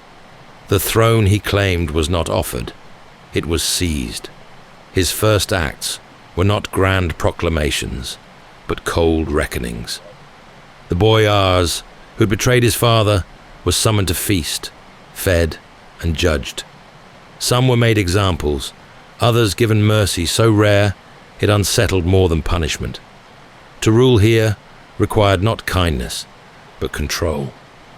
The court at the Wallachian capital became a place of purpose. Edicts were written, taxes reordered, soldiers retrained. The walls of his fortresses were strengthened, and the watchtowers were manned day and night. He rebuilt bridges, repaired grain stores, and punished thieves and corrupt officials with relentless consistency. The message was clear. The age of chaos had ended. Order would return, even if it came through fear. His people, hardened by decades of invasion and betrayal, responded with wary respect. The roads grew safer, banditry dwindled. Travelers could cross the land without losing their lives or their goods. Yet the same justice that restored stability also bred unease. The prince's punishments were severe, and mercy was rare. He kept a ledger of crimes and names, but the ink might as well have been blood. Beyond the borders, the Ottomans and Hungarians watched with suspicion. Wallachia was small, but it sat like a hinge between two great empires. Whoever held it controlled the passage of armies, the flow of tribute, and the hearts of borderlands that never stopped burning. Vlad played his enemies as he once had played his captors, patiently, cautiously, waiting for their missteps. In those years, his fortress at Poenari rose higher on the cliffs above the Argesh River, a jagged crown of stone. It was rebuilt by his command, its foundations dug by those who had betrayed him. From its towers, a messenger could see the valley for miles, the lifeline of his realm. On winter nights, when the fires in the great hall burned low, he would walk the ramparts and look out over his land, listening to the wind that howled through the mountains like a chorus of ghosts. To his followers, he was a ruler of iron will, incorruptible and unswerving. To his enemies, he was unpredictable and dangerous. Both views were true. He understood that in Wallachia, power alone was not enough. It had to be visible. A single act of weakness could unravel years of rule. And so his authority grew not only through his armies and decrees, but through the legend that began to form around his name. In the villages, people spoke of his justice in the same breath as his cruelty. A merchant who lied about his wares was said to have been impaled outside the city gates. A thief found hanged with his stolen goods at his feet. Whether all the stories were true hardly mattered. Fear became as effective a wall as any fortress. The rivers of Wallachia ran dark that spring. Across the southern plains, the Ottoman armies advanced, their banners catching the wind like a storm front of silk and iron. Vlad's spies brought word of camps stretching for miles, of generals boasting that the prince would soon bow to the Sultan. But Vlad was preparing something the invaders did not expect. To govern Wallachia was to live with the memory of occupation. The villages remembered being burned, their sons taken, their daughters sold. The prince understood that no fortress could stand forever, but reputation might. So he turned fear itself into a weapon, one that struck deeper than any blade. His soldiers moved by night, their movements precise and unseen. Fires rose in the enemy's rear camps. Wells were poisoned, roads destroyed. Food burned, so nothing could be taken. Each act denied comfort. Every silence deepened dread.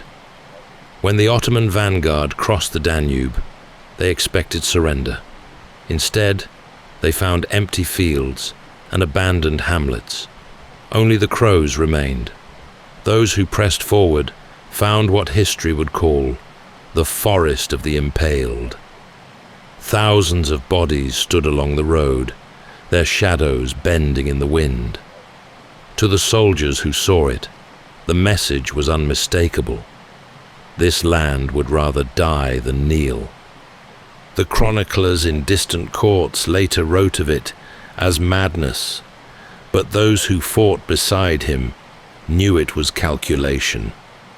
The night attack on the Wallachian capital became legend.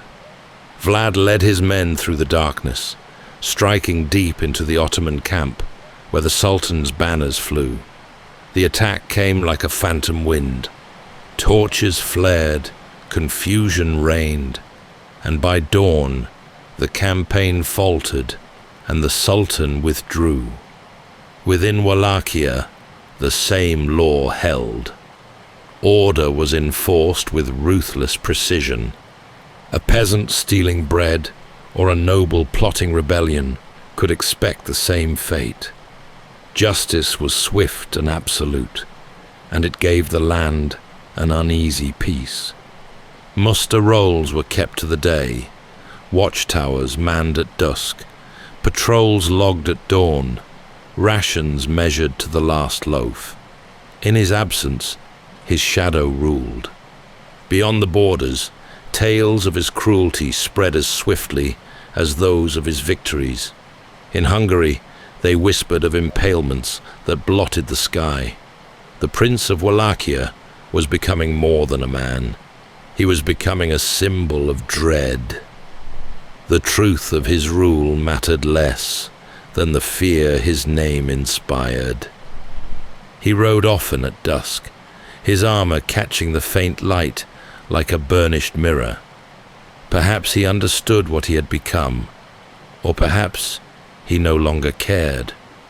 To hold power in Wallachia was to dance on the edge of survival, and he had learned long ago that pity was a step toward ruin.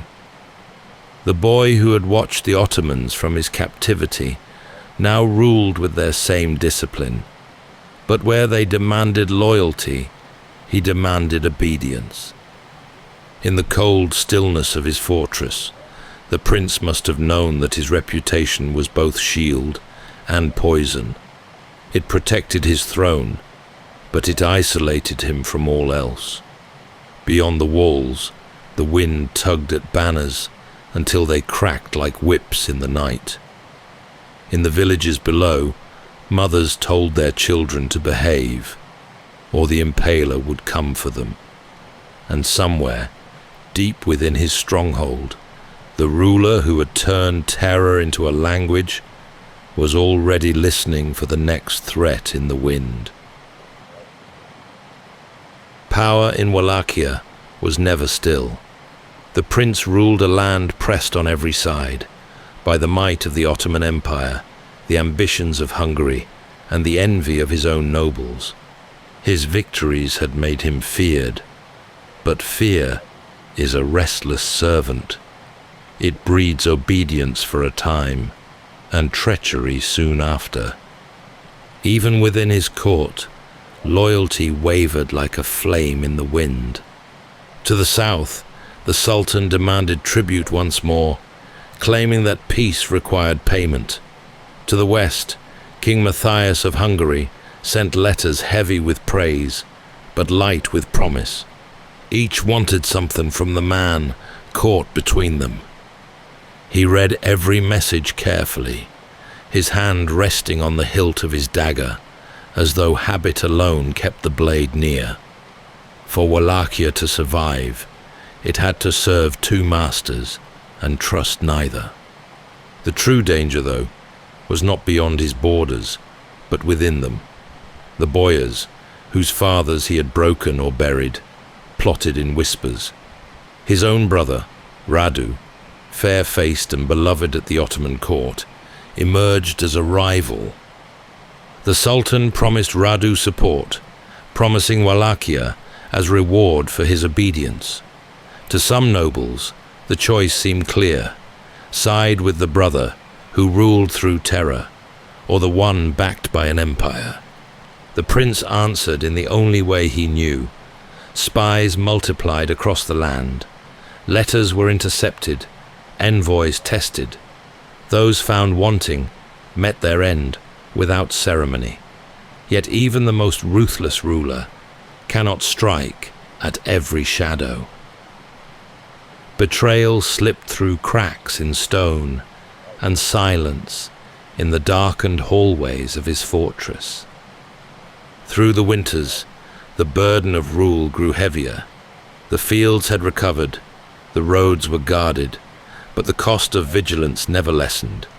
Every tribute paid meant humiliation. Every refusal invited war.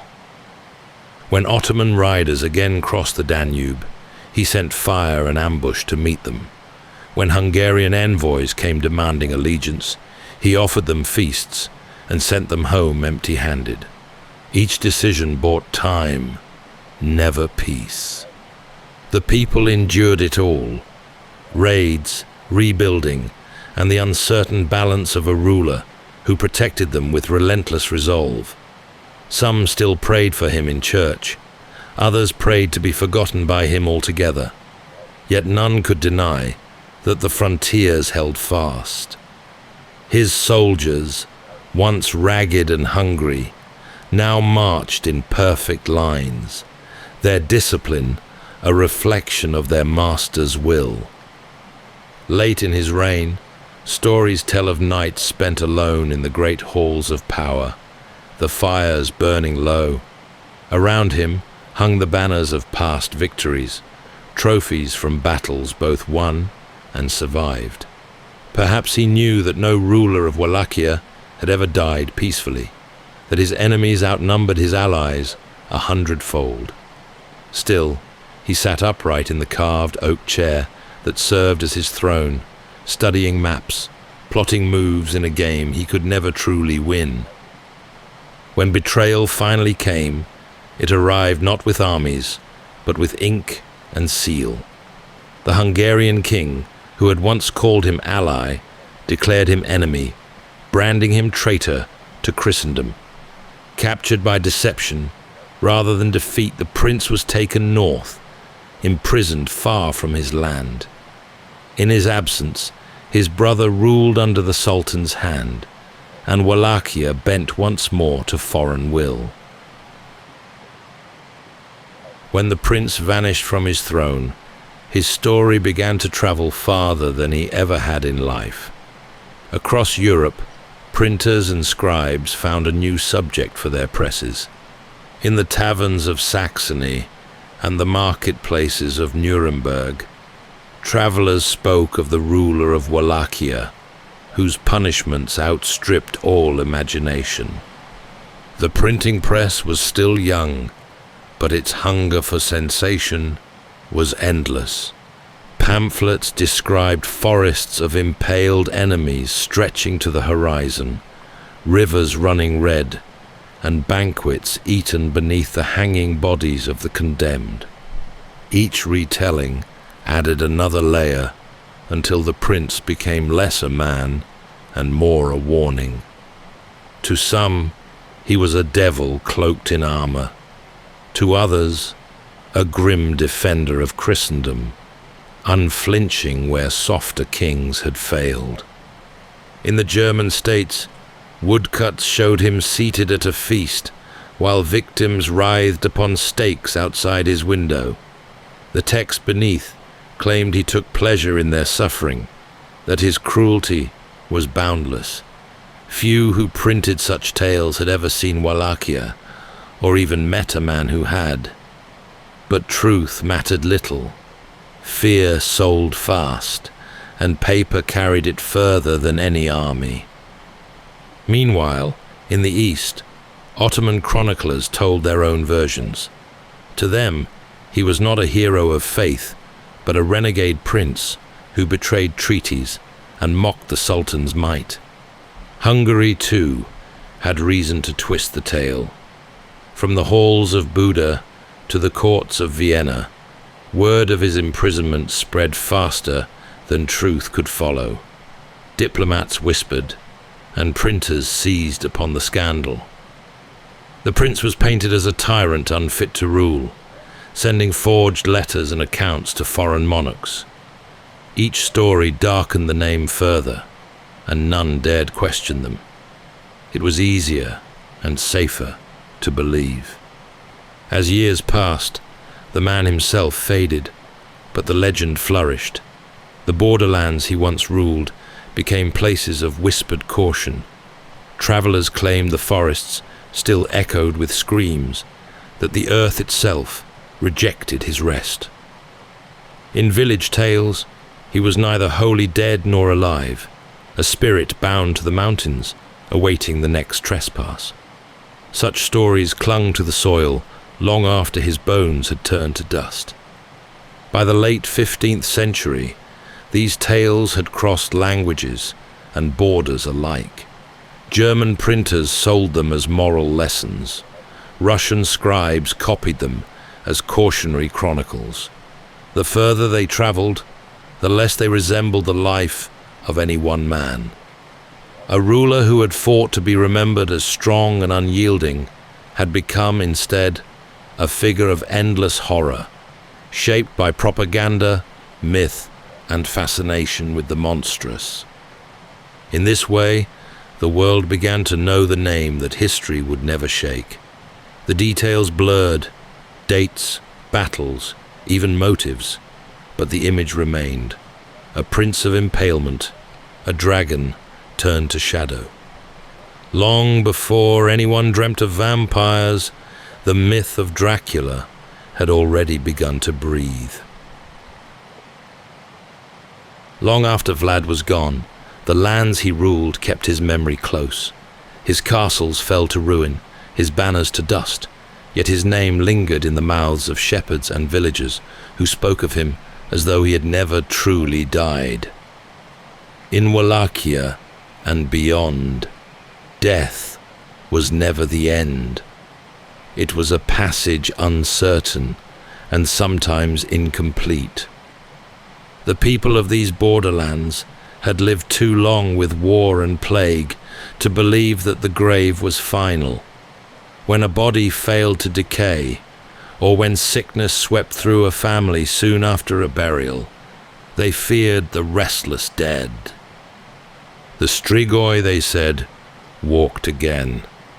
Some returned to steal the strength of the living. Others came only to wander, lost and hungry for what they once had. In the dark, even a loose board or a moaning wind could stir unease that someone's soul was not at peace. Priests knew these fears well.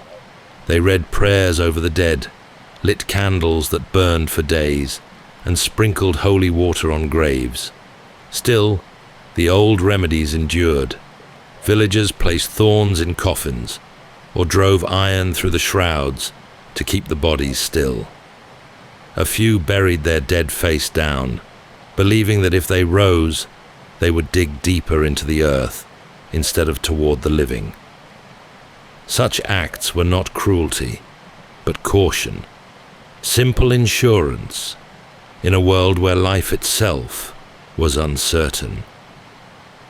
In these same valleys, the memory of Vlad lingered. Some told their children that his cruelty had cursed him, that his soul could find no rest.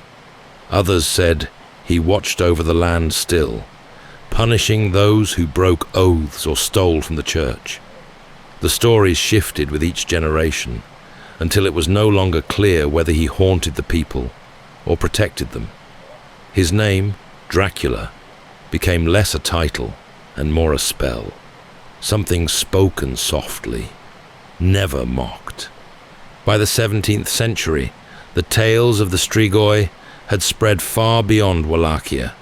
Travelers wrote of exhumations, where villagers dug up corpses said to move or bleed. In one account, a farmer's wife claimed she heard her dead husband knocking at the door each night until the local priest intervened. When the grave was opened, the body was pink, the mouth wet with what they believed was stolen blood. The villagers drove a stake through his heart and buried him again, satisfied that the visitations would cease. Such stories were retold in monasteries, and from there to curious readers in Vienna and Prague. In the West, scholars and physicians tried to explain it all. They wrote of decomposition, disease, and panic, but the people who lived among the mountains remained unconvinced. The unseen world was too near, too familiar to be dismissed. The line between faith and superstition had never been more than a thread. So, when pamphlets and travelers' tales of the impaler reached those same lands, the two worlds began to merge. The stories of a prince who drank in fear, who punished without mercy, slid easily into folklore, already rich with the undead. Centuries after the real prince was gone, his shadow still lingered in the mountains of Eastern Europe. By the late 19th century, those same lands had become the subject of fascination for Western travelers. An old world of superstition, wild landscapes, and ancient faith. Into this curiosity stepped a man named Bram Stoker, a theatre manager from Dublin with a lifelong interest in the strange and the unseen. Stoker lived in London, at the heart of the modern age. The city hummed with electricity, invention, and empire, yet its people still loved the dark comfort of old stories. Gaslight spilled over the cobbles, but the hunger for Gothic mystery endured. Ghost tales and penny novels filled the shelves. Seances were held in drawing rooms. The line between science and spirit blurred nightly. For a man like Stoker, who spent his days managing actors and his nights writing fiction, it was fertile ground. His work on the novel that would become Dracula began slowly, through years of notes and quiet research. He read widely, travel journals, histories of the Carpathians, and collections of regional folklore. Among them was Transylvanian Superstitions by Emily Gerard, a Scottish writer who described the beliefs of peasants living in the shadow of the Carpathian mountains. She wrote of the Strigoi, the restless dead who left their graves to trouble the living. Her tone was academic, but Stoker saw the power in it. In his notes, he scribbled down fragments: vampires, superstition, disease, fear of the foreign. He jotted the word Dracula, having found it in a reference to a ruling prince of Wallachia. He soon discovered the word meant son of the dragon in one tongue and devil in another. It was a name that carried its own weather, hard, ancient, and magnetic. What he did not know, or perhaps did not care to know, was how little the real man resembled the creature he would soon imagine. Stoker never traveled to Transylvania. His version of the place came from maps, guidebooks, and the fog of imagination. Yet he captured its essence: the steep mountain passes, the isolation, the sense of something vast and unbroken by modernity. In his study, surrounded by papers and candlelight, he shaped his count not as a ruler of men, but as a predator of souls, eternal and unknowable. He worked with the patience of an archivist, but his goal was not history, it was fear. He saw in the vampire a reflection of Victorian anxieties, disease carried by touch, forbidden desire, the invasion of the foreign into the domestic. The Count would arrive in London by ship, bringing the old world into the new, and the struggle between them would form the spine of his story. Friends who read early drafts spoke of the novel's unsettling realism. Stoker used letters, diaries, and ship logs to tell his tale, grounding the impossible in the everyday.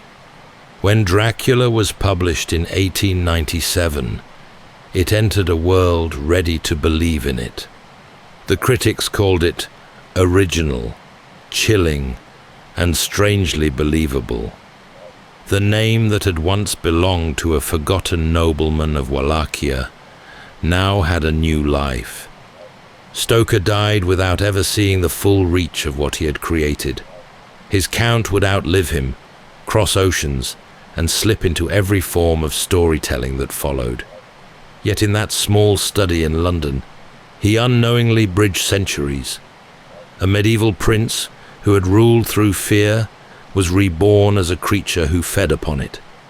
And through the imagination of one writer, the boundary between history and nightmare disappeared forever.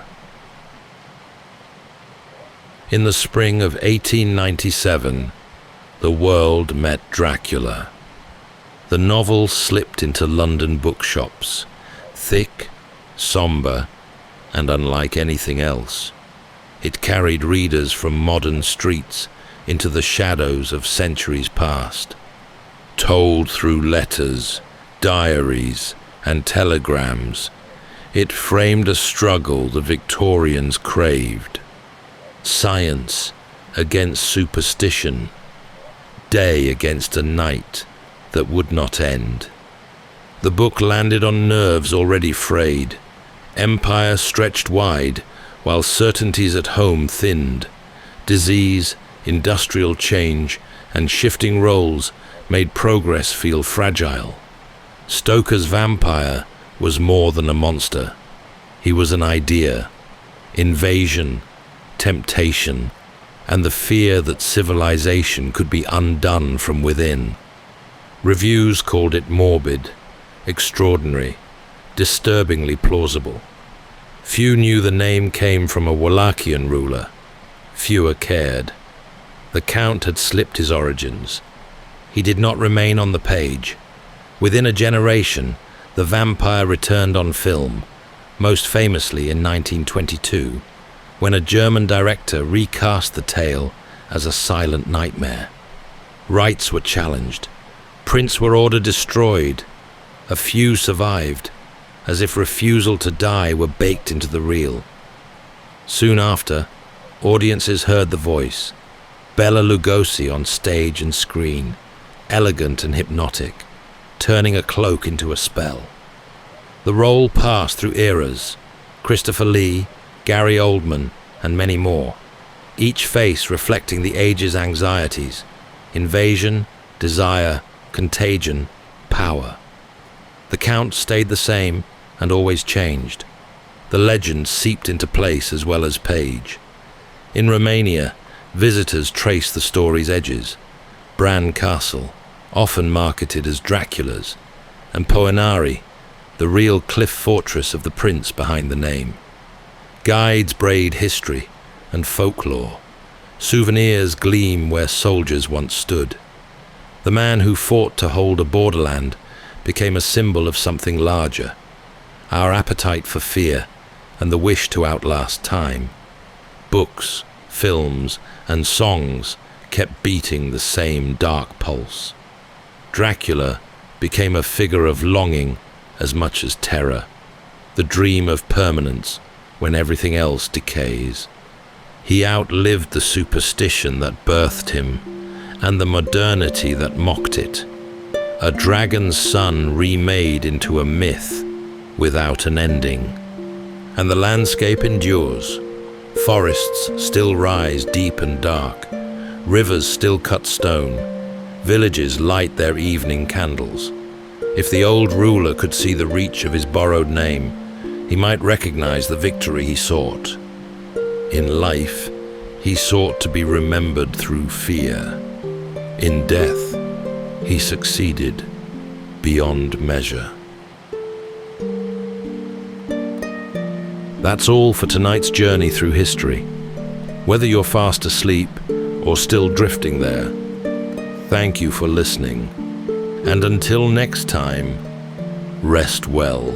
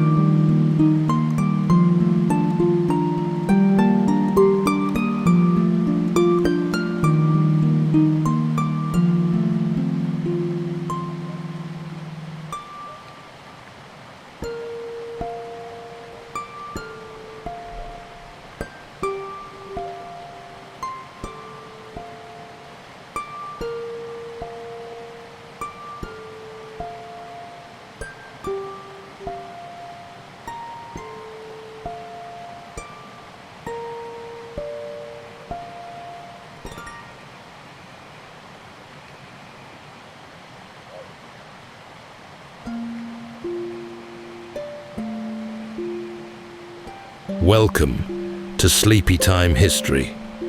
True stories from the pages of history for a full night's rest.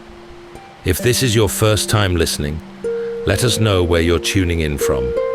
And if you like what you hear, please consider subscribing or rating us on your preferred podcast app.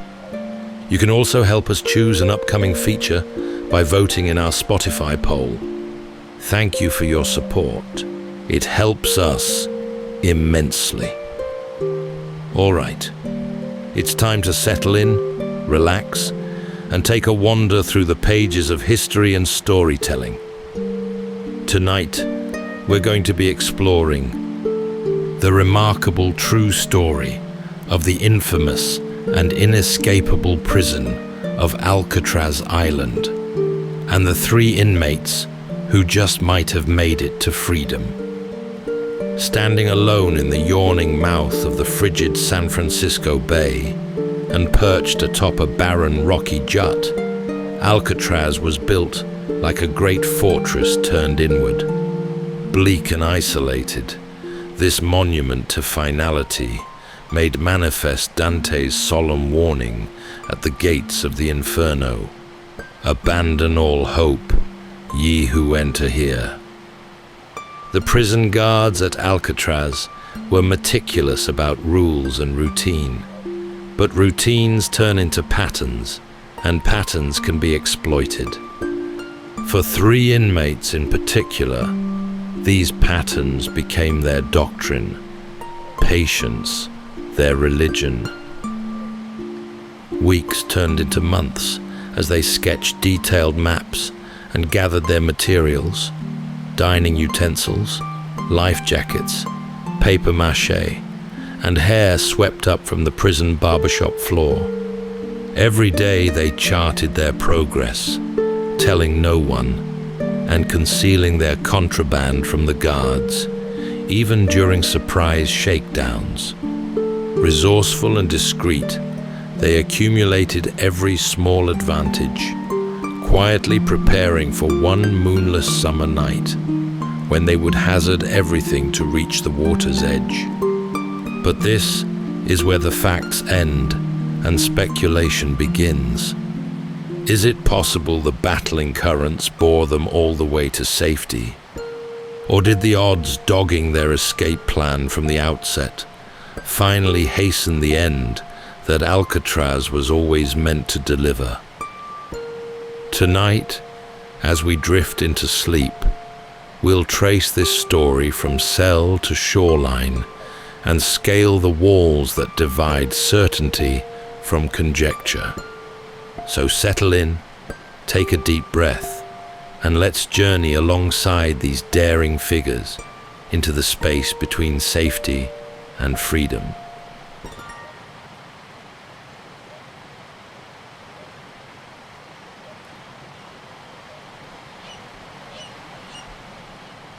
Winds struck the stone like waves, constant and salt-heavy. Out beyond the reach of the city's noise and warmth, the island waited. Bare rock, narrow walls, and iron doors sunk deep into concrete. Alcatraz didn't offer the illusion of rehabilitation. It was not built for hope. It was built to contain. The prison was wedged into a rise of rock, just over a mile from San Francisco's shores. That short distance may as well have been 100. The currents between moved fast and cold, cutting around the island in tight swells. On clear mornings, inmates could see the city, hazy, golden, but it was unreachable, and that made it worse. Inside, Alcatraz ran on rhythm, wake-up calls, counts, shifts, meals that came hot and on time, but without kindness. A man in Alcatraz was not there to be changed. He was there because nothing else had worked. Cells were small, mostly identical. Each had a cot, a sink, a small table, and bars so thickly set that the gaps seemed drawn with rulers. There were rules for when to speak and when not to. Rules for standing in line. Rules for turning your head. The sound of keys was constant. Boots echoed on concrete. Beneath it all, the building itself seemed to listen. The men who ran Alcatraz believed in containment, not cruelty. Still, the effect was harsh. The island offered no shade and no softness. Its corridors grew damp in winter and held heat in summer. When the fog rolled in, it moved in heavy sheets, turning the air into something you could taste, wet metal and distance. It had once been a military fort, then a disciplinary barracks. By 1934, it was federal, designed for the kind of man who'd already broken out of other prisons or refused to bend under ordinary pressure. Alcatraz didn't have the most inmates or the worst conditions, but it had a reputation, and that was by design. No one was sent there by accident. Those who arrived were chosen. It was a place where the rules didn't just apply, they were all that remained. Conversations were brief and movements measured. The sea around the island seemed to press in at the edges of everything. There was nowhere else to go, and no one to hear you if you tried.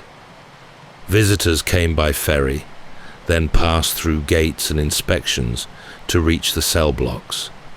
Even the families of staff lived apart, in housing separate from the prison itself.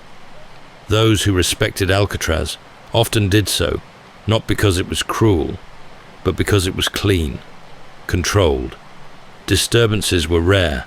There was no chaos. Men behaved because there was nothing else to do. It was the full stop at the end of a long sentence. The final boundary. And it worked. For nearly 30 years, no one ever officially escaped. The system held, and the bay held with it. In all that time, there had been attempts, scraps of rope, broken locks, a stolen laundry truck. But they ended in capture, or in the tide. The three men who would one day slip beneath Alcatraz's walls arrived by different paths, but each had come to the same end. Frank Morris was the first of the three. Intelligent, composed, and quiet-spoken, he had a knack for slipping through what should have held him fast. He'd escaped from several facilities before, including the federal penitentiary in Atlanta. Frank had a long record of theft and flight, and his refusal to be contained was what finally earned him a cell at Alcatraz. The Anglin brothers, John and Clarence, came from Florida. Raised in a large farming family that followed seasonal crop work, they'd spent childhood summers in Michigan, where the water was cold and deep. They knew how to swim. Their criminal record was less dramatic than Frank's, but persistent, mostly bank robbery, attempted escapes, and violations of parole. They were close, born a year apart, worked together, and often jailed together. Their loyalty was unshakable, and that made them dangerous to a system built on isolation. All three men arrived at Alcatraz separately, but within a short span. They were placed in adjacent cells, Frank in one, John next to him, and Clarence not far away. This was not arranged. It was luck, or perhaps the kind of oversight that only seems obvious in hindsight. What began as coincidence became opportunity. In those early months, they kept their heads down. They followed routines, met work quotas, and drew no attention. Alcatraz was not a place where alliances were easily formed, but these three found common ground in observation. They watched everything: the way the guards moved, how far sound carried, which vents whined and which stayed still. They spoke rarely, and never at length. But even in a place designed to prevent connection, patterns emerged. It was Morris who began to test the limits. In his cell, he tapped at the back wall. The concrete flaked a little more easily than expected. Behind it was a narrow service run, just wide enough to crawl, the route they would later use. No one had escaped through it before, but that didn't mean it couldn't be done. The brothers watched him work. Over time, as tools changed hands and routines shifted ever so slightly, the shape of a plan began to take form, spread out over months, quiet and methodical. Another inmate named Alan West was drawn in as well.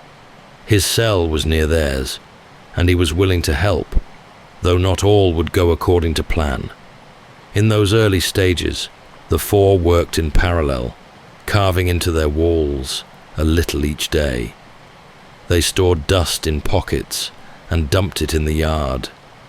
They built tools from scavenged motor parts, cafeteria spoons, and wood taken from prison shops. Time moved differently in Alcatraz. Days could stretch thin, with sameness piled on top of sameness. But for these men, each hour brought progress. A screw loosened, a vent widened, a tool sharpened just a little more.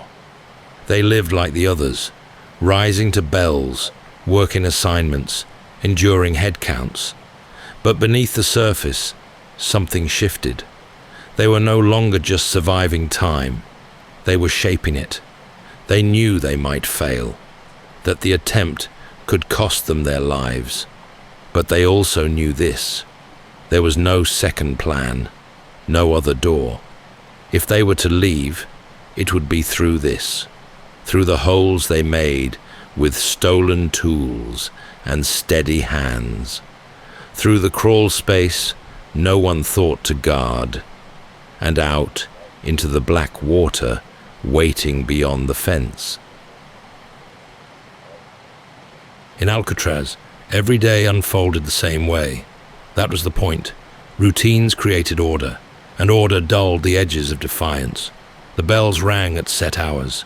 Meals arrived in silence. Inmates moved in single file, heads down, steps counted. To live there was to live in repetition, but repetition, if watched closely enough, could begin to reveal its seams. Frank Morris had always been observant. From his cell, he studied the rhythms, how long guards lingered, where shadows fell during each round, which officers rushed their counts and which ones checked twice. Over time, what looked like discipline revealed something else: structure, predictability. And where there's predictability, there are openings. John and Clarence Anglin watched as well. The showers were one such window. Water pressure dipped slightly at the same time each day, likely tied to other routines across the facility. Tools were locked away in the shops, but not always counted thoroughly. Janitorial rounds overlapped with guard shifts, which meant that for a few minutes each afternoon, no one was watching the same place at the same time. They began to test things, small gestures, a scrape masked by the radio, a whispered word passed between shifts. It wasn't the guards they needed to outsmart, but the rhythm itself. If they could understand the structure, they could move between the beats. The cell block offered few places to hide anything of use, so they made space. Behind each man's vent was the utility corridor. By slowly widening the vent holes, scraping at concrete with spoons, and filed down tools, they created crawl spaces just wide enough to slip through. When the holes grew large enough, they concealed them. During cell inspections, the covers held. No one looked closer. The noise of their work was one of the biggest risks. Chiseling concrete leaves a trace.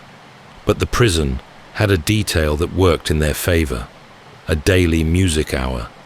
Each afternoon, radios played over the PA system in the cell block. It wasn't loud, but it was just enough.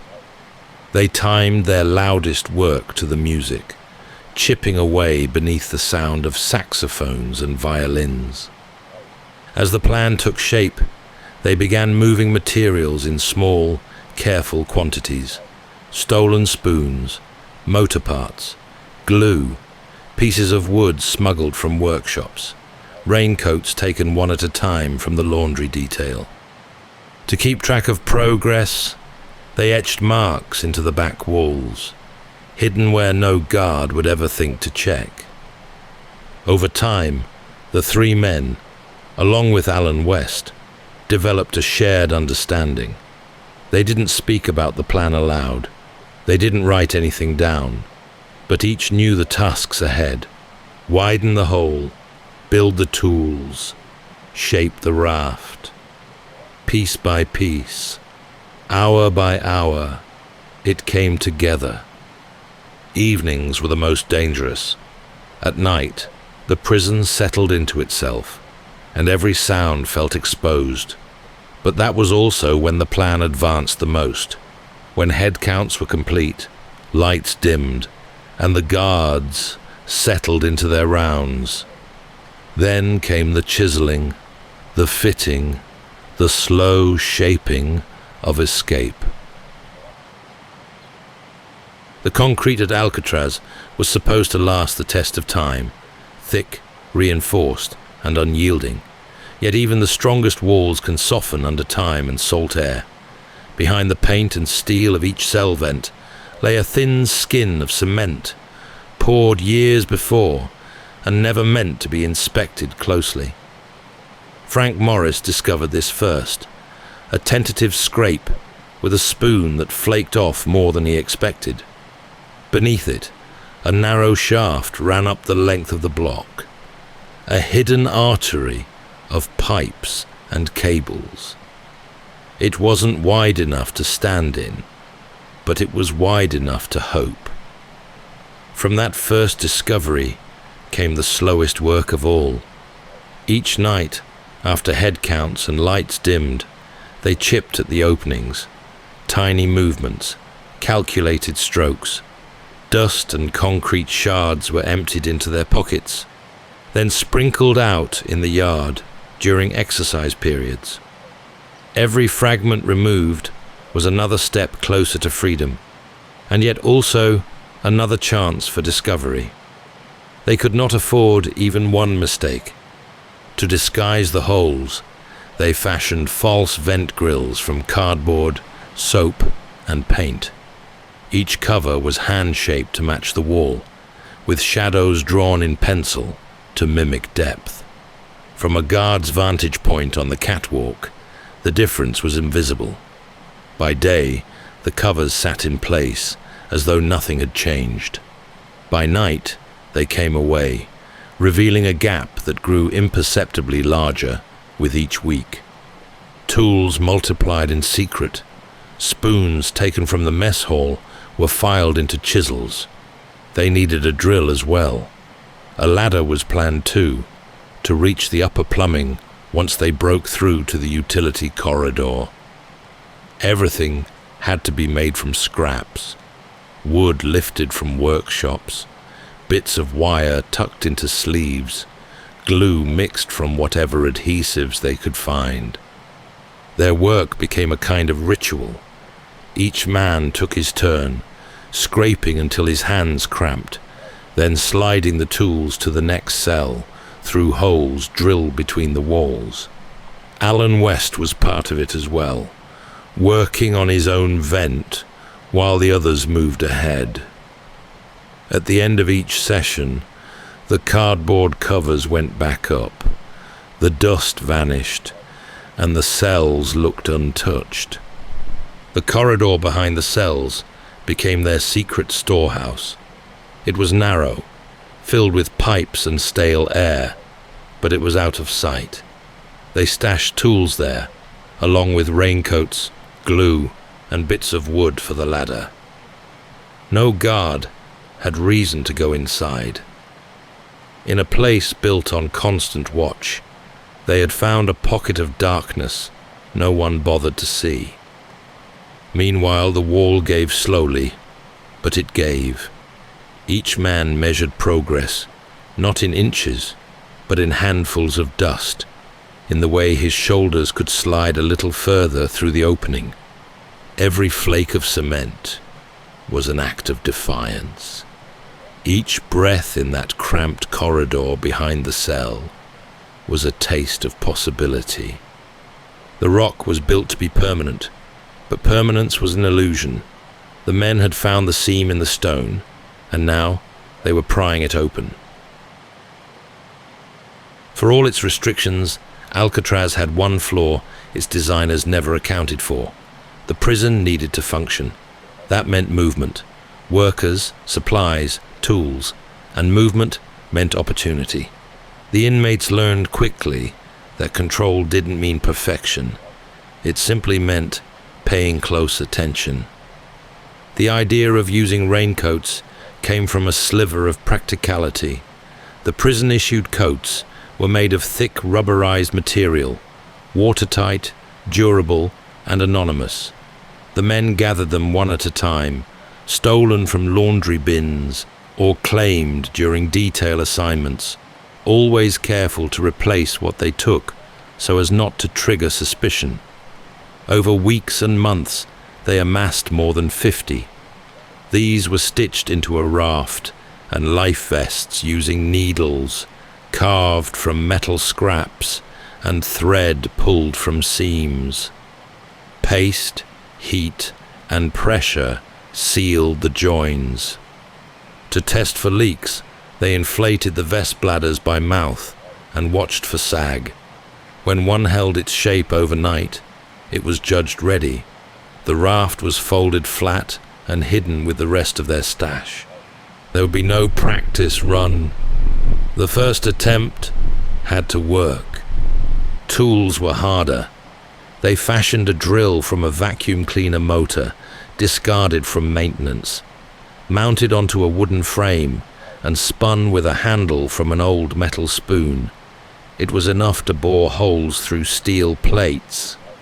Their chisels were spoons, flattened and sharpened. For glue, they used whatever adhesives they could get. Soap mixed with concrete dust, shoe polish, even the residue from old paints. Each component of the plan demanded attention to detail. Measurements were taken by counting floor tiles and estimating pipe widths. They watched how long it took guards to circle back, how often inspections were skipped, how late lights flickered out. They sketched the layout from memory, redrawing sections again and again until the picture felt exact. Maps were traced on scraps, then committed to memory and destroyed. Some things couldn't be made, only understood. The tides in San Francisco Bay were among the most treacherous in the world. The men tracked them carefully. Every paper or report that passed through inmate hands was scoured for weather data, tide charts, any clue that could inform their choice of night. They learned that outgoing tides just after dark flowed strongest toward the Golden Gate. That was the current they needed. West, Morris, and the Anglins operated like a crew. No orders, no rank, just shared necessity. They moved tools discreetly between their cells, kept timings tight, and never spoke of the plan in earshot of others. Secrecy was vital. Any leak, even a whisper, could collapse the entire thing. Other inmates must have known something was strange. Extra time in cells, strange materials vanishing, but no one spoke. Whether out of fear, respect, or simple indifference, no one gave them away. By late spring of 1962, nearly everything was in place. The vents had been widened. The raft was folded, packed, and stashed behind the wall.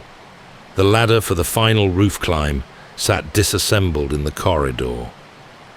Only one step remained, and with it, the risk that everything they'd worked toward, every scraped wall, every stolen spoon, could be undone in a single moment. Night came early to Alcatraz. After the final count, the cell block settled into a hush, layered with coughs, shifting mattresses, and the hum of fluorescent lights. But in 3 cells along the west end of B Block, something else stirred. A ritual of deception more elaborate than anything the guards had reason to suspect. The human eye is trained to expect shapes: a head on a pillow, shoulders under a blanket, a face just visible in dim light. The men used this to their advantage. They had spent weeks building their decoys, not crude mannequins, but near-perfect stand-ins. Their faces were sculpted from soap, dust, and toilet paper, then hardened with layers of paint and paste. The texture was coarse, but from the tier above, they looked like sleeping men. Hair completed the illusion. Glued to the heads in uneven patches, it was just enough to break up the light and mimic the real thing. Blankets were shaped to suggest curled bodies. Breathing couldn't be faked, but most guards never looked that closely. The placement of the heads became a ritual. Each night, when the lights dimmed and final movements echoed away, the men arranged their beds carefully, tested the positioning, checked the shadows. It had to hold up through flashlight sweeps and routine glances. For the guards, it was just another evening on the tier. For the escapees, it was their greatest gamble. Timing was everything. The dummy heads bought them hours, precious time to move through the wall, gather their tools, and reach the utility corridor unseen. A discovery before dawn would trigger a full lockdown. But if they could delay it until morning count, they might already be far from the island's edge. Each man rehearsed the steps in his mind.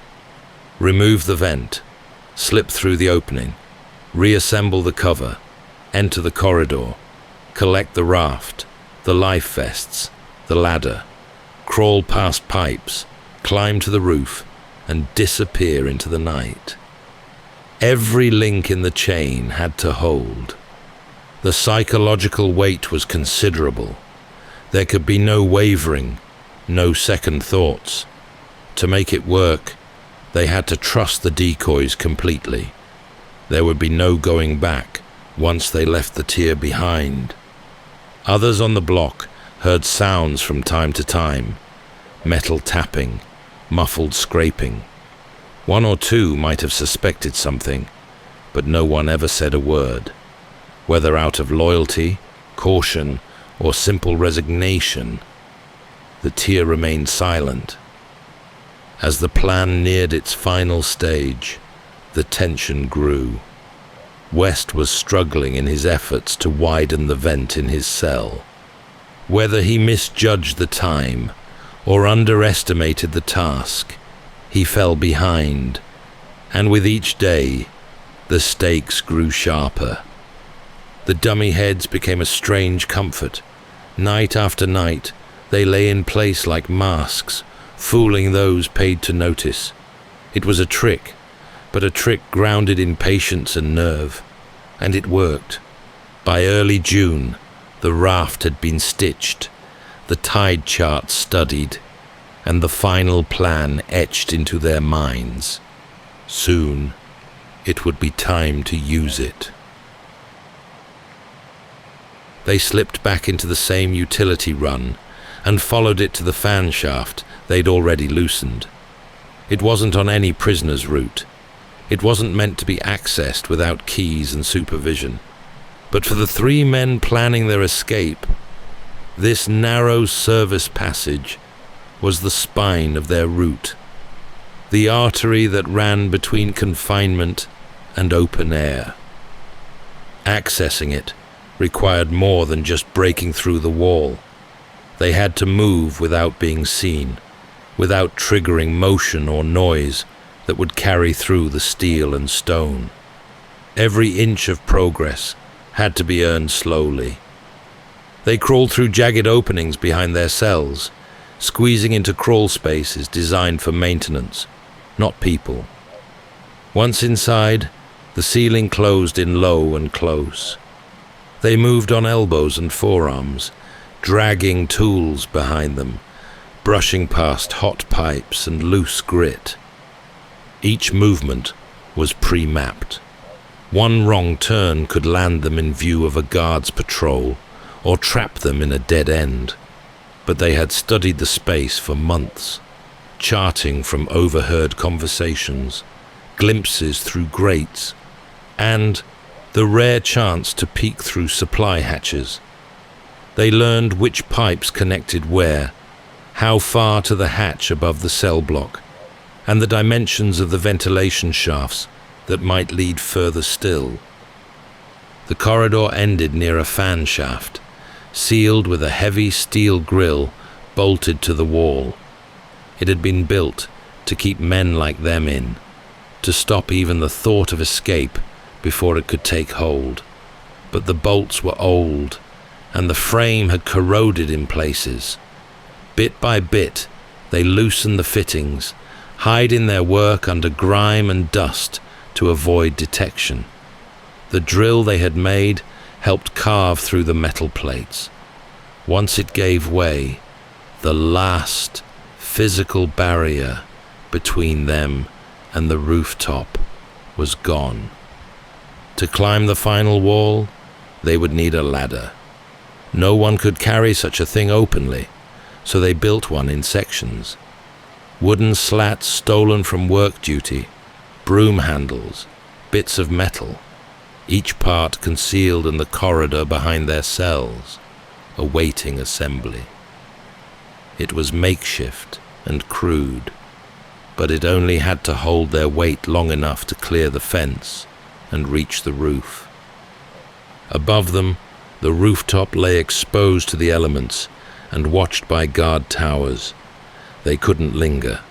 Everything, every slow, deliberate step taken over months, led to the hope that in a single fluid sequence, they could move unseen from cell to rooftop to water. But timing was essential. If the guards were distracted, if the fog hung low, if the floodlights shifted just long enough, they might have a chance. They tested every element except the final climb. That would be their leap into the unknown. By June 11th, the route had been opened. The fan grill was off. The raft was folded and ready. The tide charts suggested the currents might favor them. There was no certainty, only preparation, nerve, and the raw audacity of believing they might just slip the boundaries of America's most secure prison. Earlier that day, nothing in the rhythm of the island suggested anything extraordinary.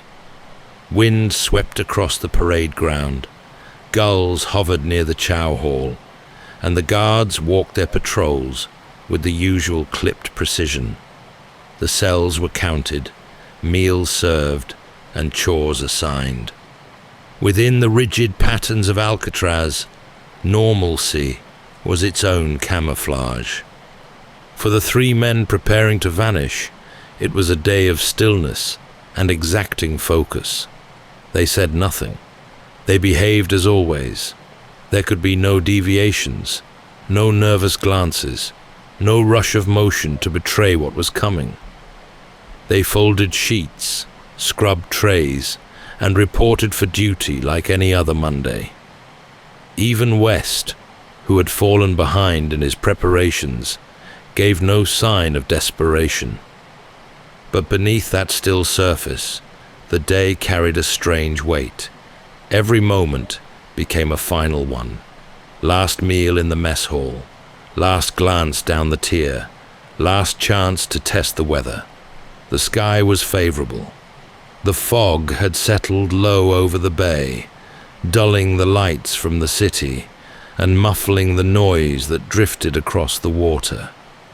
In their cells, final checks were made. The heads were already placed. The raft lay ready behind the utility wall, their makeshift paddles lashed to it. Each man wore a flotation vest under his clothing, invisible unless searched. West had the most to lose that night. His vent wasn't fully cleared. He'd tried, but the concrete had resisted. He chipped away slowly throughout the day, measuring time in muscle and dust. But as night approached, it became clear. He would not break through in time. The others could wait only so long. The longer they delayed, the greater the risk. By nightfall, all that remained was to climb. Lights out came just after 9:30 p.m. on June 11th. The guards moved through the tier, glancing into each cell as they passed, their eyes registering shapes and shadows. What they saw, 3 resting heads, each turned away, gave no cause for alarm. Behind the cells, the men were already moving. Morris first, then the Anglins. West remained behind, frantically working to widen the last edge of his vent. It had seized up with cement dust, hardening just enough to trap him inside his own plan. He scraped and twisted, but time was running out. At some point, the others had to go. They passed through the utility corridor one final time. No turning back now. The raft, folded and bound, was slung between them. The paddles had been wrapped in cloth to avoid a telltale knock against the pipes. They crawled through the service passage, blinking through heat and dust, reaching the top of the block. The roof hatch opened without sound. Fog drifted low over the yard. They crouched, barely visible against the concrete, as they assembled the ladder and peered across the open space. The guards in the towers were silhouettes behind thick glass, scanning the darkness in slow, rehearsed arcs. Over the edge and down. The ladder held. Feet touched down in the outer yard, an area inmates were rarely allowed near.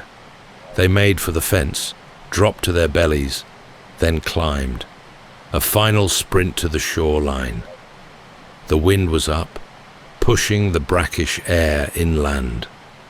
Water slapped against the rocks in uneven rhythms. They inflated the raft with a stolen concertina fashioned into a bellows. One man worked the pump, while the others held it steady. The water waited just beyond the last patch of dry ground. Cold, black, filled with currents that could snap a man sideways in seconds. At around 10:30 p.m., they pushed off. No one saw them go. The fog swallowed everything. Water, stars, the faint light of the city beyond the bay. The raft, patched and stitched from raincoats and prison scrap, rode low, but seemed to hold. Inside, the prison slept. It wasn't until morning that the first guard noticed something was off. The count didn't align. One figure didn't stir. A stick tapped against the bars, again and again, before the papier-mâché head rolled from the pillow and struck the floor with a hollow knock. An alarm, a scramble. Lights on, doors unlocked, radios hissing. The dummies were found. West was found, still in his cell, slumped and defeated. But the others were gone.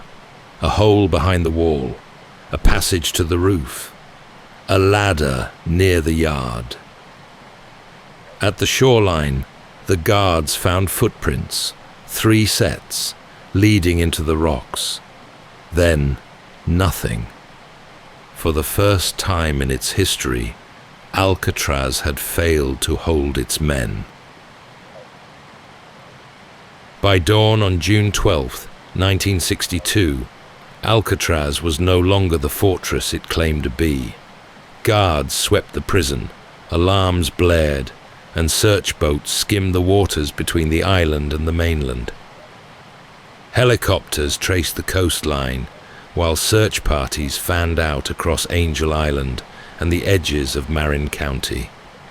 Every tide pool and inlet was scrutinized. Every clue pulled close and examined. What they found offered fragments, but no answers. A paddle washed ashore. A packet of personal photographs, sealed carefully in rubber, floated in the shallows.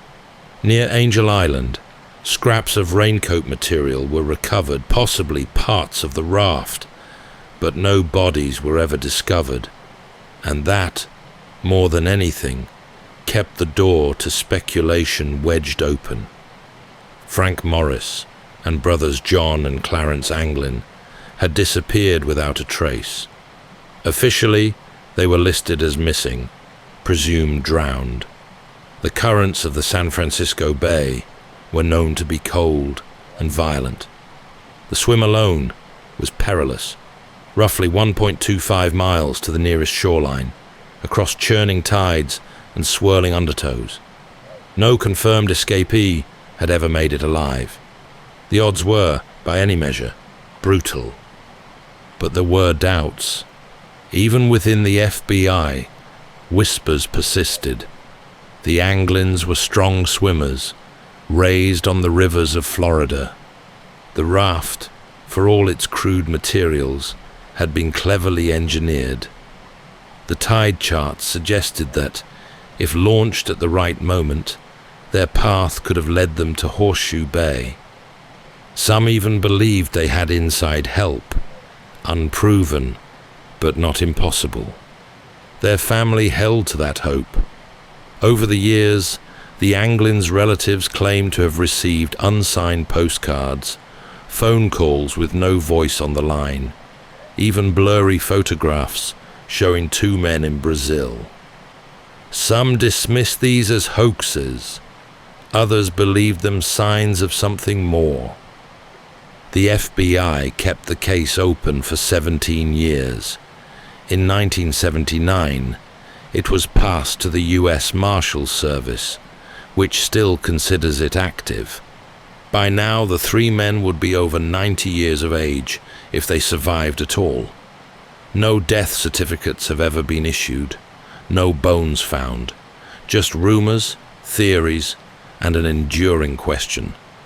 In popular imagination, the escape became legend. Hollywood took it up, romanticizing the men as underdogs against the machine. Books were written, documentaries aired, conspiracy theorists pored over tide charts and grainy mugshots, drawing red lines between half-seen connections. Alcatraz itself, long since decommissioned, opened as a tourist attraction, and the escape became its most asked-about story. Some insist the bay claimed them, that the raft punctured or drifted off course, and the men, too exhausted to swim, slipped beneath the waves. Others believe they made it to shore, disappeared into America, and lived out quiet lives under borrowed names. Every few years, a new tip surfaces, an old letter, a faded photo, a deathbed confession, but none ever lead to the men. And perhaps that's why the story endures, because it straddles that fragile line between certainty and conjecture, between what can be proven and what can only be imagined. That's all for tonight's journey through history. Whether you're fast asleep or still drifting there, thank you for listening. And until next time, rest well.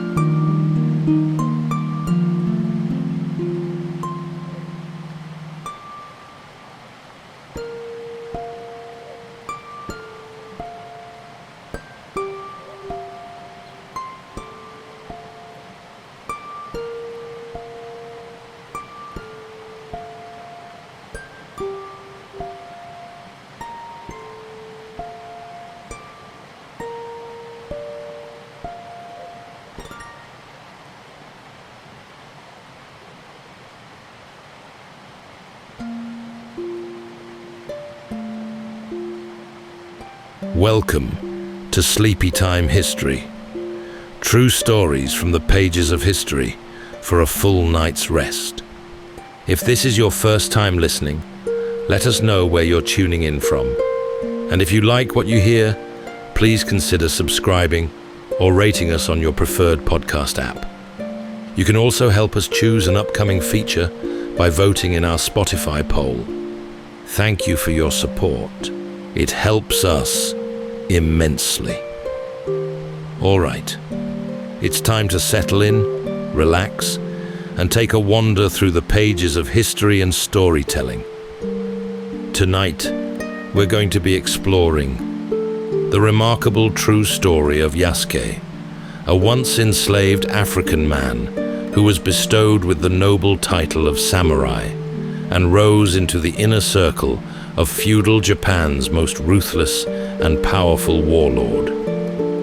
After traveling across continents and oceans in the service of Jesuit missionaries, Yaskay arrived among the misty, warring islands of Japan. At over 6 feet tall with a dark complexion, Yaskay set foot into this homogeneous and insular world as something completely alien, a figure who seemed to have emerged from another realm entirely.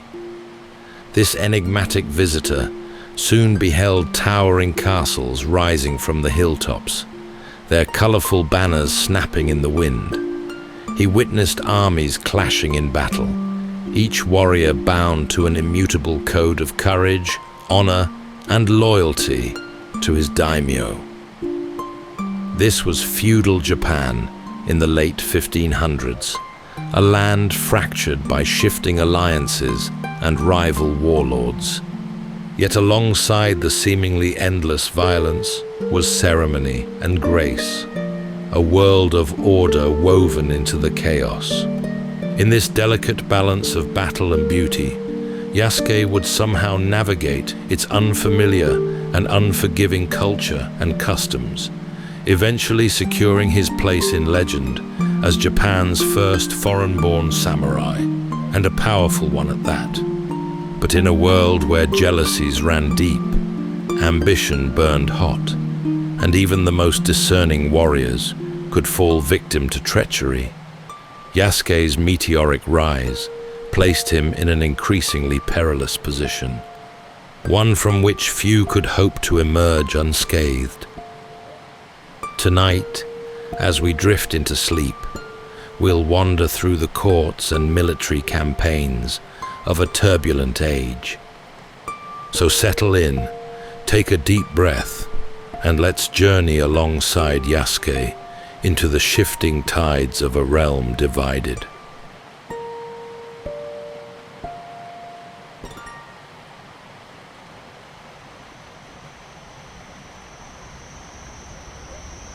A boy stands on the banks of a wide river, its surface glinting with light as it winds toward the distant sea. Traders pass along the shore, their shouts rising above the calls of birds, while fishing boats drift lazily in the current under a blazing African sun. The world around him is alive with movement, every sound and gesture part of the day's unbroken rhythm. This boy may have been Yaskay. His birthplace is uncertain. Some historians suggest the coast of Mozambique, where Portuguese influence pressed ever deeper inland. Others believe he may have come from Nubian lands along the Nile, where kingdoms rose and fell with the currents of empire. What is known is that Yaskay was swept into the great upheavals of the 16th century, a time when the oceans themselves became vast routes for trade, faith, and human bondage. Perhaps he was taken during a raid, seized as spoils of conflict, or sold in desperation during a time of famine. Bound to others, he would have been marched to the coast, where European and Arab traders gathered their human cargo. The sea journey that followed was brutal. Storms roared against the hull, space below deck was suffocating, and the horizon seemed endless. Yet Yaskay survived, and in surviving, grew into the imposing figure later described in Japan. By the mid-1500s, Jesuit missionaries had spread across Asia. Yaskay became part of their entourage, perhaps at first a porter, later a guard. Some accounts hint that he traveled through India, maybe as far as Goa, where Portuguese forts overlooked crowded harbors, brimming with voices, colors, and smells from across the known world. Here Yasuke would have absorbed new languages, adapted to foreign customs, and honed the discipline that set him apart. Before long, Yasuke's path carried him further still, to Japan, a land divided by warlords, yet bound together by ritual and honor. As his vessel neared the coast, he would have seen steep green mountains plunging into the sea, villages of thatch clinging to the shore, and castles perched defiantly above the waves. In the spring of 1579, Yasuke entered Kyoto, the beating heart of Japan's political and cultural life. The city was crowded with narrow streets and bustling markets, temples rising above tiled roofs, and the steady rhythm of drums.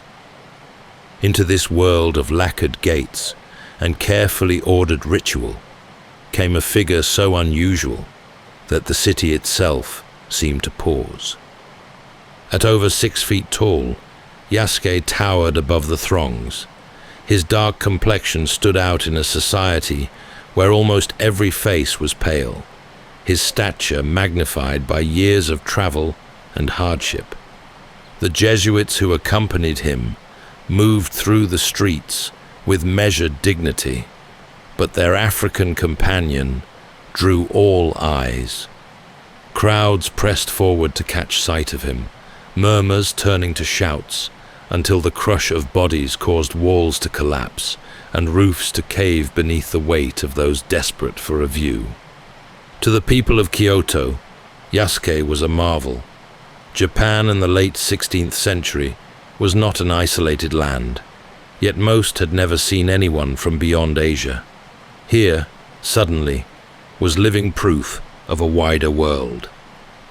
As for the Jesuits, they could not have foreseen the stir his arrival would cause. Word spread quickly from Kyoto's crowded streets to the ears of men in power. In a land consumed by rivalry, nothing unusual escaped notice for long. Japan at this time was fractured, a patchwork of provinces locked in ceaseless struggle. Warlords rose and fell, each grasping for greater territory. Kyoto itself was no safe haven, for armies had marched upon it many times, and ambition never slept. In this setting of tension and possibility, Yasuke's presence became more than a curiosity. It became a matter of intrigue. What must Yasuke have thought as he walked those streets, the air filled with incense from shrines, the cries of merchants hawking wares, the rustle of silk robes as nobles passed by? He had already crossed continents, seen empires stretch across oceans, and endured hardship at sea. Yet here he was, an object of astonishment, a man who seemed to embody the vast unknown beyond Japan's shores. Some of those who glimpsed him likely felt fear, others wonder, still others envy at the attention he drew. For Yasuke himself, the experience may have been both alien and strangely familiar. Crowds had gathered before to marvel at him in India and other ports along the way. But in Kyoto, the attention was magnified, for this was a society acutely aware of appearance, difference, and ritual. In that moment, Yasuke became a living emblem of novelty and strength. He had arrived not as a conqueror, nor as a pilgrim, but as something entirely new in the eyes of those who beheld him. Kyoto buzzed with speculation. Who was this man? From what distant land had he come? And above all, what place could he possibly hold in a country so bound by hierarchy and custom? Before long, word of Yasuke's arrival reached the ear of Oda Nobunaga, the most formidable warlord of his age. Nobunaga was already a figure of legend. Born the son of a minor daimyo, he had risen through sheer will, cunning, and relentless force. By the late 1570s, he stood poised to unify Japan, a fractured land long torn by civil war. He was known as ruthless, but also curious, a man who admired imported weapons, encouraged foreign trade, and welcomed ideas that unsettled more traditional lords. It was perhaps inevitable that he would wish to see Yasuke for himself. The Jesuits arranged the meeting. Within the halls of Nobunaga's Kyoto residence, courtiers and retainers gathered as Yasuke was brought before their master. The air was heavy with incense. Lacquered screens painted with golden landscapes glimmered in the lamplight, and all eyes fixed upon the foreigner. He stood taller than any warrior present, his dark skin striking against the pale robes of the Jesuit priests. Accounts from the time suggest Nobunaga tested him in subtle ways. He ordered Yasuke to strip his upper body and be scrubbed, perhaps to determine whether his color was natural or painted. When the truth was revealed, Nobunaga is said to have laughed with delight. He admired not only Yasuke's complexion, but also his stature, his calm presence, and his apparent strength. To a leader who valued loyalty and ability above strict convention, such qualities held far more weight than ancestry. Nobunaga conversed with the Jesuits, learning of Yasuke's travels across seas and continents. Though language barriers must have stood between them, Nobunaga saw in Yasuke something more than novelty. Here was a man forged by adversity, disciplined by long service, and capable of loyalty to those he served. In a society where honor and martial skill defined worth, these were qualities any warlord could respect. For Yasuke, the meeting was pivotal. He had endured years of displacement and uncertainty, moving through cultures not his own. Now, in the presence of Japan's most powerful warlord, he was no longer only a guard in Jesuit company. He had become an individual worthy of direct attention, summoned into the gaze of a man whose ambitions stretched across the islands. In the days that followed, Nobunaga kept Yasuke close. Observers wrote of his fascination, noting how the warlord spoke freely with him, tested his strength, and even gave him gifts. Nobunaga was not a man to waste time on idle diversions. His interest was genuine.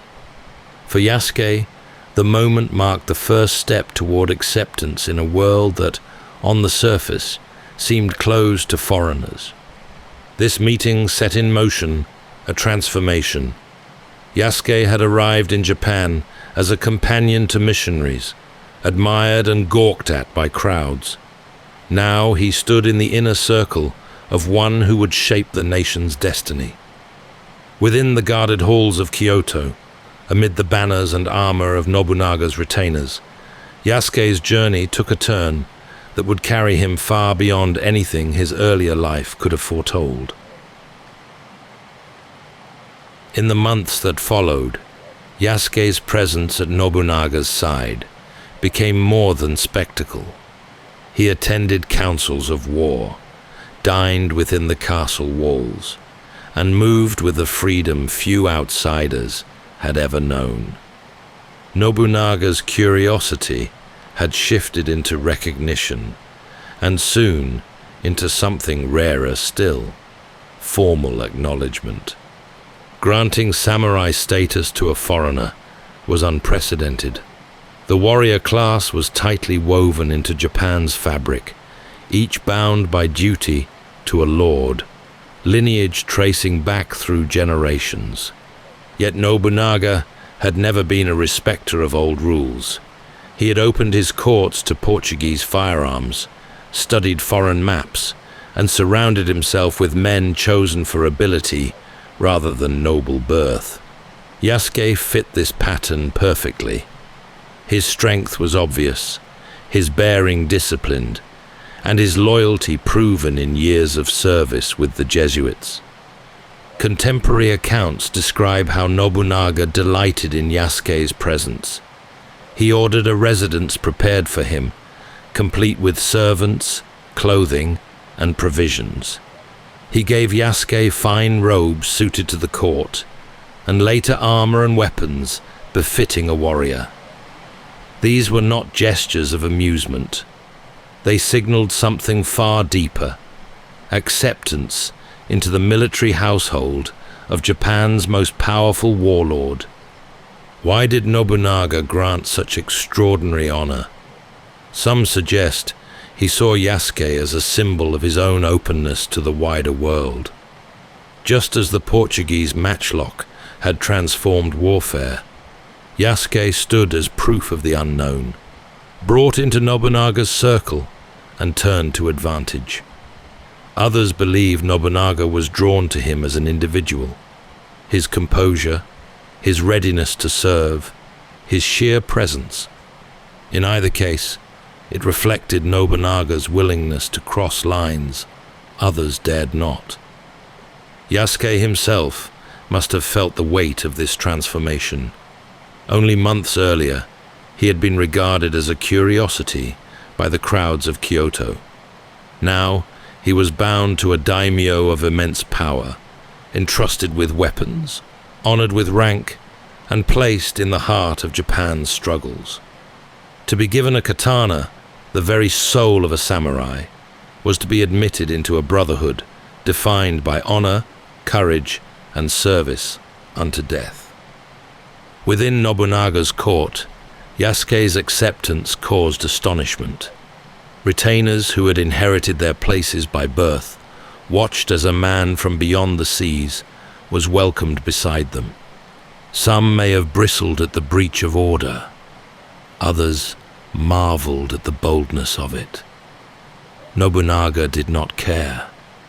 His household reflected his own will, not the customs of old. The decision also carried a practical edge. Nobunaga was embroiled in campaigns across Japan, and strength was always welcome. Yasuke's size and skill made him formidable in the field, but his presence also carried symbolic weight.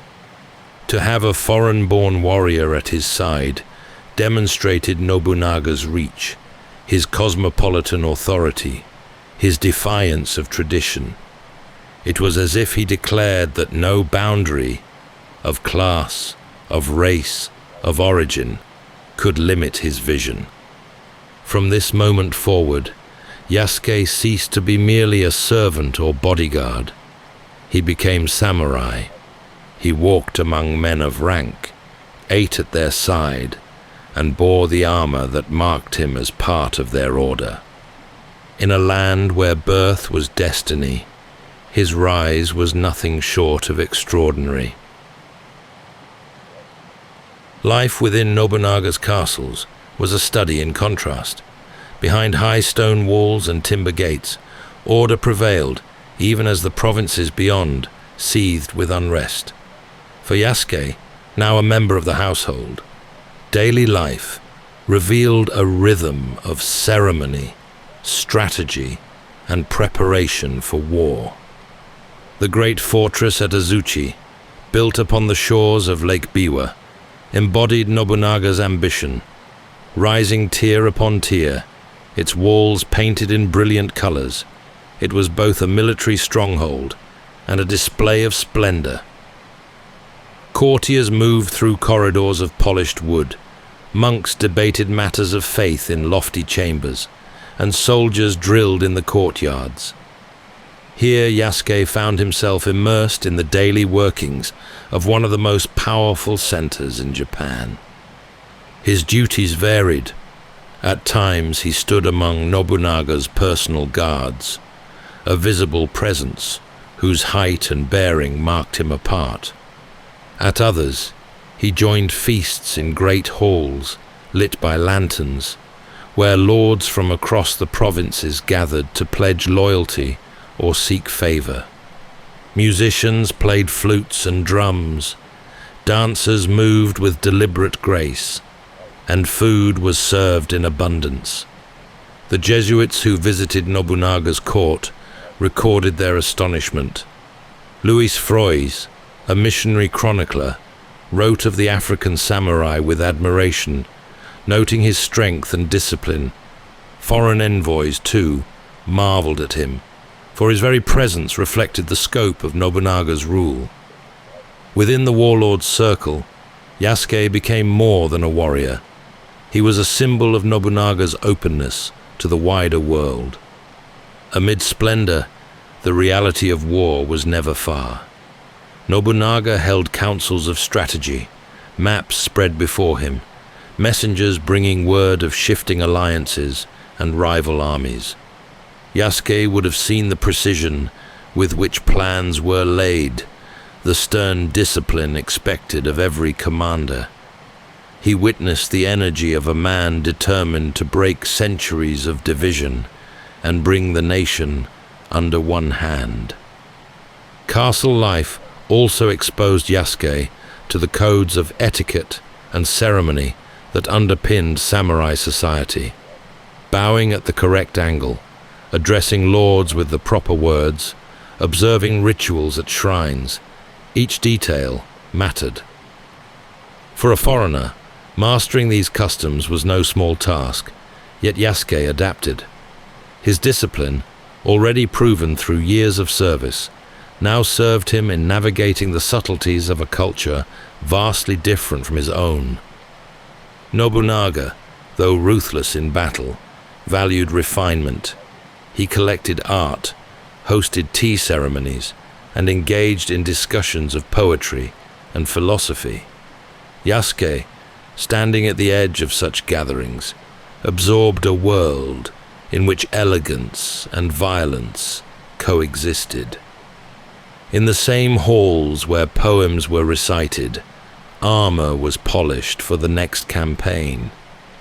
At Azuchi and other fortresses, Yasuke's presence was more than tolerated. It was celebrated. Nobunaga took pride in showing him to visiting dignitaries, not as an oddity, but as proof of his own authority and discernment. To have a foreign-born samurai by his side was to declare his power extended beyond the traditional order.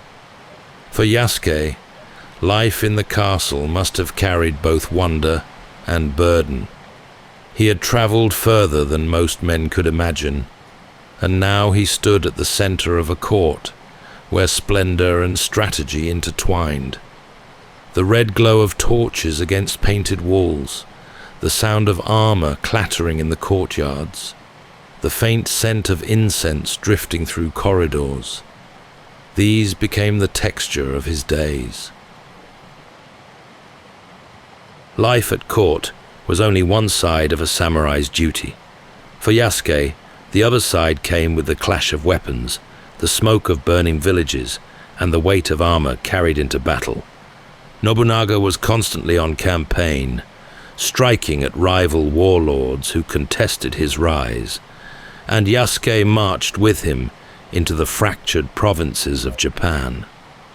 The armies of the 16th century were vast and disciplined. Long lines of Ashigaru foot soldiers carried spears, their armor simple but effective. Archers loosed arrows in volleys, while musketeers armed with Portuguese matchlocks unleashed thunder that echoed across the valleys. Among them rode samurai of higher rank, bearing polished armor and banners marked with the crests of their lords.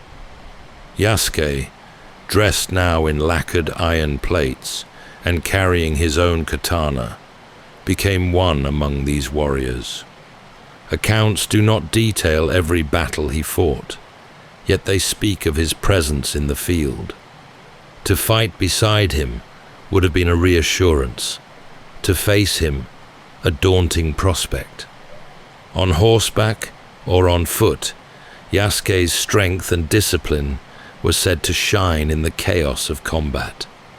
Campaigns carried the army through rugged landscapes, They marched across river valleys where mist clung to the water, climbed mountain passes where roads twisted between pines, and advanced on castles perched high on ridges. Supplies followed in long trains: rice, arrows, powder for muskets, each step measured and calculated. Yasuke learned to live by the rhythm of the march, to endure fatigue, and to keep vigilance when campfires glowed against the night. War was relentless. Villages fell under siege, castles resisted with desperation, and alliances shifted with the tide of fortune. Nobunaga demanded discipline from all who served him, and Yasuke's loyalty did not waver. Whether standing guard before his lord or pressing forward in the melee, he proved himself again and again. Witnesses recorded their impressions. Records tell of the African samurai's strength and courage, astonished at his ability to adapt so swiftly to the codes and practices of Japan. For Nobunaga, Yasuke became more than a bodyguard. He was a warrior in his household, one whose presence lent weight to his reputation as a lord open to skill wherever it might be found. By the early 1580s, Nobunaga's star burned at its brightest. He had crushed rivals, expanded his dominion, and filled his castles with treasures that spoke of ambition beyond any daimyo before him. Yet power bred resentment. Beneath the order of his household, beneath the splendor of Azuchi and the triumphs of his campaigns, discontent stirred. Among Nobunaga's generals, one in particular nursed grievances. Akechi Mitsuhide had long served with loyalty, commanding armies and administering provinces. Yet Nobunaga's sharp tongue and harsh manner cut him deeply. Tales spread of insults delivered in public, humiliations inflicted even after victories. As the years passed, Mitsuhide felt his resentment grow as a quiet ember fanned into flame. Yasuke would have seen the tensions from within the household. He stood close as councils were held, as Nobunaga berated his commanders, as alliances were forged and broken. Perhaps he noticed the hardening of Mitsuhide's expression, the restrained silence that masked a deepening bitterness. The Jesuits, too, sensed unrest, though even they could not have foreseen what was to come. The summer of 1582 brought signs of change. Nobunaga prepared to march west against the powerful Mori clan. His armies stretched across the provinces. Mitsuhide was given command of forces to support the campaign. Outwardly, it was another demonstration of trust. Inwardly, it was the final spark for rebellion. The betrayal was swift. Instead of leading his troops to join the larger campaign, Mitsuhide turned them back toward Kyoto. His banners unfurled not in support of Nobunaga, but in defiance. "The enemy is at Honnoji," his soldiers cried, naming the temple where their lord rested. With that declaration, Japan's most feared warlord found himself suddenly encircled. Yasuke, stationed near his master, would have felt the shift like a blade drawn in the dark. The loyalty of years was about to be tested in a single night. Nobunaga, who had trusted his general, now faced betrayal from within his own household. The seeds of resentment had flowered into treachery, and the fate of an empire hung in the balance. On a humid June night in 1582, Nobunaga lodged at the temple of Honnoji in Kyoto. It was a rare moment of calm in his relentless campaigns, the warlord resting with only a small retinue. Yasuke was there, standing among the guards who kept watch over the wooden halls and lantern-lit courtyards. The city outside lay unaware that history was about to shift. At dawn, the first signs of danger appeared.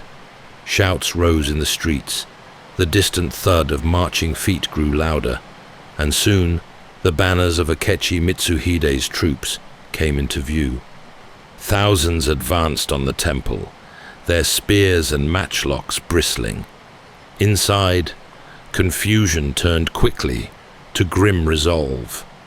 Nobunaga realized at once the depth of the betrayal. The temple was lightly fortified, his household caught unprepared.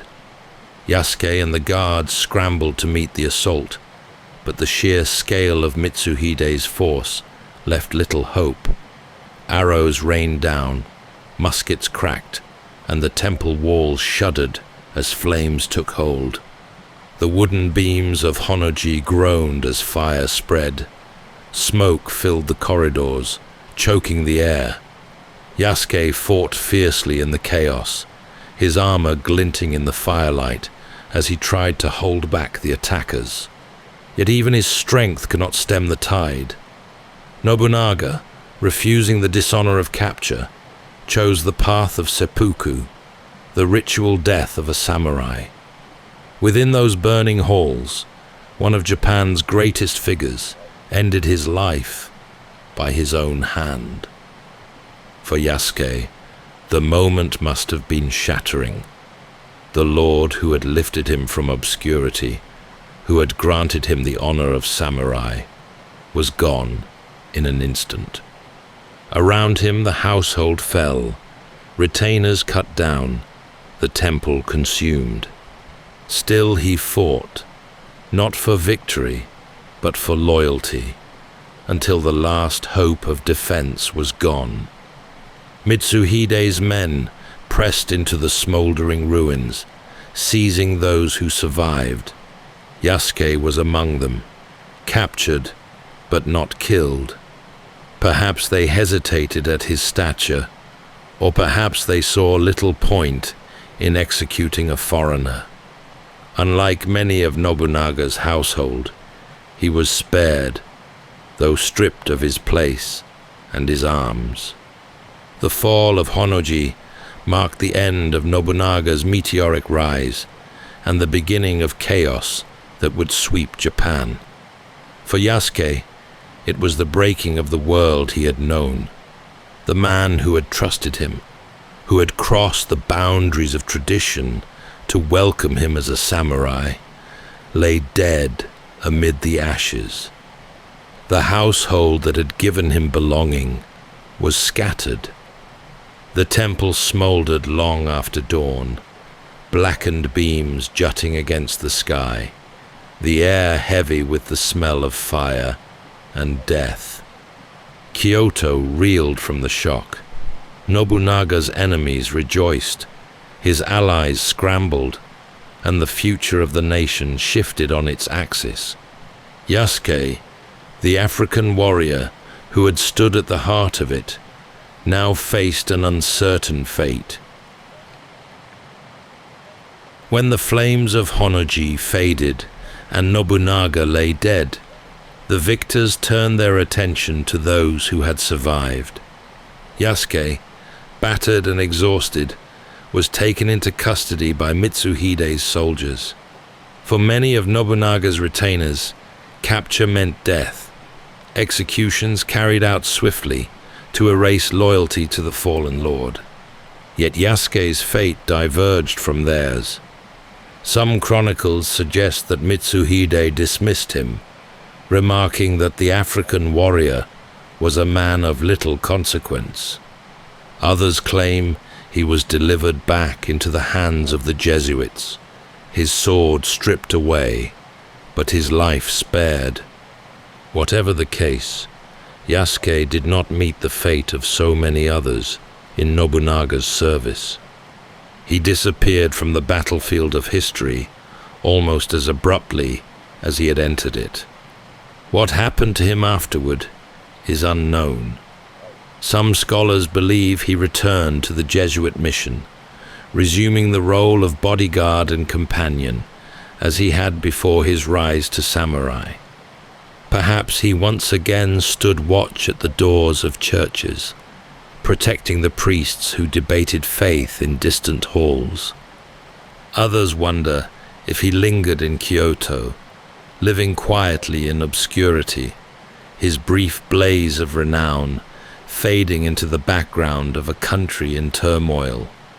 There are even wilder suggestions that Yasuke traveled north, joining another lord in service, or that he attempted to return to the seas, seeking passage back through India and Africa.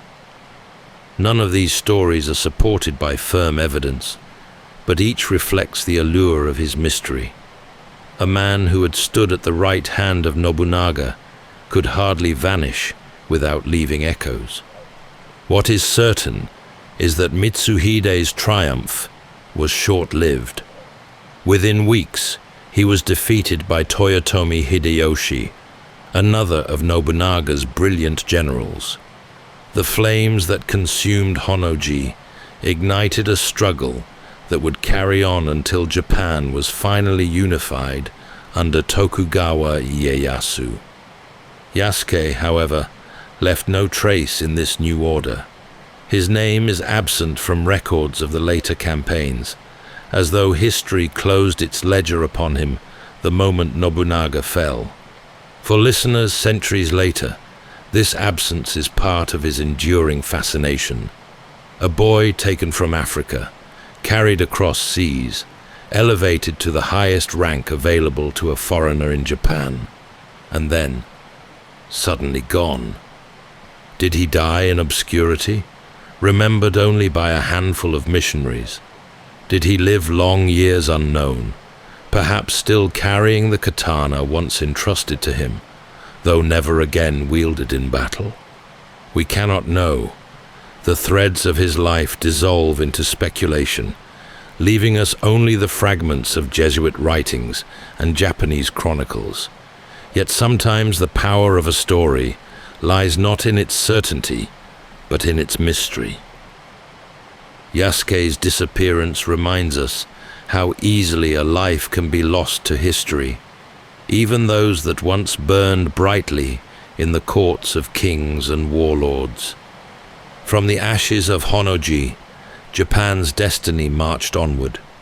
For Yasuke, the path faded into silence.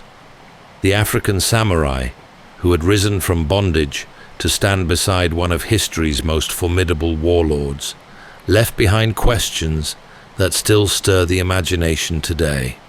Beyond the written record, Yasuke endures as a symbol.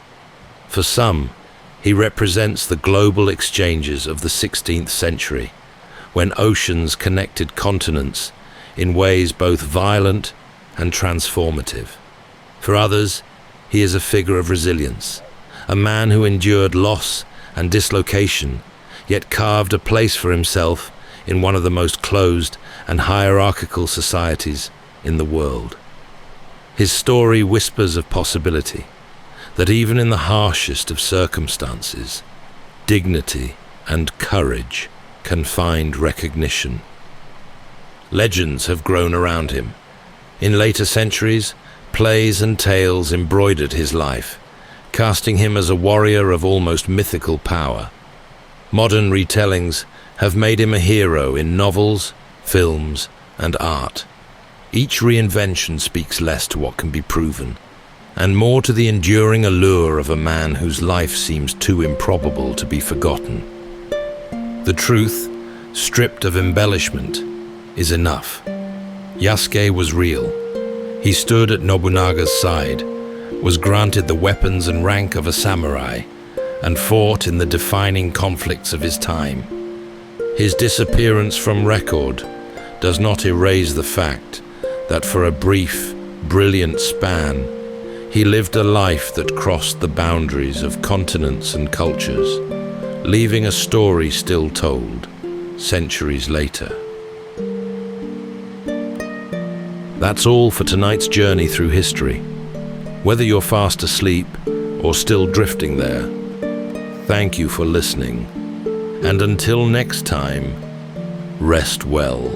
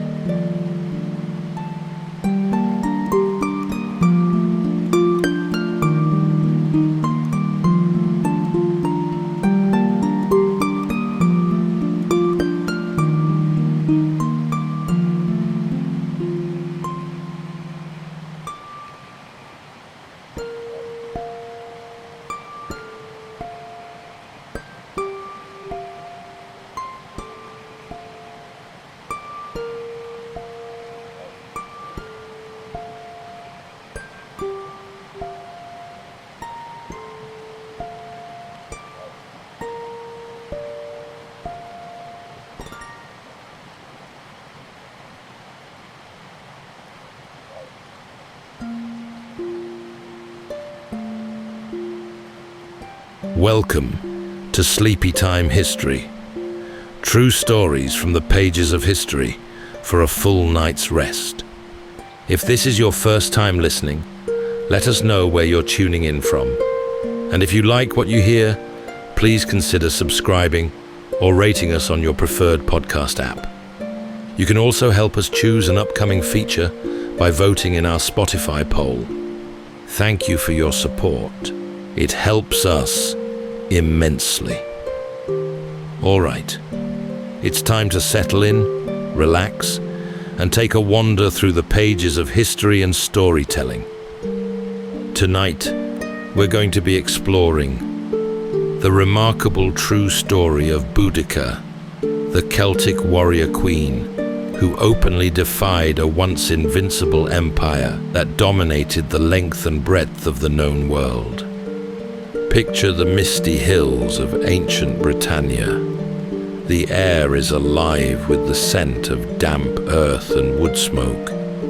Ancient megaliths flicker with bonfire light as the pounding of heavy drums rises above an ocean of black forest, thick with moss. Strange coins bearing the profile of a distant emperor begin to pass from hand to hand, and with them come taxes, penalties, and a faint shadow of unease that creeps from beyond the horizon. Here, we meet a formidable figure, tall and august with piercing eyes, a radiant sweep of auburn hair bound in elaborate braids, and grasping a long iron spear. This is Boudica, Queen of the Iceni, a proud people rooted for centuries in the windswept lowlands of modern-day Norfolk. Following the sudden death of her husband, the heavy hand of Rome fell upon her kingdom, stripping her of dignity and leaving her family scarred by their cruelty. Rome demanded her submission. Boudica answered them with destruction and ruin. Her rebellion was no reckless charge, but a calculated fury. With her army of woad-painted warriors, Boudica swept through settlement after settlement like a howling winter gale. The Romans, for their part, found themselves staggered and humiliated seething with indignation at the audacity of their new subjects. Tonight, as we drift into sleep, we'll follow the path of a warrior queen who stood unflinching before certain death. So settle in, take a deep breath, and let's charge full tilt into the fray with Boudica, defiant Celtic warrior queen.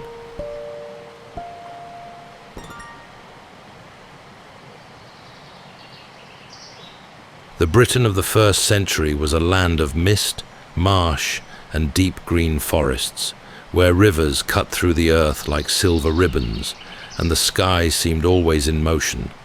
Among its tribes, life carried on in ways older than memory. Round houses of timber and thatch clustered on low hills, smoke rising from hearth fires, while herds grazed in meadows fenced with woven branches. These were people bound to the land. They worshipped in groves of oak and yew, believing the spirits of gods and ancestors lingered in the roots and stones. Druids kept knowledge alive in song and memory, for no sacred law was written.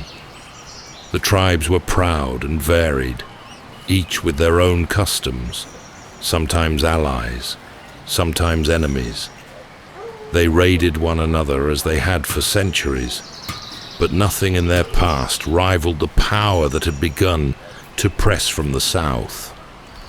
Rome's legions had first landed decades earlier under Julius Caesar, though that invasion had faltered. Later emperors returned with greater determination, until Britain, or most of it, was drawn into their vast dominion.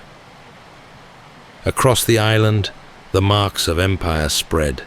Straight roads cut through woodland, coins stamped with imperial faces clinked in trade, and new towns rose with stone walls and tiled roofs. Roman order seemed unshakable, yet beneath it, resentment simmered. Among the tribes, some tolerated Rome for trade and protection. Others bristled at tribute, taxes, and the swagger of foreign officials. On the broad flatlands of what is now Norfolk, the Iceni stood on that fault line.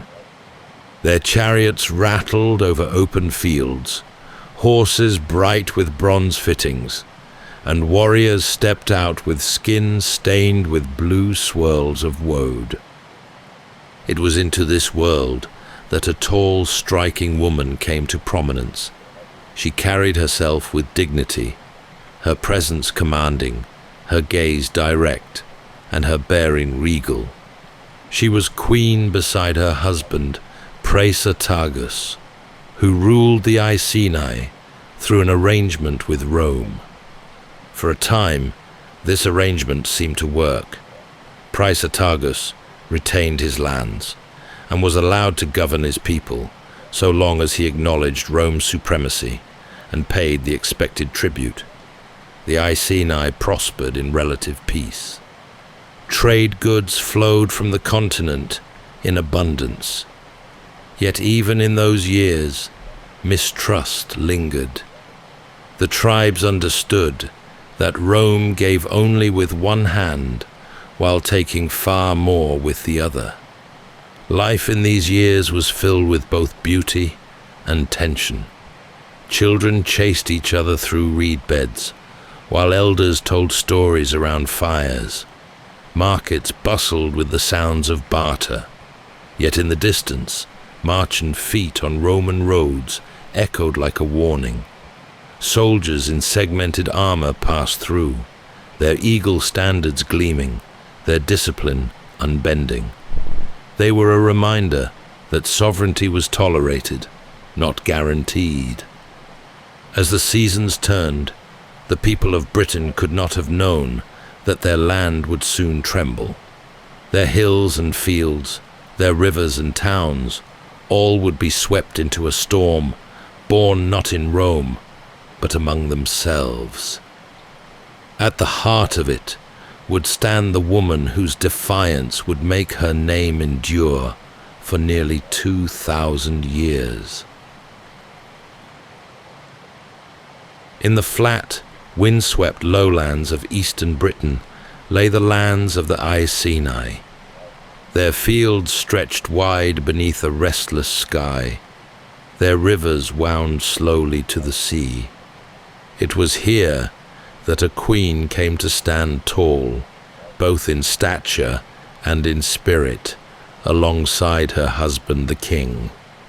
Together, they shaped the destiny of their tribe, in an age when foreign power pressed harder each year. Those who looked upon her spoke of her presence before her words. She was strikingly tall, her frame commanding, her auburn hair flowing down in heavy waves and bound in intricate plaits.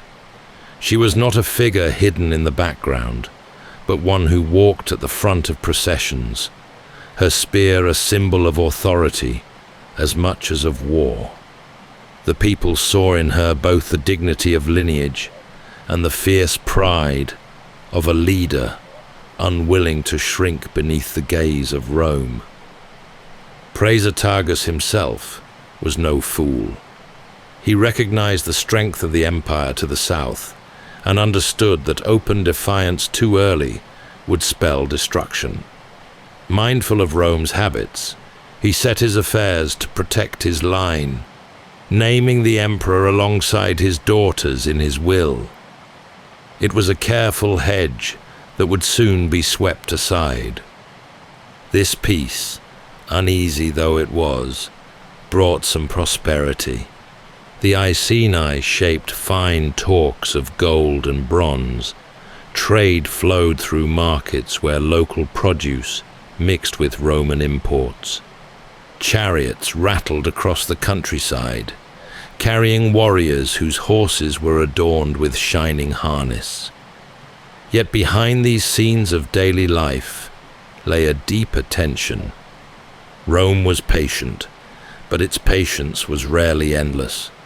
The empire did not tolerate independence for long, and its governors carried instructions to tighten control where opportunity arose.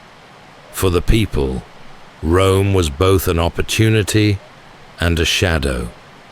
Its coins made trade easier, yet they carried the faces of distant emperors few would ever see. Its soldiers were formidable, their armor glinting in sun or rain, but their presence reminded every tribe that true power lay elsewhere. Even within Iceni lands, there was a sense that the treaty was only a pause in a longer game. The queen bore this tension with unyielding dignity. She was both wife and mother, matriarch and warrior. Her daughters played within the roundhouse compounds, their laughter mingling with the sounds of livestock, smithing hammers, and the steady rhythm of village life. Around them, elders tended fields, druids observed the cycles of the moon, and warriors prepared spears and shields. It was a world that felt enduring, but its foundations were less secure than many realized. Rome allowed some local kings and queens rule, so long as they obeyed, paid, and provided troops, useful for a while, never permanent. Their system relied on submission, and when a monarch died, they often claimed the territory outright. Praesatagus surely understood this risk, yet he hoped to preserve his line by naming both the emperor and his daughters as heirs, balancing loyalty with family honor. His queen, with her stern gaze and strong voice, stood beside him in this choice, perhaps sensing even then that Rome's word was brittle. For now, the land was calm enough. The fires burned in roundhouses, the harvest was gathered, the roads were traveled by merchants and soldiers alike. Yet the balance was delicate. Each year, Rome's grip grew a little tighter, And as it did, the queen watched and waited. The death of the king marked the end of a fragile peace. For years he had balanced his people's independence with the demands of Rome, keeping their lands secure through loyalty and tribute. In his will, he attempted one last act of diplomacy. Half of his kingdom, he declared, would pass to the emperor and half to his daughters, ensuring both Rome's favor and his family's future. It was a compromise born of caution, but compromise was not in the empire's nature. When news of his death reached the Roman authorities, they swept aside the will as though it held no weight. To them, there was no half measure, no shared inheritance. A regional king's passing meant that his land now belonged fully to Rome. The Iceni were not heirs, but subjects, and their wealth was to be seized. The response was swift and cruel. Officials arrived to claim property, stripping the nobles of their estates, repossessing treasures that had been guarded for generations. The queen herself was dragged before them, publicly flogged as though she were no more than a criminal. Her daughters suffered even worse. Enduring a violation meant not only to break their bodies, but to humiliate their people. The message was clear. The Iceni were to bow or be broken. Yet humiliation can spark something greater than fear. Among the tribe, anger burned hotter than any hearth fire. The elders remembered their dignity, the warriors their oaths, the women their lineage. The queen, scarred but unbowed, stood before them not as a victim, but as a rallying figure. Her suffering had become their own, and her defiance was theirs to share. Across the lowlands, rumors spread. Other tribes heard of Rome's treatment of a queen and her daughters. Old grievances stirred, long simmering resentment rising to the surface. The Trinovantes, a neighboring tribe in modern Essex, long weary of Roman settlers building temples to foreign gods on their land, listened closely. Farmers who had paid heavy taxes and warriors who had bent under the burden of tribute all began to wonder whether this was the moment to resist. The Iceni themselves prepared with grim determination. Spears were honed, shields repaired, horses trained for chariots.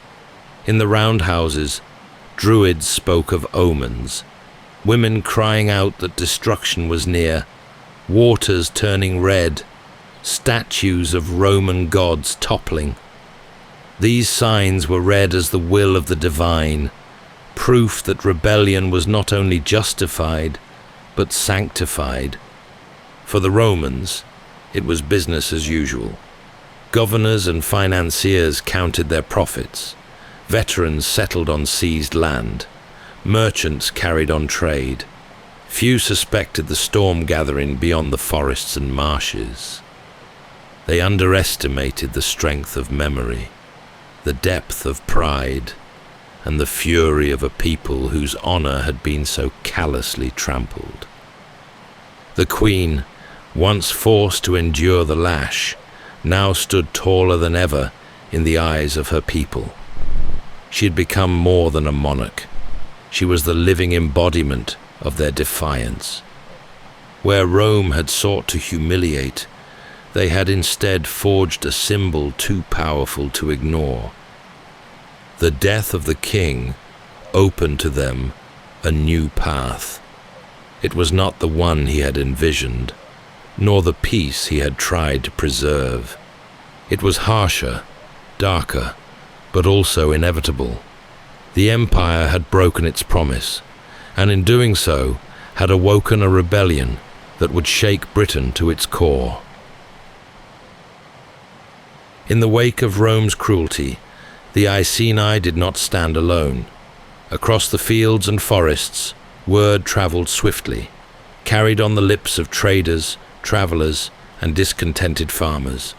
Stories of the Queen's flogging and her daughter's humiliation struck chords of outrage in neighbouring lands.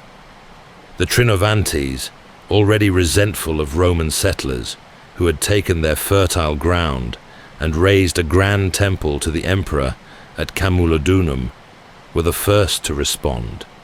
Their hatred had been simmering, and now it found its spark.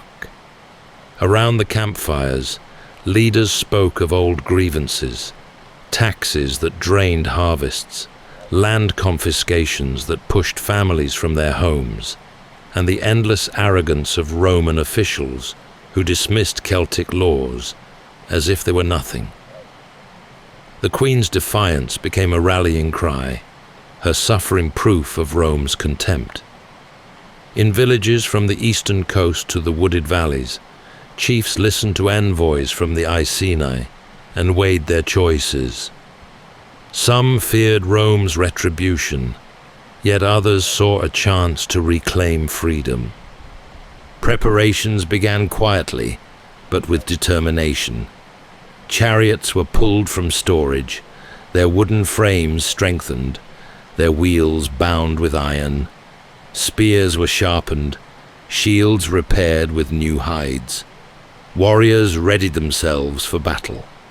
Women, too, joined the gatherings, carrying food, tending fires, and singing chants that bound the assembly with a sense of purpose older than empire. At the center of it all stood the Queen. She was not hidden behind walls or veils, but visible, her tall form commanding attention, her hair catching the light of fire and torch. She spoke to the assembled tribes of justice denied, of the gods who would not allow such insult to pass unanswered. Her words were measured yet fierce, her presence a living reminder of what Rome had done. The Druids lent their voices as well. They spoke of omens, statues of the goddess Victory turning from the Romans, the sea foaming red with strange tides, and voices heard in sacred groves predicting the fall of cities. These prophecies, whether born of faith or fear, deepened the conviction that the gods themselves favored rebellion. In this sense, the struggle was not only against legions, but against fate itself, and fate had shifted to their side. The Roman presence in Britain was formidable, yet their forces were stretched thin. Many soldiers were away campaigning in Wales, where the governor, Suetonius Paulinus, was focused on crushing Druid strongholds on the island of Mona. This left settlements in the east less defended, their garrisons small and complacent. It was an opportunity as fleeting as it was vital, and the tribes knew they must act before it slipped away. As alliances formed, an army began to take shape. Tens of thousands gathered. They came from fields and villages, from marsh and woodland, men and women alike, carrying whatever weapons they could muster. The host swelled, a tide of humanity driven not by pay or command, but by fury, memory, and the desire for vengeance. In these moments of gathering, the land itself seemed to tremble with anticipation.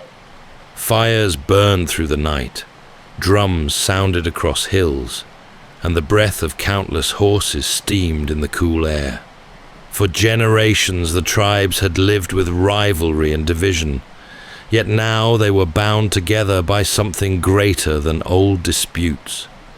Rome had overstepped, and in doing so had unified those who once stood apart. The first blow fell upon Camulodunum, the Roman colony known today as Colchester. Built upon the site of an old tribal capital, it had been reshaped in stone and tile, its streets laid out in orderly lines, its walls more symbolic than strong. At its heart rose the temple of Claudius, a gleaming monument to the emperor that to the tribes stood not as a shrine, but as a fortress of arrogance built with their labor and taxes. The settlers within the town were veterans of Roman campaigns, men who had been granted land as reward for their service. They lived with the assurance that their empire was eternal, and they treated the local Britons with disdain. Few believed the rumors of rebellion that spread through the countryside, even as reports reached them of tribes gathering in vast numbers. The colonists imagined that the governor would soon return with legions to scatter the discontented.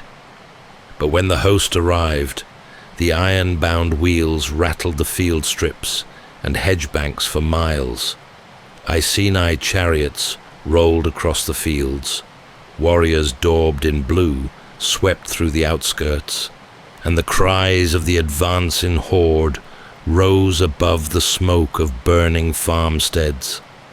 The town, poorly defended, had no legion to protect it. Only a small garrison and the temple stood as resistance.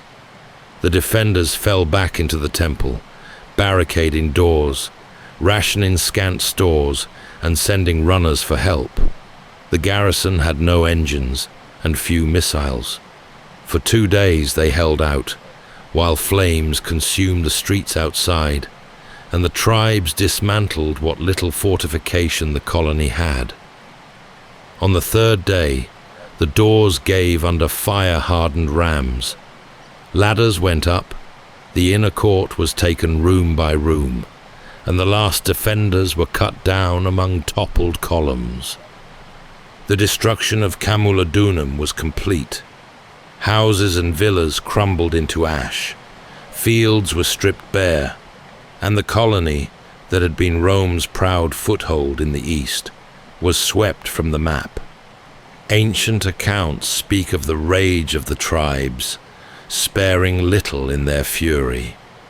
For the Britons, this was justice, the punishment of oppressors who had mocked their ways, seized their land, and dishonored their queen. From the countryside, more tribes now joined the swelling rebellion.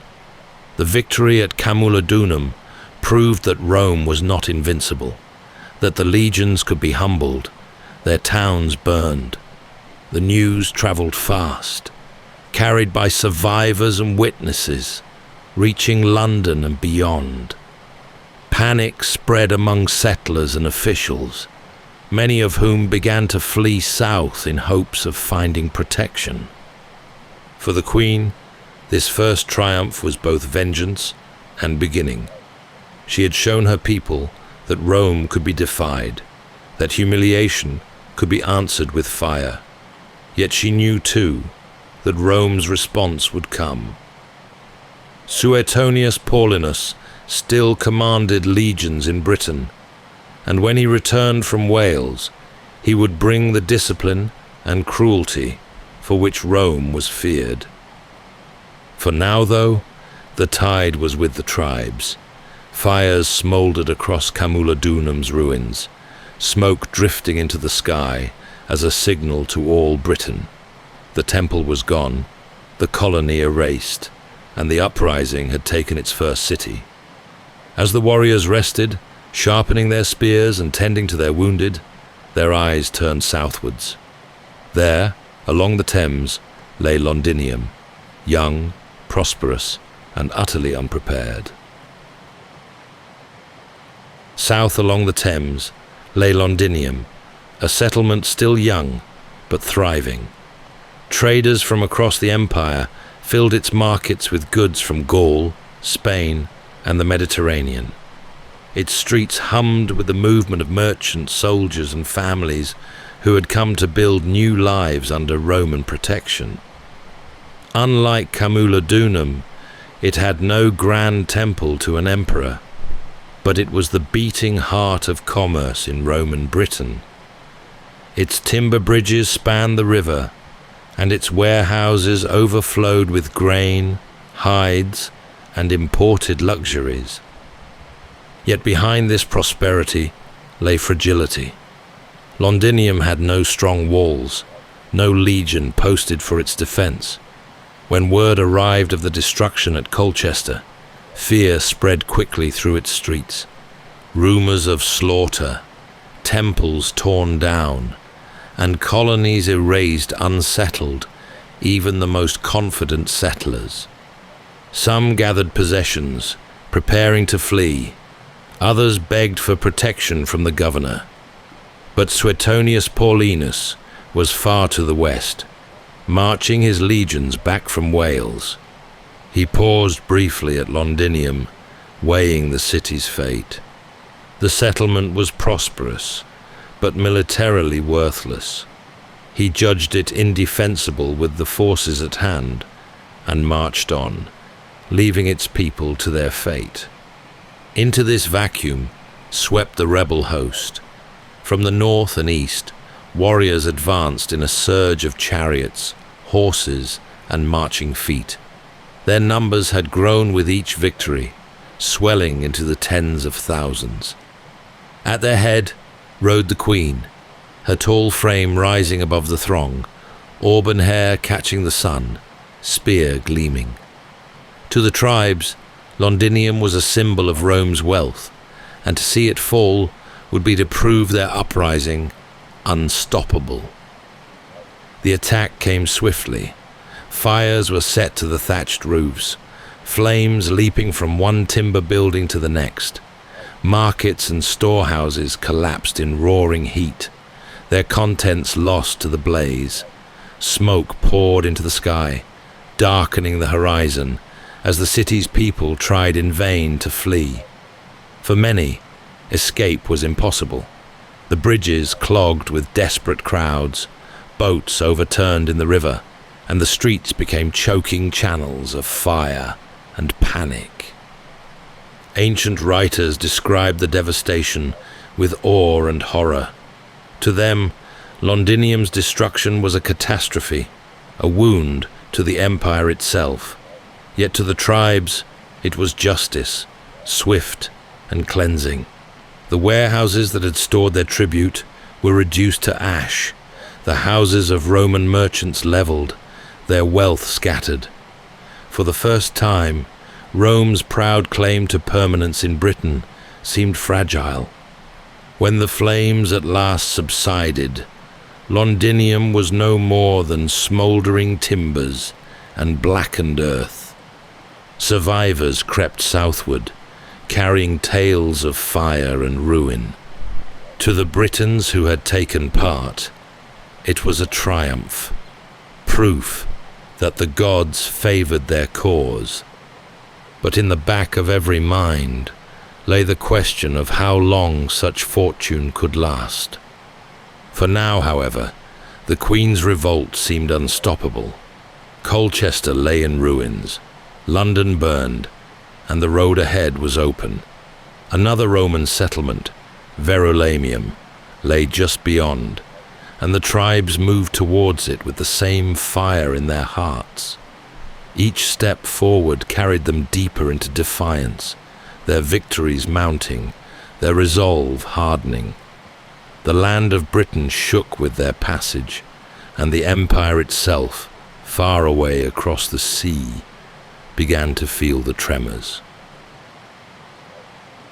Northwest of London lay Verulamium, the Roman town we now know as St. Albans.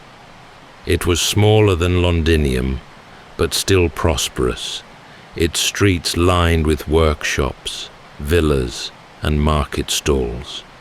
For Rome, it was a place of order and profit, an outpost of civilization among what they considered wild tribes. For the rebels, it was the next mark on their path, another settlement raised upon land that had once been free.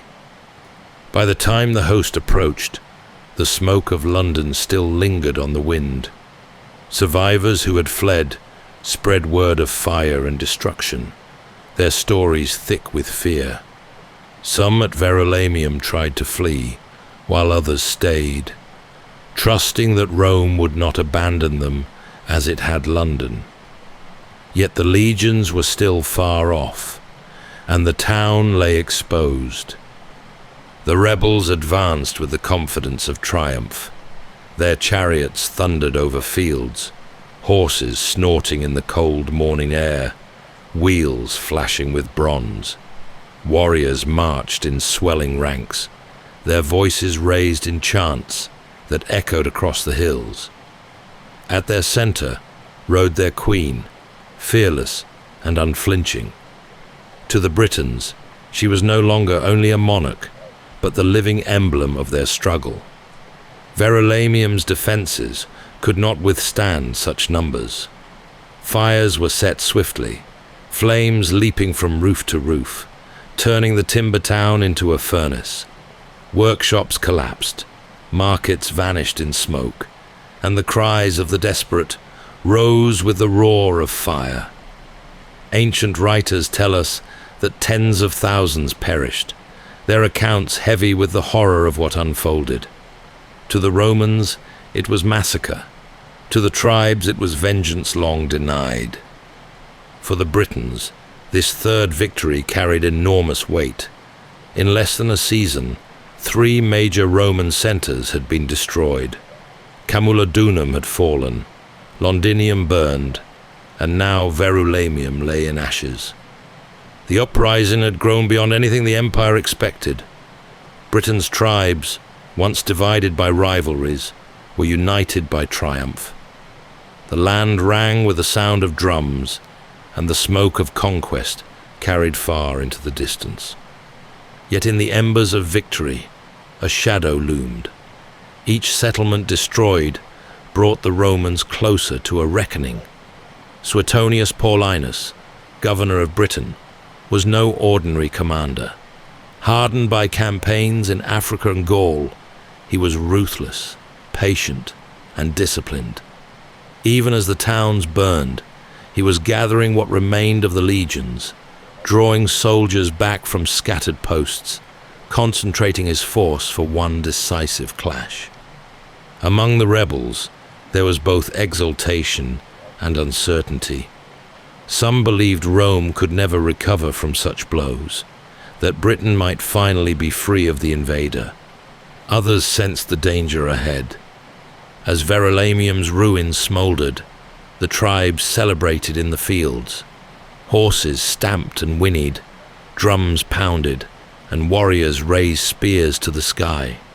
The queen stood among them, the firelight reflecting in her hair, her figure tall against the smoke. Her defiance had carried them this far, her people transformed by her endurance into an army that seemed to sweep all before it. But on the horizon, beyond the forests and the hills, the legions were marching. They would not come as scattered settlers or panicked garrisons. They would come as Rome itself, determined to restore their dominion. The great clash was drawing near. While smoke still rose from the ruins of Verulamium, the governor of Britain was preparing his answer.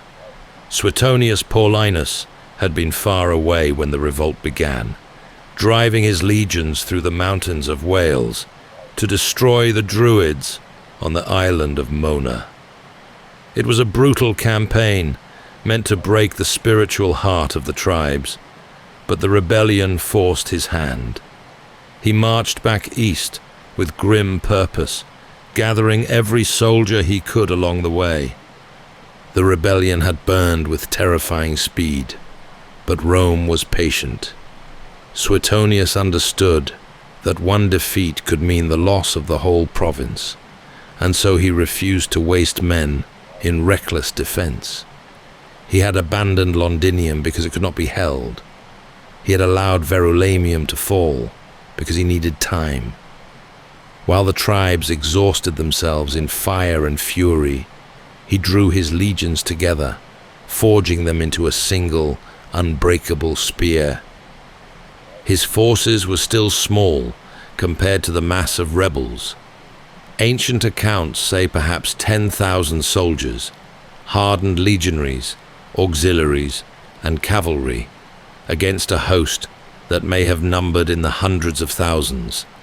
Yet Suetonius knew that numbers alone did not win battles. Rome's discipline was its strength. Each soldier had drilled until the shield was an extension of the arm, the short sword as natural as breath. In open ground, properly positioned, a Roman legion was more than an army. It was a machine. The countryside between the Midlands and the coast filled with fear. Refugees stumbled south, carrying stories of slaughter. Farms were abandoned, markets left empty. Those loyal to Rome prayed for the legions to return, while others weighed whether to join the rebellion or wait for its outcome. The land seemed to hold its breath, poised between liberation and devastation. Meanwhile, the rebels exulted in their triumphs. They believed the empire broken, the governor powerless, the soldiers too few to resist them. Confidence swelled like a rising tide. The queen urged her warriors onward, her tall figure a beacon of defiance. Victory had come so swiftly that many believed it would continue without end. But in their triumph lay danger. Their forces were vast, but unwieldy. Families followed the host, carts filled with food and possessions, slowing their march. Suetonius planned for advantage, not spectacle. He meant to compress the rebel front, force a head-on clash, and deny his flanks the space where numbers tell. He gathered what troops he had, stripped the baggage, and directed his men to prevail by drill, the weight of their shields, and timing rather than sheer numbers. As the governor prepared, messengers rode to and fro. Orders were barked, camps dug, weapons sharpened. The soldiers knew the odds, yet their confidence in Roman training held steady. They had seen tribes before, in Gaul, Spain, and in Africa. They knew the chaos of great hosts and trusted that order would prevail. The stage was set for a confrontation that would decide not only the fate of a queen, but of the entire province. Suetonius formed his army on a constricted shelf of ground, hemmed by thick woodland, with a gentle rise ahead. The legions dressed their line in tight ranks, auxiliaries held the wings, and the cavalry waited out on the flanks. Javelins were stacked ready. The front cohort knelt behind a fence of shields, while the standards lifted in the breeze. Across the open approach, the rebel host spilled forward, their wagons massed in the rear. The rebels arrived in a mass that seemed endless. Ancient writers claimed more than 100,000, perhaps 200,000, though such numbers were surely exaggerated. Yet to the Romans, looking out from their narrow line, it must have felt as though the entire island had risen against them. Men, women, and children had followed the host, and the warriors, daubed in blue and armed with spears and axes, shouted curses at the legion. At the center, the queen directed the chariot teams with clipped signals, drawing the surge toward the Roman front. Before the clash, she addressed her people. Ancient sources tell of her fierce words, declaring that she fought not for wealth or power, but for justice, for freedom, for the honor of her family and all Britain. Her voice carried across the crowd, stirring their hearts with anger and resolve. The charge began as a roar, Chariots surged forward, horses pounding, wheels flashing in the sun. Warriors poured across the field, their cries rising like thunder. But as they neared, the Roman heavy javelins flew. Heavy javelins pierced shields and bodies, bringing down the first wave in a stumble of blood and dust. The legions advanced in step, shields locked, swords thrusting with measured force. The rebels pressed hard, but the narrow ground worked against them. Their vast numbers became a hindrance. Those at the rear could not reach the fight, while those at the front were crushed against Roman shields. The discipline of the legions did not falter. Each movement was drilled, each advance controlled. Slowly, inexorably, the rebels were driven back. Then the Roman cavalry swept out from the flanks, cutting into the mass of warriors. The carts and families in the rear became a deadly trap. Pressed from behind, the tribes had nowhere to retreat. Chaos turned to rout. The battlefield, a crush of bodies. The cries of the desperate swallowed by the sound of iron and hooves. By the day's end, the rebellion lay broken. Ancient sources speak of dreadful losses among the Britons. What is clear is that the uprising, so fierce and so close to success, had been shattered in a single encounter.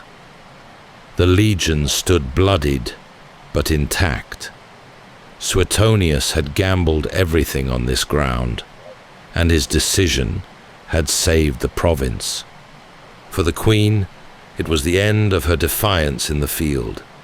Defeated, but not forgotten, she vanished from the records soon after, her fate wrapped in mystery. When the battle was lost, the great tide of rebellion ebbed as swiftly as it had risen. Survivors scattered into forests and marshes, carrying with them the memory of fire and fury. The queen herself slipped from the pages of certainty into the realm of legend. Some said she took poison, unwilling to be paraded in chains through the streets of Rome. Others believed illness claimed her after the strain of war. A few whispered that she escaped, vanishing into the wilds to live out her days unseen. Though her body was never found, her shadow endured. To the Romans, she was a savage leader whose defiance had nearly cost them a province. To her people, she was more than that: a mother, a queen, a symbol of a spirit that would not be subdued. The lands of the Iceni bore the scars of Rome's vengeance, yet her story passed from voice to voice, remembered in fireside tales and in the uneasy respect of her enemies. The scale of her revolt shook the empire. 3 towns had been reduced to blackened earth, tens of thousands of settlers and soldiers slain, and for a brief moment, the Roman hold on Britain tottered on the edge of collapse. It was a reminder that even the mightiest empire could tremble when faced with the fury of those it thought broken. Centuries later, when Rome itself fell, her name still lingered. In time, she became a figure of national memory, her statue raised in London, her defiance retold in chronicles, poetry, and legend. She was remembered not only for what she destroyed, but for what she embodied: the refusal to bow, even when the odds were insurmountable. That's all for tonight's journey through history. Whether you're fast asleep or still drifting there, thank you for listening. And until next time, rest well.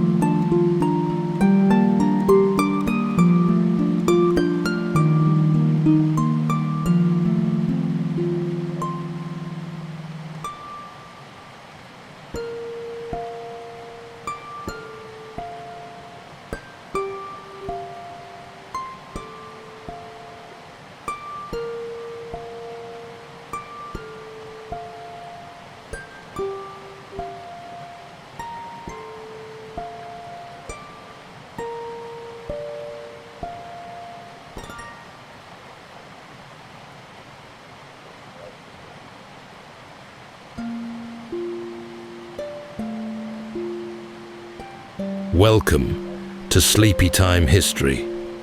True stories from the pages of history for a full night's rest. If this is your first time listening, let us know where you're tuning in from.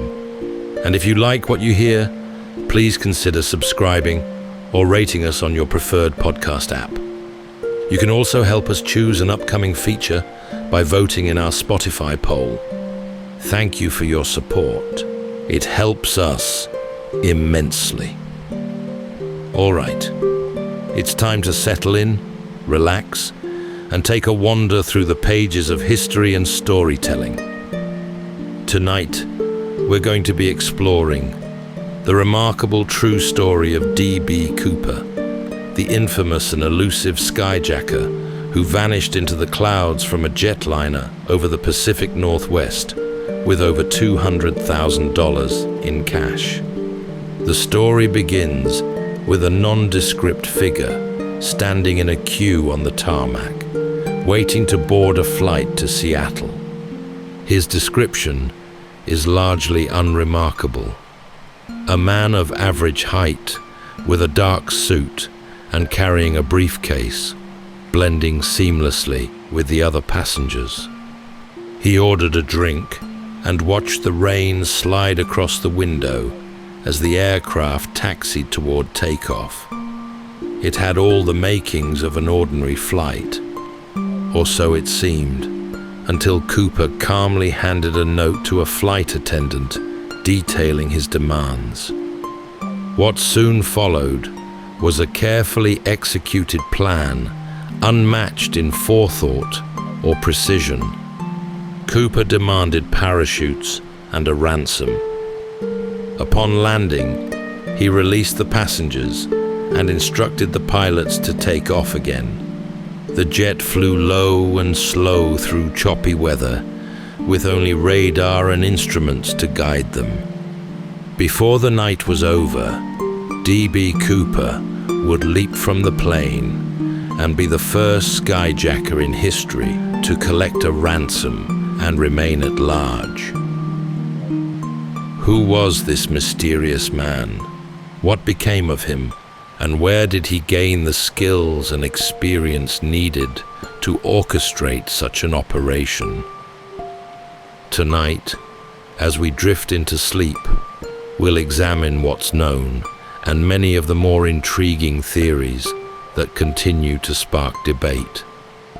So settle in, take a deep breath, and let's leap into the unknown with D.B. Cooper as we explore one of the most enduring, unsolved mysteries in American history.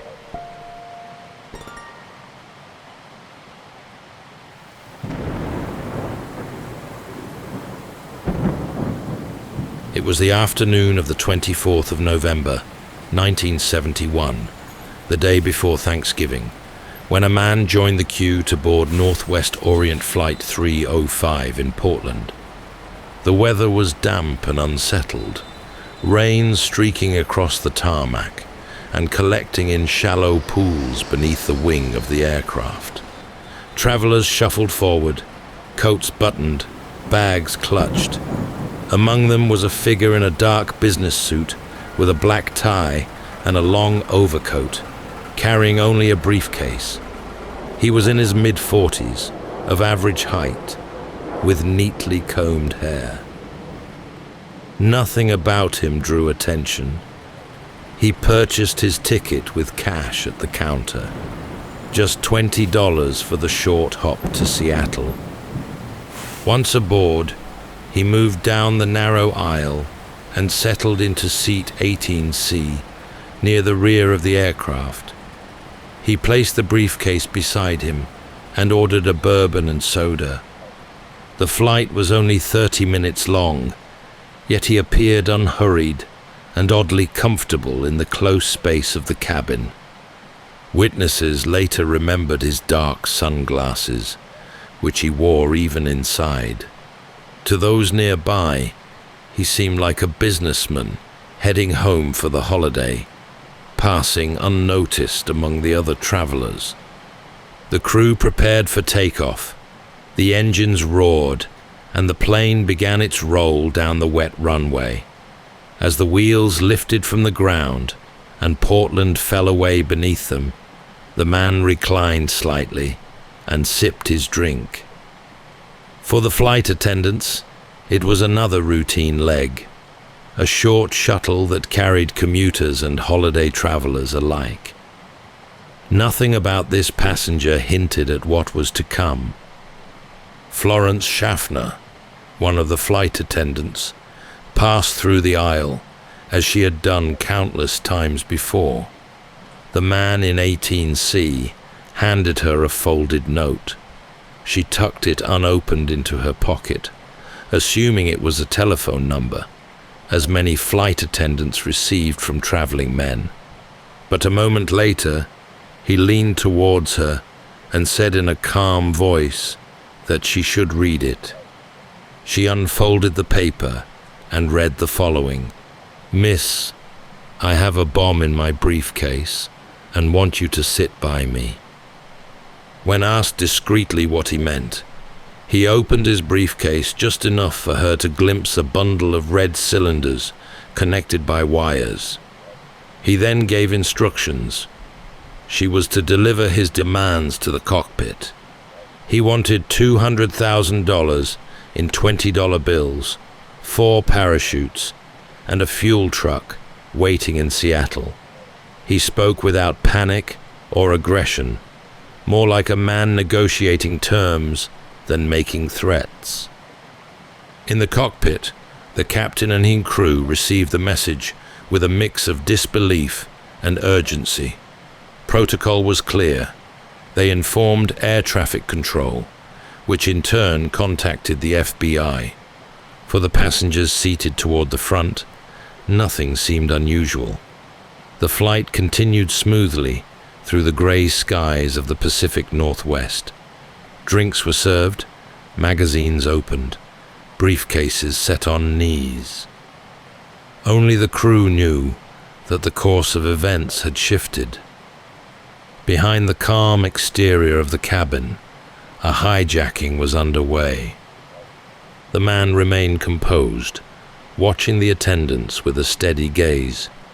He adjusted his tie and waited as if he had all the time in the world. For those who observed him closely, it was this calmness that stood out most. He was not frantic, not boastful, and not cruel. He was methodical, prepared, and quietly assured of what would happen next. Florence steadied herself, then looked back to the man at the rear of the plane. He was almost businesslike, as if he had been preparing for this exchange for months. When she hesitated, he unlatched his briefcase. Inside was a neat bundle of red cylinders attached by wires to a central battery. It was shown only for a moment, but the sight was enough to confirm the threat. She closed the case and carried his instructions forward to the cockpit. The pilots received the note with controlled alarm. The captain, William Scott, had flown countless hours on this route, yet nothing in his training truly prepared him for this. He listened carefully as Schaffner repeated the hijacker's demands. The request was clear, specific, and surprisingly detailed. It was also practical. Unlike many hijackers of the era, he had not asked for millions or made wild political statements. He wanted money, a way out, and enough time to disappear. Through the radio, air traffic control relayed the demands to Seattle, and the FBI began to assemble the ransom.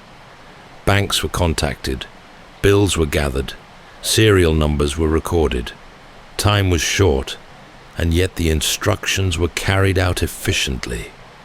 The aircraft continued north, as though nothing unusual had occurred, while a flurry of activity unfolded on the ground. Meanwhile, back in the cabin, the hijacker remained calm. He ordered another drink, smoked a Raleigh cigarette, and gave little away. The attendants described him as polite, even courteous, though firm in his instructions. He insisted that blinds be drawn on the windows to reduce visibility from outside. Passengers, seated forward and unaware of the drama, assumed only that weather or mechanical issues were slowing their journey. Florence Schaffner was soon replaced in her duties by Tina Mucklow, another flight attendant.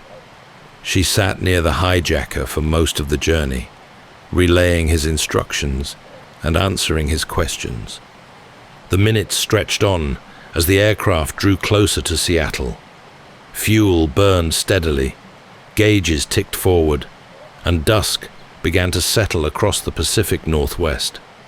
Outside, the landscape darkened into a patchwork of rivers, forests, and small towns, their lights flickering against a lowering sky. In the cabin, however, time felt suspended. For the crew, the situation carried a strange duality. At the front of the plane, pilots held to their course, listening for updates from the ground, their minds focused on the next steps. At the rear, the hijacker sat with his briefcase at his side, his demeanor almost relaxed. Between them, the flight attendants moved carefully, serving drinks to unsuspecting passengers while keeping an eye on every small gesture from seat 18C. By the time Seattle came into view, both sides of this tense negotiation were already set in motion. The FBI had secured the ransom, the parachutes had been gathered, and the runway awaited with law enforcement standing by. As the jetliner neared Seattle, preparations on the ground gathered pace. At the FBI office, phones rang in short bursts, while agents coordinated with a downtown bank to pull together the ransom and use $20 bills. Clerks worked a swift assembly line, photographing and logging serial numbers, stacking notes into rubber-banded bricks that would fit easily into a duffel bag. At the same time, agents contacted a local skydiving school for parachutes. Packs were checked for completeness, bundled into canvas bags, and driven to SeaTac under escort. No speeches, no grandstanding, only the urgent routine of a plan taking shape. At the airport, operations staff cleared a remote stand well away from terminal windows. Fuel trucks and stair units were positioned on call rather than in view. Police and federal cars held in the shadows beyond the floodlights. Blue beacons capped, engines low.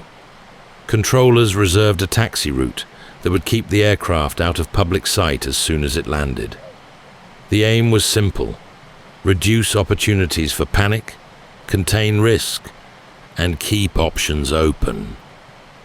In the cabin, attendants maintained a measured rhythm. They checked belts, straightened galley latches, and moved with the practiced economy of people who knew every inch of the aisle. Up front, most travelers remained absorbed in their own small worlds. A newspaper folded to the crossword, a magazine article halfway done, a window view traded for a few minutes of rest. SeaTac's damp evening settled over the field, vapor rising off the concrete, thin spray drifting beneath the lights. The airside radios carried clipped exchanges: runway, stand, handlers, tower. None of it carried beyond the cockpit door. The crew received a final set of instructions from the man at the rear. The pilots acknowledged and focused on the descent. Touchdown came just after 5:30. Reverse thrust swelled and faded. The aircraft slowed and turned clear of the active runway. Following tower guidance, it taxied away from the terminal, threading past hangars and service roads toward the chosen stand. From outside, It looked like any other evening arrival diverted for a technical check. From inside, it was a narrow corridor of decisions, each one feeding into the next. The money convoy rolled through a secure gate, while the parachutes arrived by a separate route. Airfield staff kept their distance, deferring to the agents now clustered at a control point near the perimeter road. The orders were to move deliberately, minimize contact, and keep everything off the main apron. No rush, no crowding at the stairs. Engines stayed running as the cabin pressure remained steady. The smell of warm fuel drifted faintly through the air ducts. The jet came to a final stop at the remote position. The captain and first officer ran their checklists, eyes flicking across instruments, each line a small reassurance in an evening that offered few. Beyond the windows, shapes moved at the edge of the floodlit circle, unresolved and patient. The next phase would take place out of public view. No announcements over the loudspeaker, no scenes on the main concourse. The aeroplane had been positioned, the lists completed, the deliveries timed. What happened next would be between the people on the steps and the people on board. The steps rose to the forward door and held there, the handrails gleaming under the floodlights. A ground handler climbed just high enough to pass over the canvas sack, then retreated. Agents, keeping their distance, watched for a signal from the cabin. Inside, the atmosphere tightened, but held. The bag came aboard. The door closed again. Passengers began to disembark in small groups. Attendants guided them down the stairs with practiced care. A hand at the elbow here, a word of reassurance there, and handed them over to waiting staff, who shepherded them to a bus. 36 in all, moving steadily from warm cabin air to the damp evening, most convinced this was a delay best forgotten. Their part in the story ended at the bottom step. With the seats now empty, attention narrowed to essentials. The sack was opened on a rear galley counter, the bricks of cash checked for number and condition, then transferred into a duffel. The parachute packs were set out and inspected. Harnesses, risers, pins. He kept one reserve by his side and cut neat strips from another to lash the money more securely.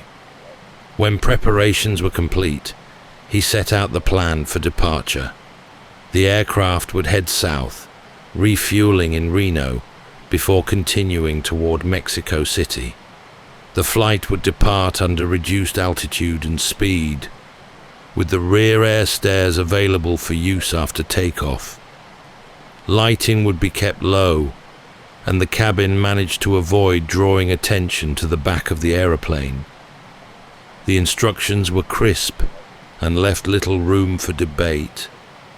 The captain relayed the plan to tower and operations, who relayed it in turn to the agents at the perimeter. There were discussions nobody on board would hear, options weighed, contingencies drafted, but the choice was already made. With passengers off and tempers cool, a controlled departure was safer than a forced endgame on the stand. Fuel flowed, figures were signed off, a last check of doors and latches. The staircase was withdrawn and the forward door secured. The crew took their places. The cabin, now pared down to essentials, felt strangely spacious, as though the aeroplane had shed its daytime role and become something leaner, more purposeful. From the rear, he gave a small nod that meant only proceed. The engines wound to a steady hum. The aircraft eased off the blocks and began its slow turn back toward the taxiway. Through the flight deck windows, the runway lights drew a white path across the darkness. On the apron behind, the cluster of vehicles remained still. Their presence felt more than seen. There was no announcement for the non-existent cabin, no wave from the door, only the practical rhythm of a departure at the edge of the field. The plane paused at the hold, received its clearance, and rolled forward, gathering speed. Within moments, it lifted back into the Pacific Northwest night, leaving behind a stand washed in yellow light and a handful of people who had just watched the most unusual exchange of their careers. What happened next would be decided above the clouds, beyond the reach of floodlights and fences, where instruments and intention would carry the story on. From the cockpit, Captain William Scott could feel the unusual drag of the aircraft as it flew under the strict conditions Cooper had imposed. The landing gear stayed lowered, the flaps set at 15 degrees, and the altitude held at around 10,000 feet. The airspeed was kept just above stall level, far slower than usual for a passenger jet. The cabin itself remained depressurized, making the atmosphere inside feel heavier, as though the flight was already brushing against the edge of the wilderness below. In the cabin, the hijacker kept to himself. He ordered the flight attendant, Tina Mucklow, to sit away from him and draw the curtain. From then on, she would see only glimpses of his movements. He stayed calm, occasionally adjusting the duffel bag or the parachute packs. The flight pushed southward into worsening weather. Winds buffeted the aircraft, rain hammered against the metal skin, and turbulence caused the wings to shudder. To the pilots, conditions were challenging, but manageable. To the man preparing to leap from the rear stair, it was a formidable test. The temperature outside hovered just above freezing, with heavy cloud, no moonlight, and a rough patchwork of forest and river beneath. The ground was invisible. At 8:05 p.m., the cockpit intercom buzzed. Cooper had an instruction: lower the rear air stair. The pilots explained that doing so in flight would be dangerous, but he insisted. They complied as far as possible. Warning lights in the cockpit showed the stair had been unlocked, though the rushing air made it nearly impossible to extend fully while airborne. Cooper appeared unfazed. He gathered the bag of money, secured it with strips cut from one of the parachute cords, and fixed a parachute to his back. For a while, the crew heard nothing. Then, at 8:13 p.m., a sudden shift jolted the plane. The nose pitched upward sharply, forcing the pilots to correct. In the logbook, it was noted as a sudden change in the plane's balance. To those on board, it felt like weight and balance had changed abruptly. Someone had jumped from the back of the aircraft. The cockpit crew held their course, unsure whether he had jumped or remained crouched in the stairwell. They dared not leave their posts to check. The cabin behind them was dark, the roar of wind rushing through the open stair, making it impossible to hear anything clearly. For the next hour, they continued toward Reno, eyes on the instruments, minds replaying the strange sensation they had felt. When at last they landed just after 10 p.m., law enforcement surrounded the plane. Armed agents approached cautiously, searching the cabin with weapons raised. But there was no one at the rear. The stair hung heavy in the night air, buffeted by wind. The man who had boarded in Portland that afternoon had vanished. Somewhere in the vast, rain-soaked expanse below, between rivers, forests, and mountains, he had stepped into darkness. Whether he survived or not remained unknown. The plane soon touched down in Reno. What followed was one of the most extensive searches in the history of American law enforcement. The authorities began combing the wilderness of southwest Washington, focusing on a stretch of rugged terrain between aerial and woodland. It was an unforgiving landscape of thick pine forest, winding rivers, and steep ridges, all made treacherous by November rain and winter chill. Helicopters swept low over the trees, while ground teams pushed through brush and mud with dogs at their side. Paratroopers from nearby bases joined the effort, retracing the likely flight path and calculating descent zones. Maps were pinned with grids, and each day new areas were marked off, yet no parachute, no body, no equipment, and no bag of money were ever found. Investigators faced serious challenges. The exact jump point was uncertain. Turbulence, wind drift, and the limitations of radar made it nearly impossible to know precisely where Cooper had made his escape. The search zone covered miles of dense, inaccessible ground. Streams ran fast and high with rain, easily carrying away evidence. The possibility remained that he had landed far outside the area altogether. Attention then turned to what he had left behind on the aircraft.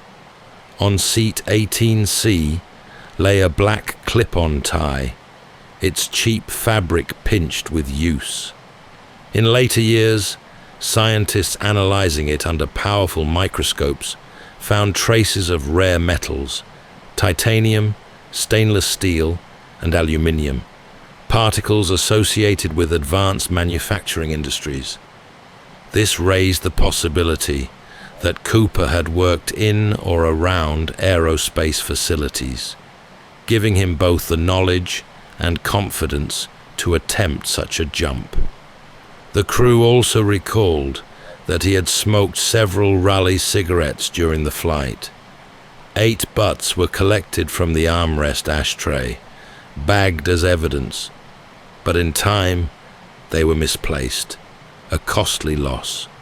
Had they been preserved, modern DNA techniques might have provided the strongest clue of all.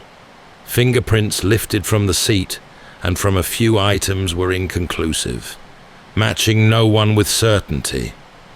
The money itself became another thread in the story.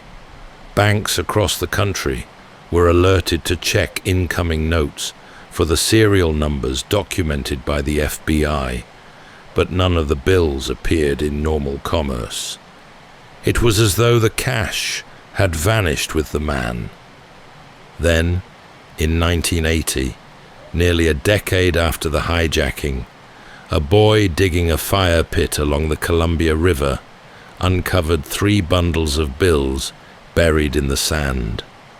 The notes, still bound with rubber bands, matched the ransom serial numbers exactly. In total, nearly $6,000 had resurfaced. The find raised more questions than it answered. Did Cooper bury the money himself, or had it washed downstream from some unknown resting place? Why only part of the ransom? The remainder was still missing. Despite thousands of hours spent searching forests, rivers, and financial records, the trail grew colder with each passing year. The evidence that remained was tantalizing but incomplete. A tie covered in mysterious particles, a handful of bills discovered by chance, and memories held by a crew who could never forget that long, rain-soaked night. For many who have studied the case, the most persuasive idea is that the man survived his jump and disappeared into the world. This theory rests on one central point. He seemed too well prepared, too deliberate in his choices, to have intended anything else. From the beginning, the hijacking showed signs of careful planning. He chose a Boeing 727, one of the few commercial aircraft with rear air stairs that could be lowered in flight. He asked for several parachutes, ensuring the authorities would not dare provide him with a sabotaged pack. He knew to order the plane flown at a safe altitude for a parachute descent, and at a reduced speed that kept the jump feasible. These were not random details. They suggested either prior research or direct experience in aviation and parachuting. Supporters of the survival theory argue that he could have landed near one of the many roads or clearings below, removed his parachute, and simply walked away. The Pacific Northwest was a region he may have known well, and in 1971, its forests offered endless places to hide. If he had transport waiting, he could have vanished within hours. Over the years, several suspects were considered strong candidates under this theory. One was Kenneth Christiansen, a former paratrooper and employee of Northwest Orient. He matched some elements of the composite sketch, lived in the region, and had the skills to manage such a jump. His family later suggested he had once hinted at involvement. Another was Dwayne Webber, who allegedly confessed on his deathbed that he was Cooper. His widow recalled him talking in vague terms about leaving fingerprints on an aircraft and suffering an injury from a parachute jump. A third suspect was L.D. Cooper, who was identified by a niece who claimed family members had suspected him for years. Each of these men carried fragments of the story, but none could be tied directly to the evidence. Fingerprints were inconclusive, DNA from the tie too limited, and witness descriptions too variable. Still, the suspicion lingered. They fit the profile of a man with the nerve and knowledge to carry off such a plan. What adds weight to the survival theory is the mystery of the money. Other than the small cash discovered in 1980, none of the bills have ever appeared in circulation. If Cooper had died in the woods with the ransom on him, searchers might have found at least part of the bundle in later years. Yet no trace emerged, suggesting he may have hidden or laundered it carefully, or chosen never to spend it at all. There is also his behavior during the hijacking. Witnesses described him as calm, polite, and in control. He was not reckless or impulsive. He smoked, drank, and even offered to request meals for the crew. This demeanor implied someone confident in his plan. He did not act like a man preparing to die in a desperate gamble, but like one executing an escape. If he survived, then the greatest question remains: what became of him? Some imagine he slipped into a new life under a different name, the money stashed or spent carefully in small amounts. Others suggest he may have lived modestly, content with having pulled off such a feat. For those who believe this theory, the enduring appeal lies in its possibility. Somewhere in America, a man may have lived out his days with a secret no one could ever prove, having vanished from the rear stair of a jetliner into legend. The second major theory holds that Cooper never lived to tell his tale. According to this view, the night sky over Washington claimed him within minutes of leaving the aircraft. Investigators who favor this explanation point to the many hazards stacked against him: weather, clothing, equipment, and terrain. The jump was made in November, with a storm sweeping across the Pacific Northwest. Winds gusted at more than 30 knots, and rain fell steadily. Visibility was poor, and the ground below was a patchwork of rivers, steep hillsides, and dense pine forest. For an experienced parachutist with proper gear, it would have been a formidable test. For a man in a suit, loafers, and a trench coat, it bordered on suicidal. The parachutes he was given were not ideal. Among them was a reserve pack, intended only for training, sewn shut and not functional for actual use. Whether through ignorance or misjudgment, Cooper took it with him, strapping it on along with the main chute. He also chose to carry the heavy sack of money, bound with cut parachute cords. The additional weight made the jump more dangerous, the landing more uncertain. FBI agents argued that the odds were firmly against survival. The aircraft was flying through darkness at roughly 200 knots. He had no visible night vision equipment, no altimeter, and no clear landing zone. Without light or landmarks, he would have had little control over where he came down. If he landed in a river, the weight of the cache and the cold water could have ended him quickly. If he struck forest or rock at an awkward angle, the parachute might not have saved him. The lack of evidence in this view supports the theory of death. No bills appeared in circulation, no body was ever recovered, and no parachute was found intact. The discovery of $5,800 in decaying bills along the Columbia River in 1980 could fit the idea that the ransom was scattered during a fall, or perhaps it was washed downstream after a fatal landing. That the rest of the money vanished entirely only deepens the mystery, but to many investigators, it suggested that Cooper never lived to spend it. Over the years, this became the official leaning for investigators.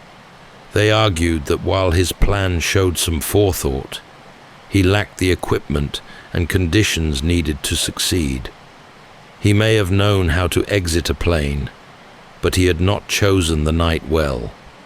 The case agent, Ralph Himmelsbach, often remarked that Cooper's survival was highly unlikely, calling the jump foolhardy at best. Yet the problem remains. If he died, why was nothing found? The search zones were combed repeatedly, but no trace of human remains, parachute fabric, or the bulk of the cache ever surfaced. For some, this undercuts the theory entirely. For others, the wilderness is simply too vast and too capable of swallowing evidence without trace. The appeal of this explanation is its simplicity. It requires no elaborate escape plan, no hidden life lived in secrecy. It presents the hijacking as a desperate gamble that ended in failure. The man's body claimed by rivers, mountains, or forest floor. Not long after the hijacking of Flight 305, another case emerged that seemed almost too similar to ignore. In April 1972, just 5 months after the man vanished from the skies over Washington, a Vietnam veteran named Richard Floyd McCoy Jr. commandeered a jetliner on its way to Los Angeles.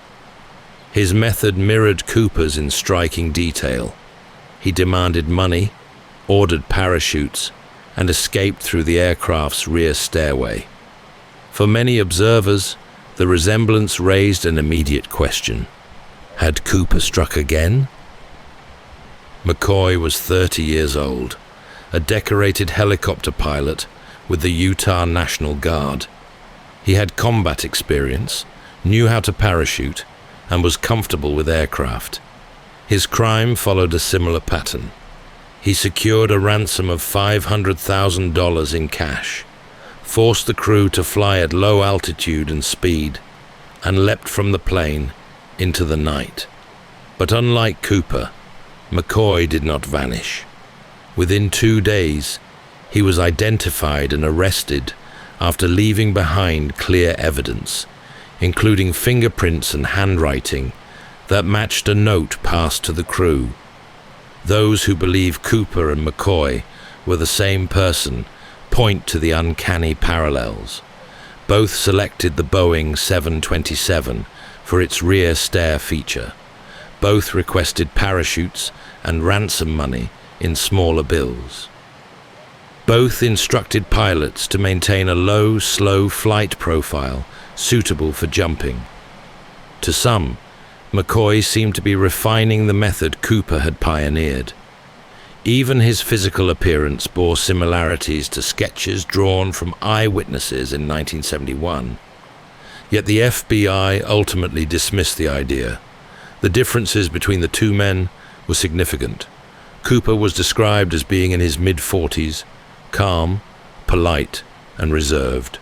McCoy was much younger, outspoken, and impulsive. He was also a devout Mormon who neither smoked nor drank, in contrast to Cooper's steady consumption of bourbon and cigarettes. The composure shown on Flight 305 did not align with McCoy's behavior. There were technical distinctions as well. McCoy used a handgun during his hijacking, while Cooper relied on the threat of explosives. McCoy's escape was clumsier, his identity exposed quickly, and his arrest swift. In contrast, Cooper left behind only mysteries and no definitive trace. To FBI investigators, the contrast in style was too great to reconcile. Still, some remain convinced that McCoy could have been the original hijacker. They suggest that Cooper may have been younger than witnesses estimated, disguising himself with dark glasses and a carefully chosen outfit. They note McCoy's military background, his parachuting skills, and his daring nature. For these theorists, the differences in personality might reflect nothing more than two different nights, one successful, the other less so. The story of McCoy ended violently. After being sentenced to 45 years in prison, he escaped with several accomplices in 1974, only to be tracked down 3 months later. During the attempt to capture him, a gunfight broke out, and McCoy was killed. His death ensured that he could never face questions directly about the Cooper case. For some, that left an open door. For others, it closed the matter for good. Whether or not he was Cooper, McCoy proved that such an escape was possible, but the differences in manner, age, and detail remain obstacles too large for most investigators to ignore. The link between the two cases lingers mainly in the imagination. McCoy may have imitated Cooper, or perhaps not. In either case, McCoy's story highlighted how the Cooper hijacking reshaped air travel security and left investigators with questions they could never fully settle. More than half a century has passed since the night a man in a dark suit and sunglasses stepped from a Boeing 727 into storm and darkness. Yet his story endures, woven into American folklore, as firmly as any tale of outlaws or explorers. The mystery of who he was and what became of him has resisted every attempt at resolution, leaving behind a legend that feels both improbable and irresistible. The hijacking changed aviation forever. Within months, New measures were introduced to prevent any repeat. Aircraft were fitted with a simple device known as the Cooper vane, a mechanical latch that stopped the rear stairway from being lowered in flight. Security at airports tightened, and the era of easy, low-cost skyjackings came to an abrupt end. Airlines and authorities alike recognized that the skies could never again be taken for granted. The case itself became the longest unsolved skyjacking in history. Thousands of suspects were investigated, from ex-military paratroopers to troubled loners with criminal pasts. Files swelled with interviews, tips, and speculation. Yet no one ever matched the fingerprints, the DNA, or the missing ransom. In 2016, after 45 years of inquiry, the FBI officially closed the case, conceding that the man they called Cooper may never be identified. Still, the fascination has only grown. Books, films, and documentaries revisit the details, each offering their own theory. Amateur sleuths pore over flight paths and weather records. Treasure hunters sift through riverbanks, hoping to find more bills scattered by time. Cooper has become part of popular culture, a symbol of defiance and mystery, his name invoked alongside figures who lived on the edge of the possible. What makes the legend so enduring is not only the daring of the act, but the absence of an ending. Did he die that night, swallowed by the wilderness? Or did he walk away, blending back into ordinary life with the satisfaction of having outwitted the FBI? The lack of closure gives the story its power, a riddle suspended between possibility and impossibility. For those who believe he lived, Cooper stands as a man who achieved the impossible, a clean getaway, vanishing with a small fortune. For those who believe he perished, he remains a reminder of human limits, a gambler undone by the very conditions he sought to exploit. Either way, his place in history is secure. Today, the name D.B. Cooper is known far beyond the aviation world. He represents an unsolved question, a moment when a man vanished between the worlds of the possible and the impossible.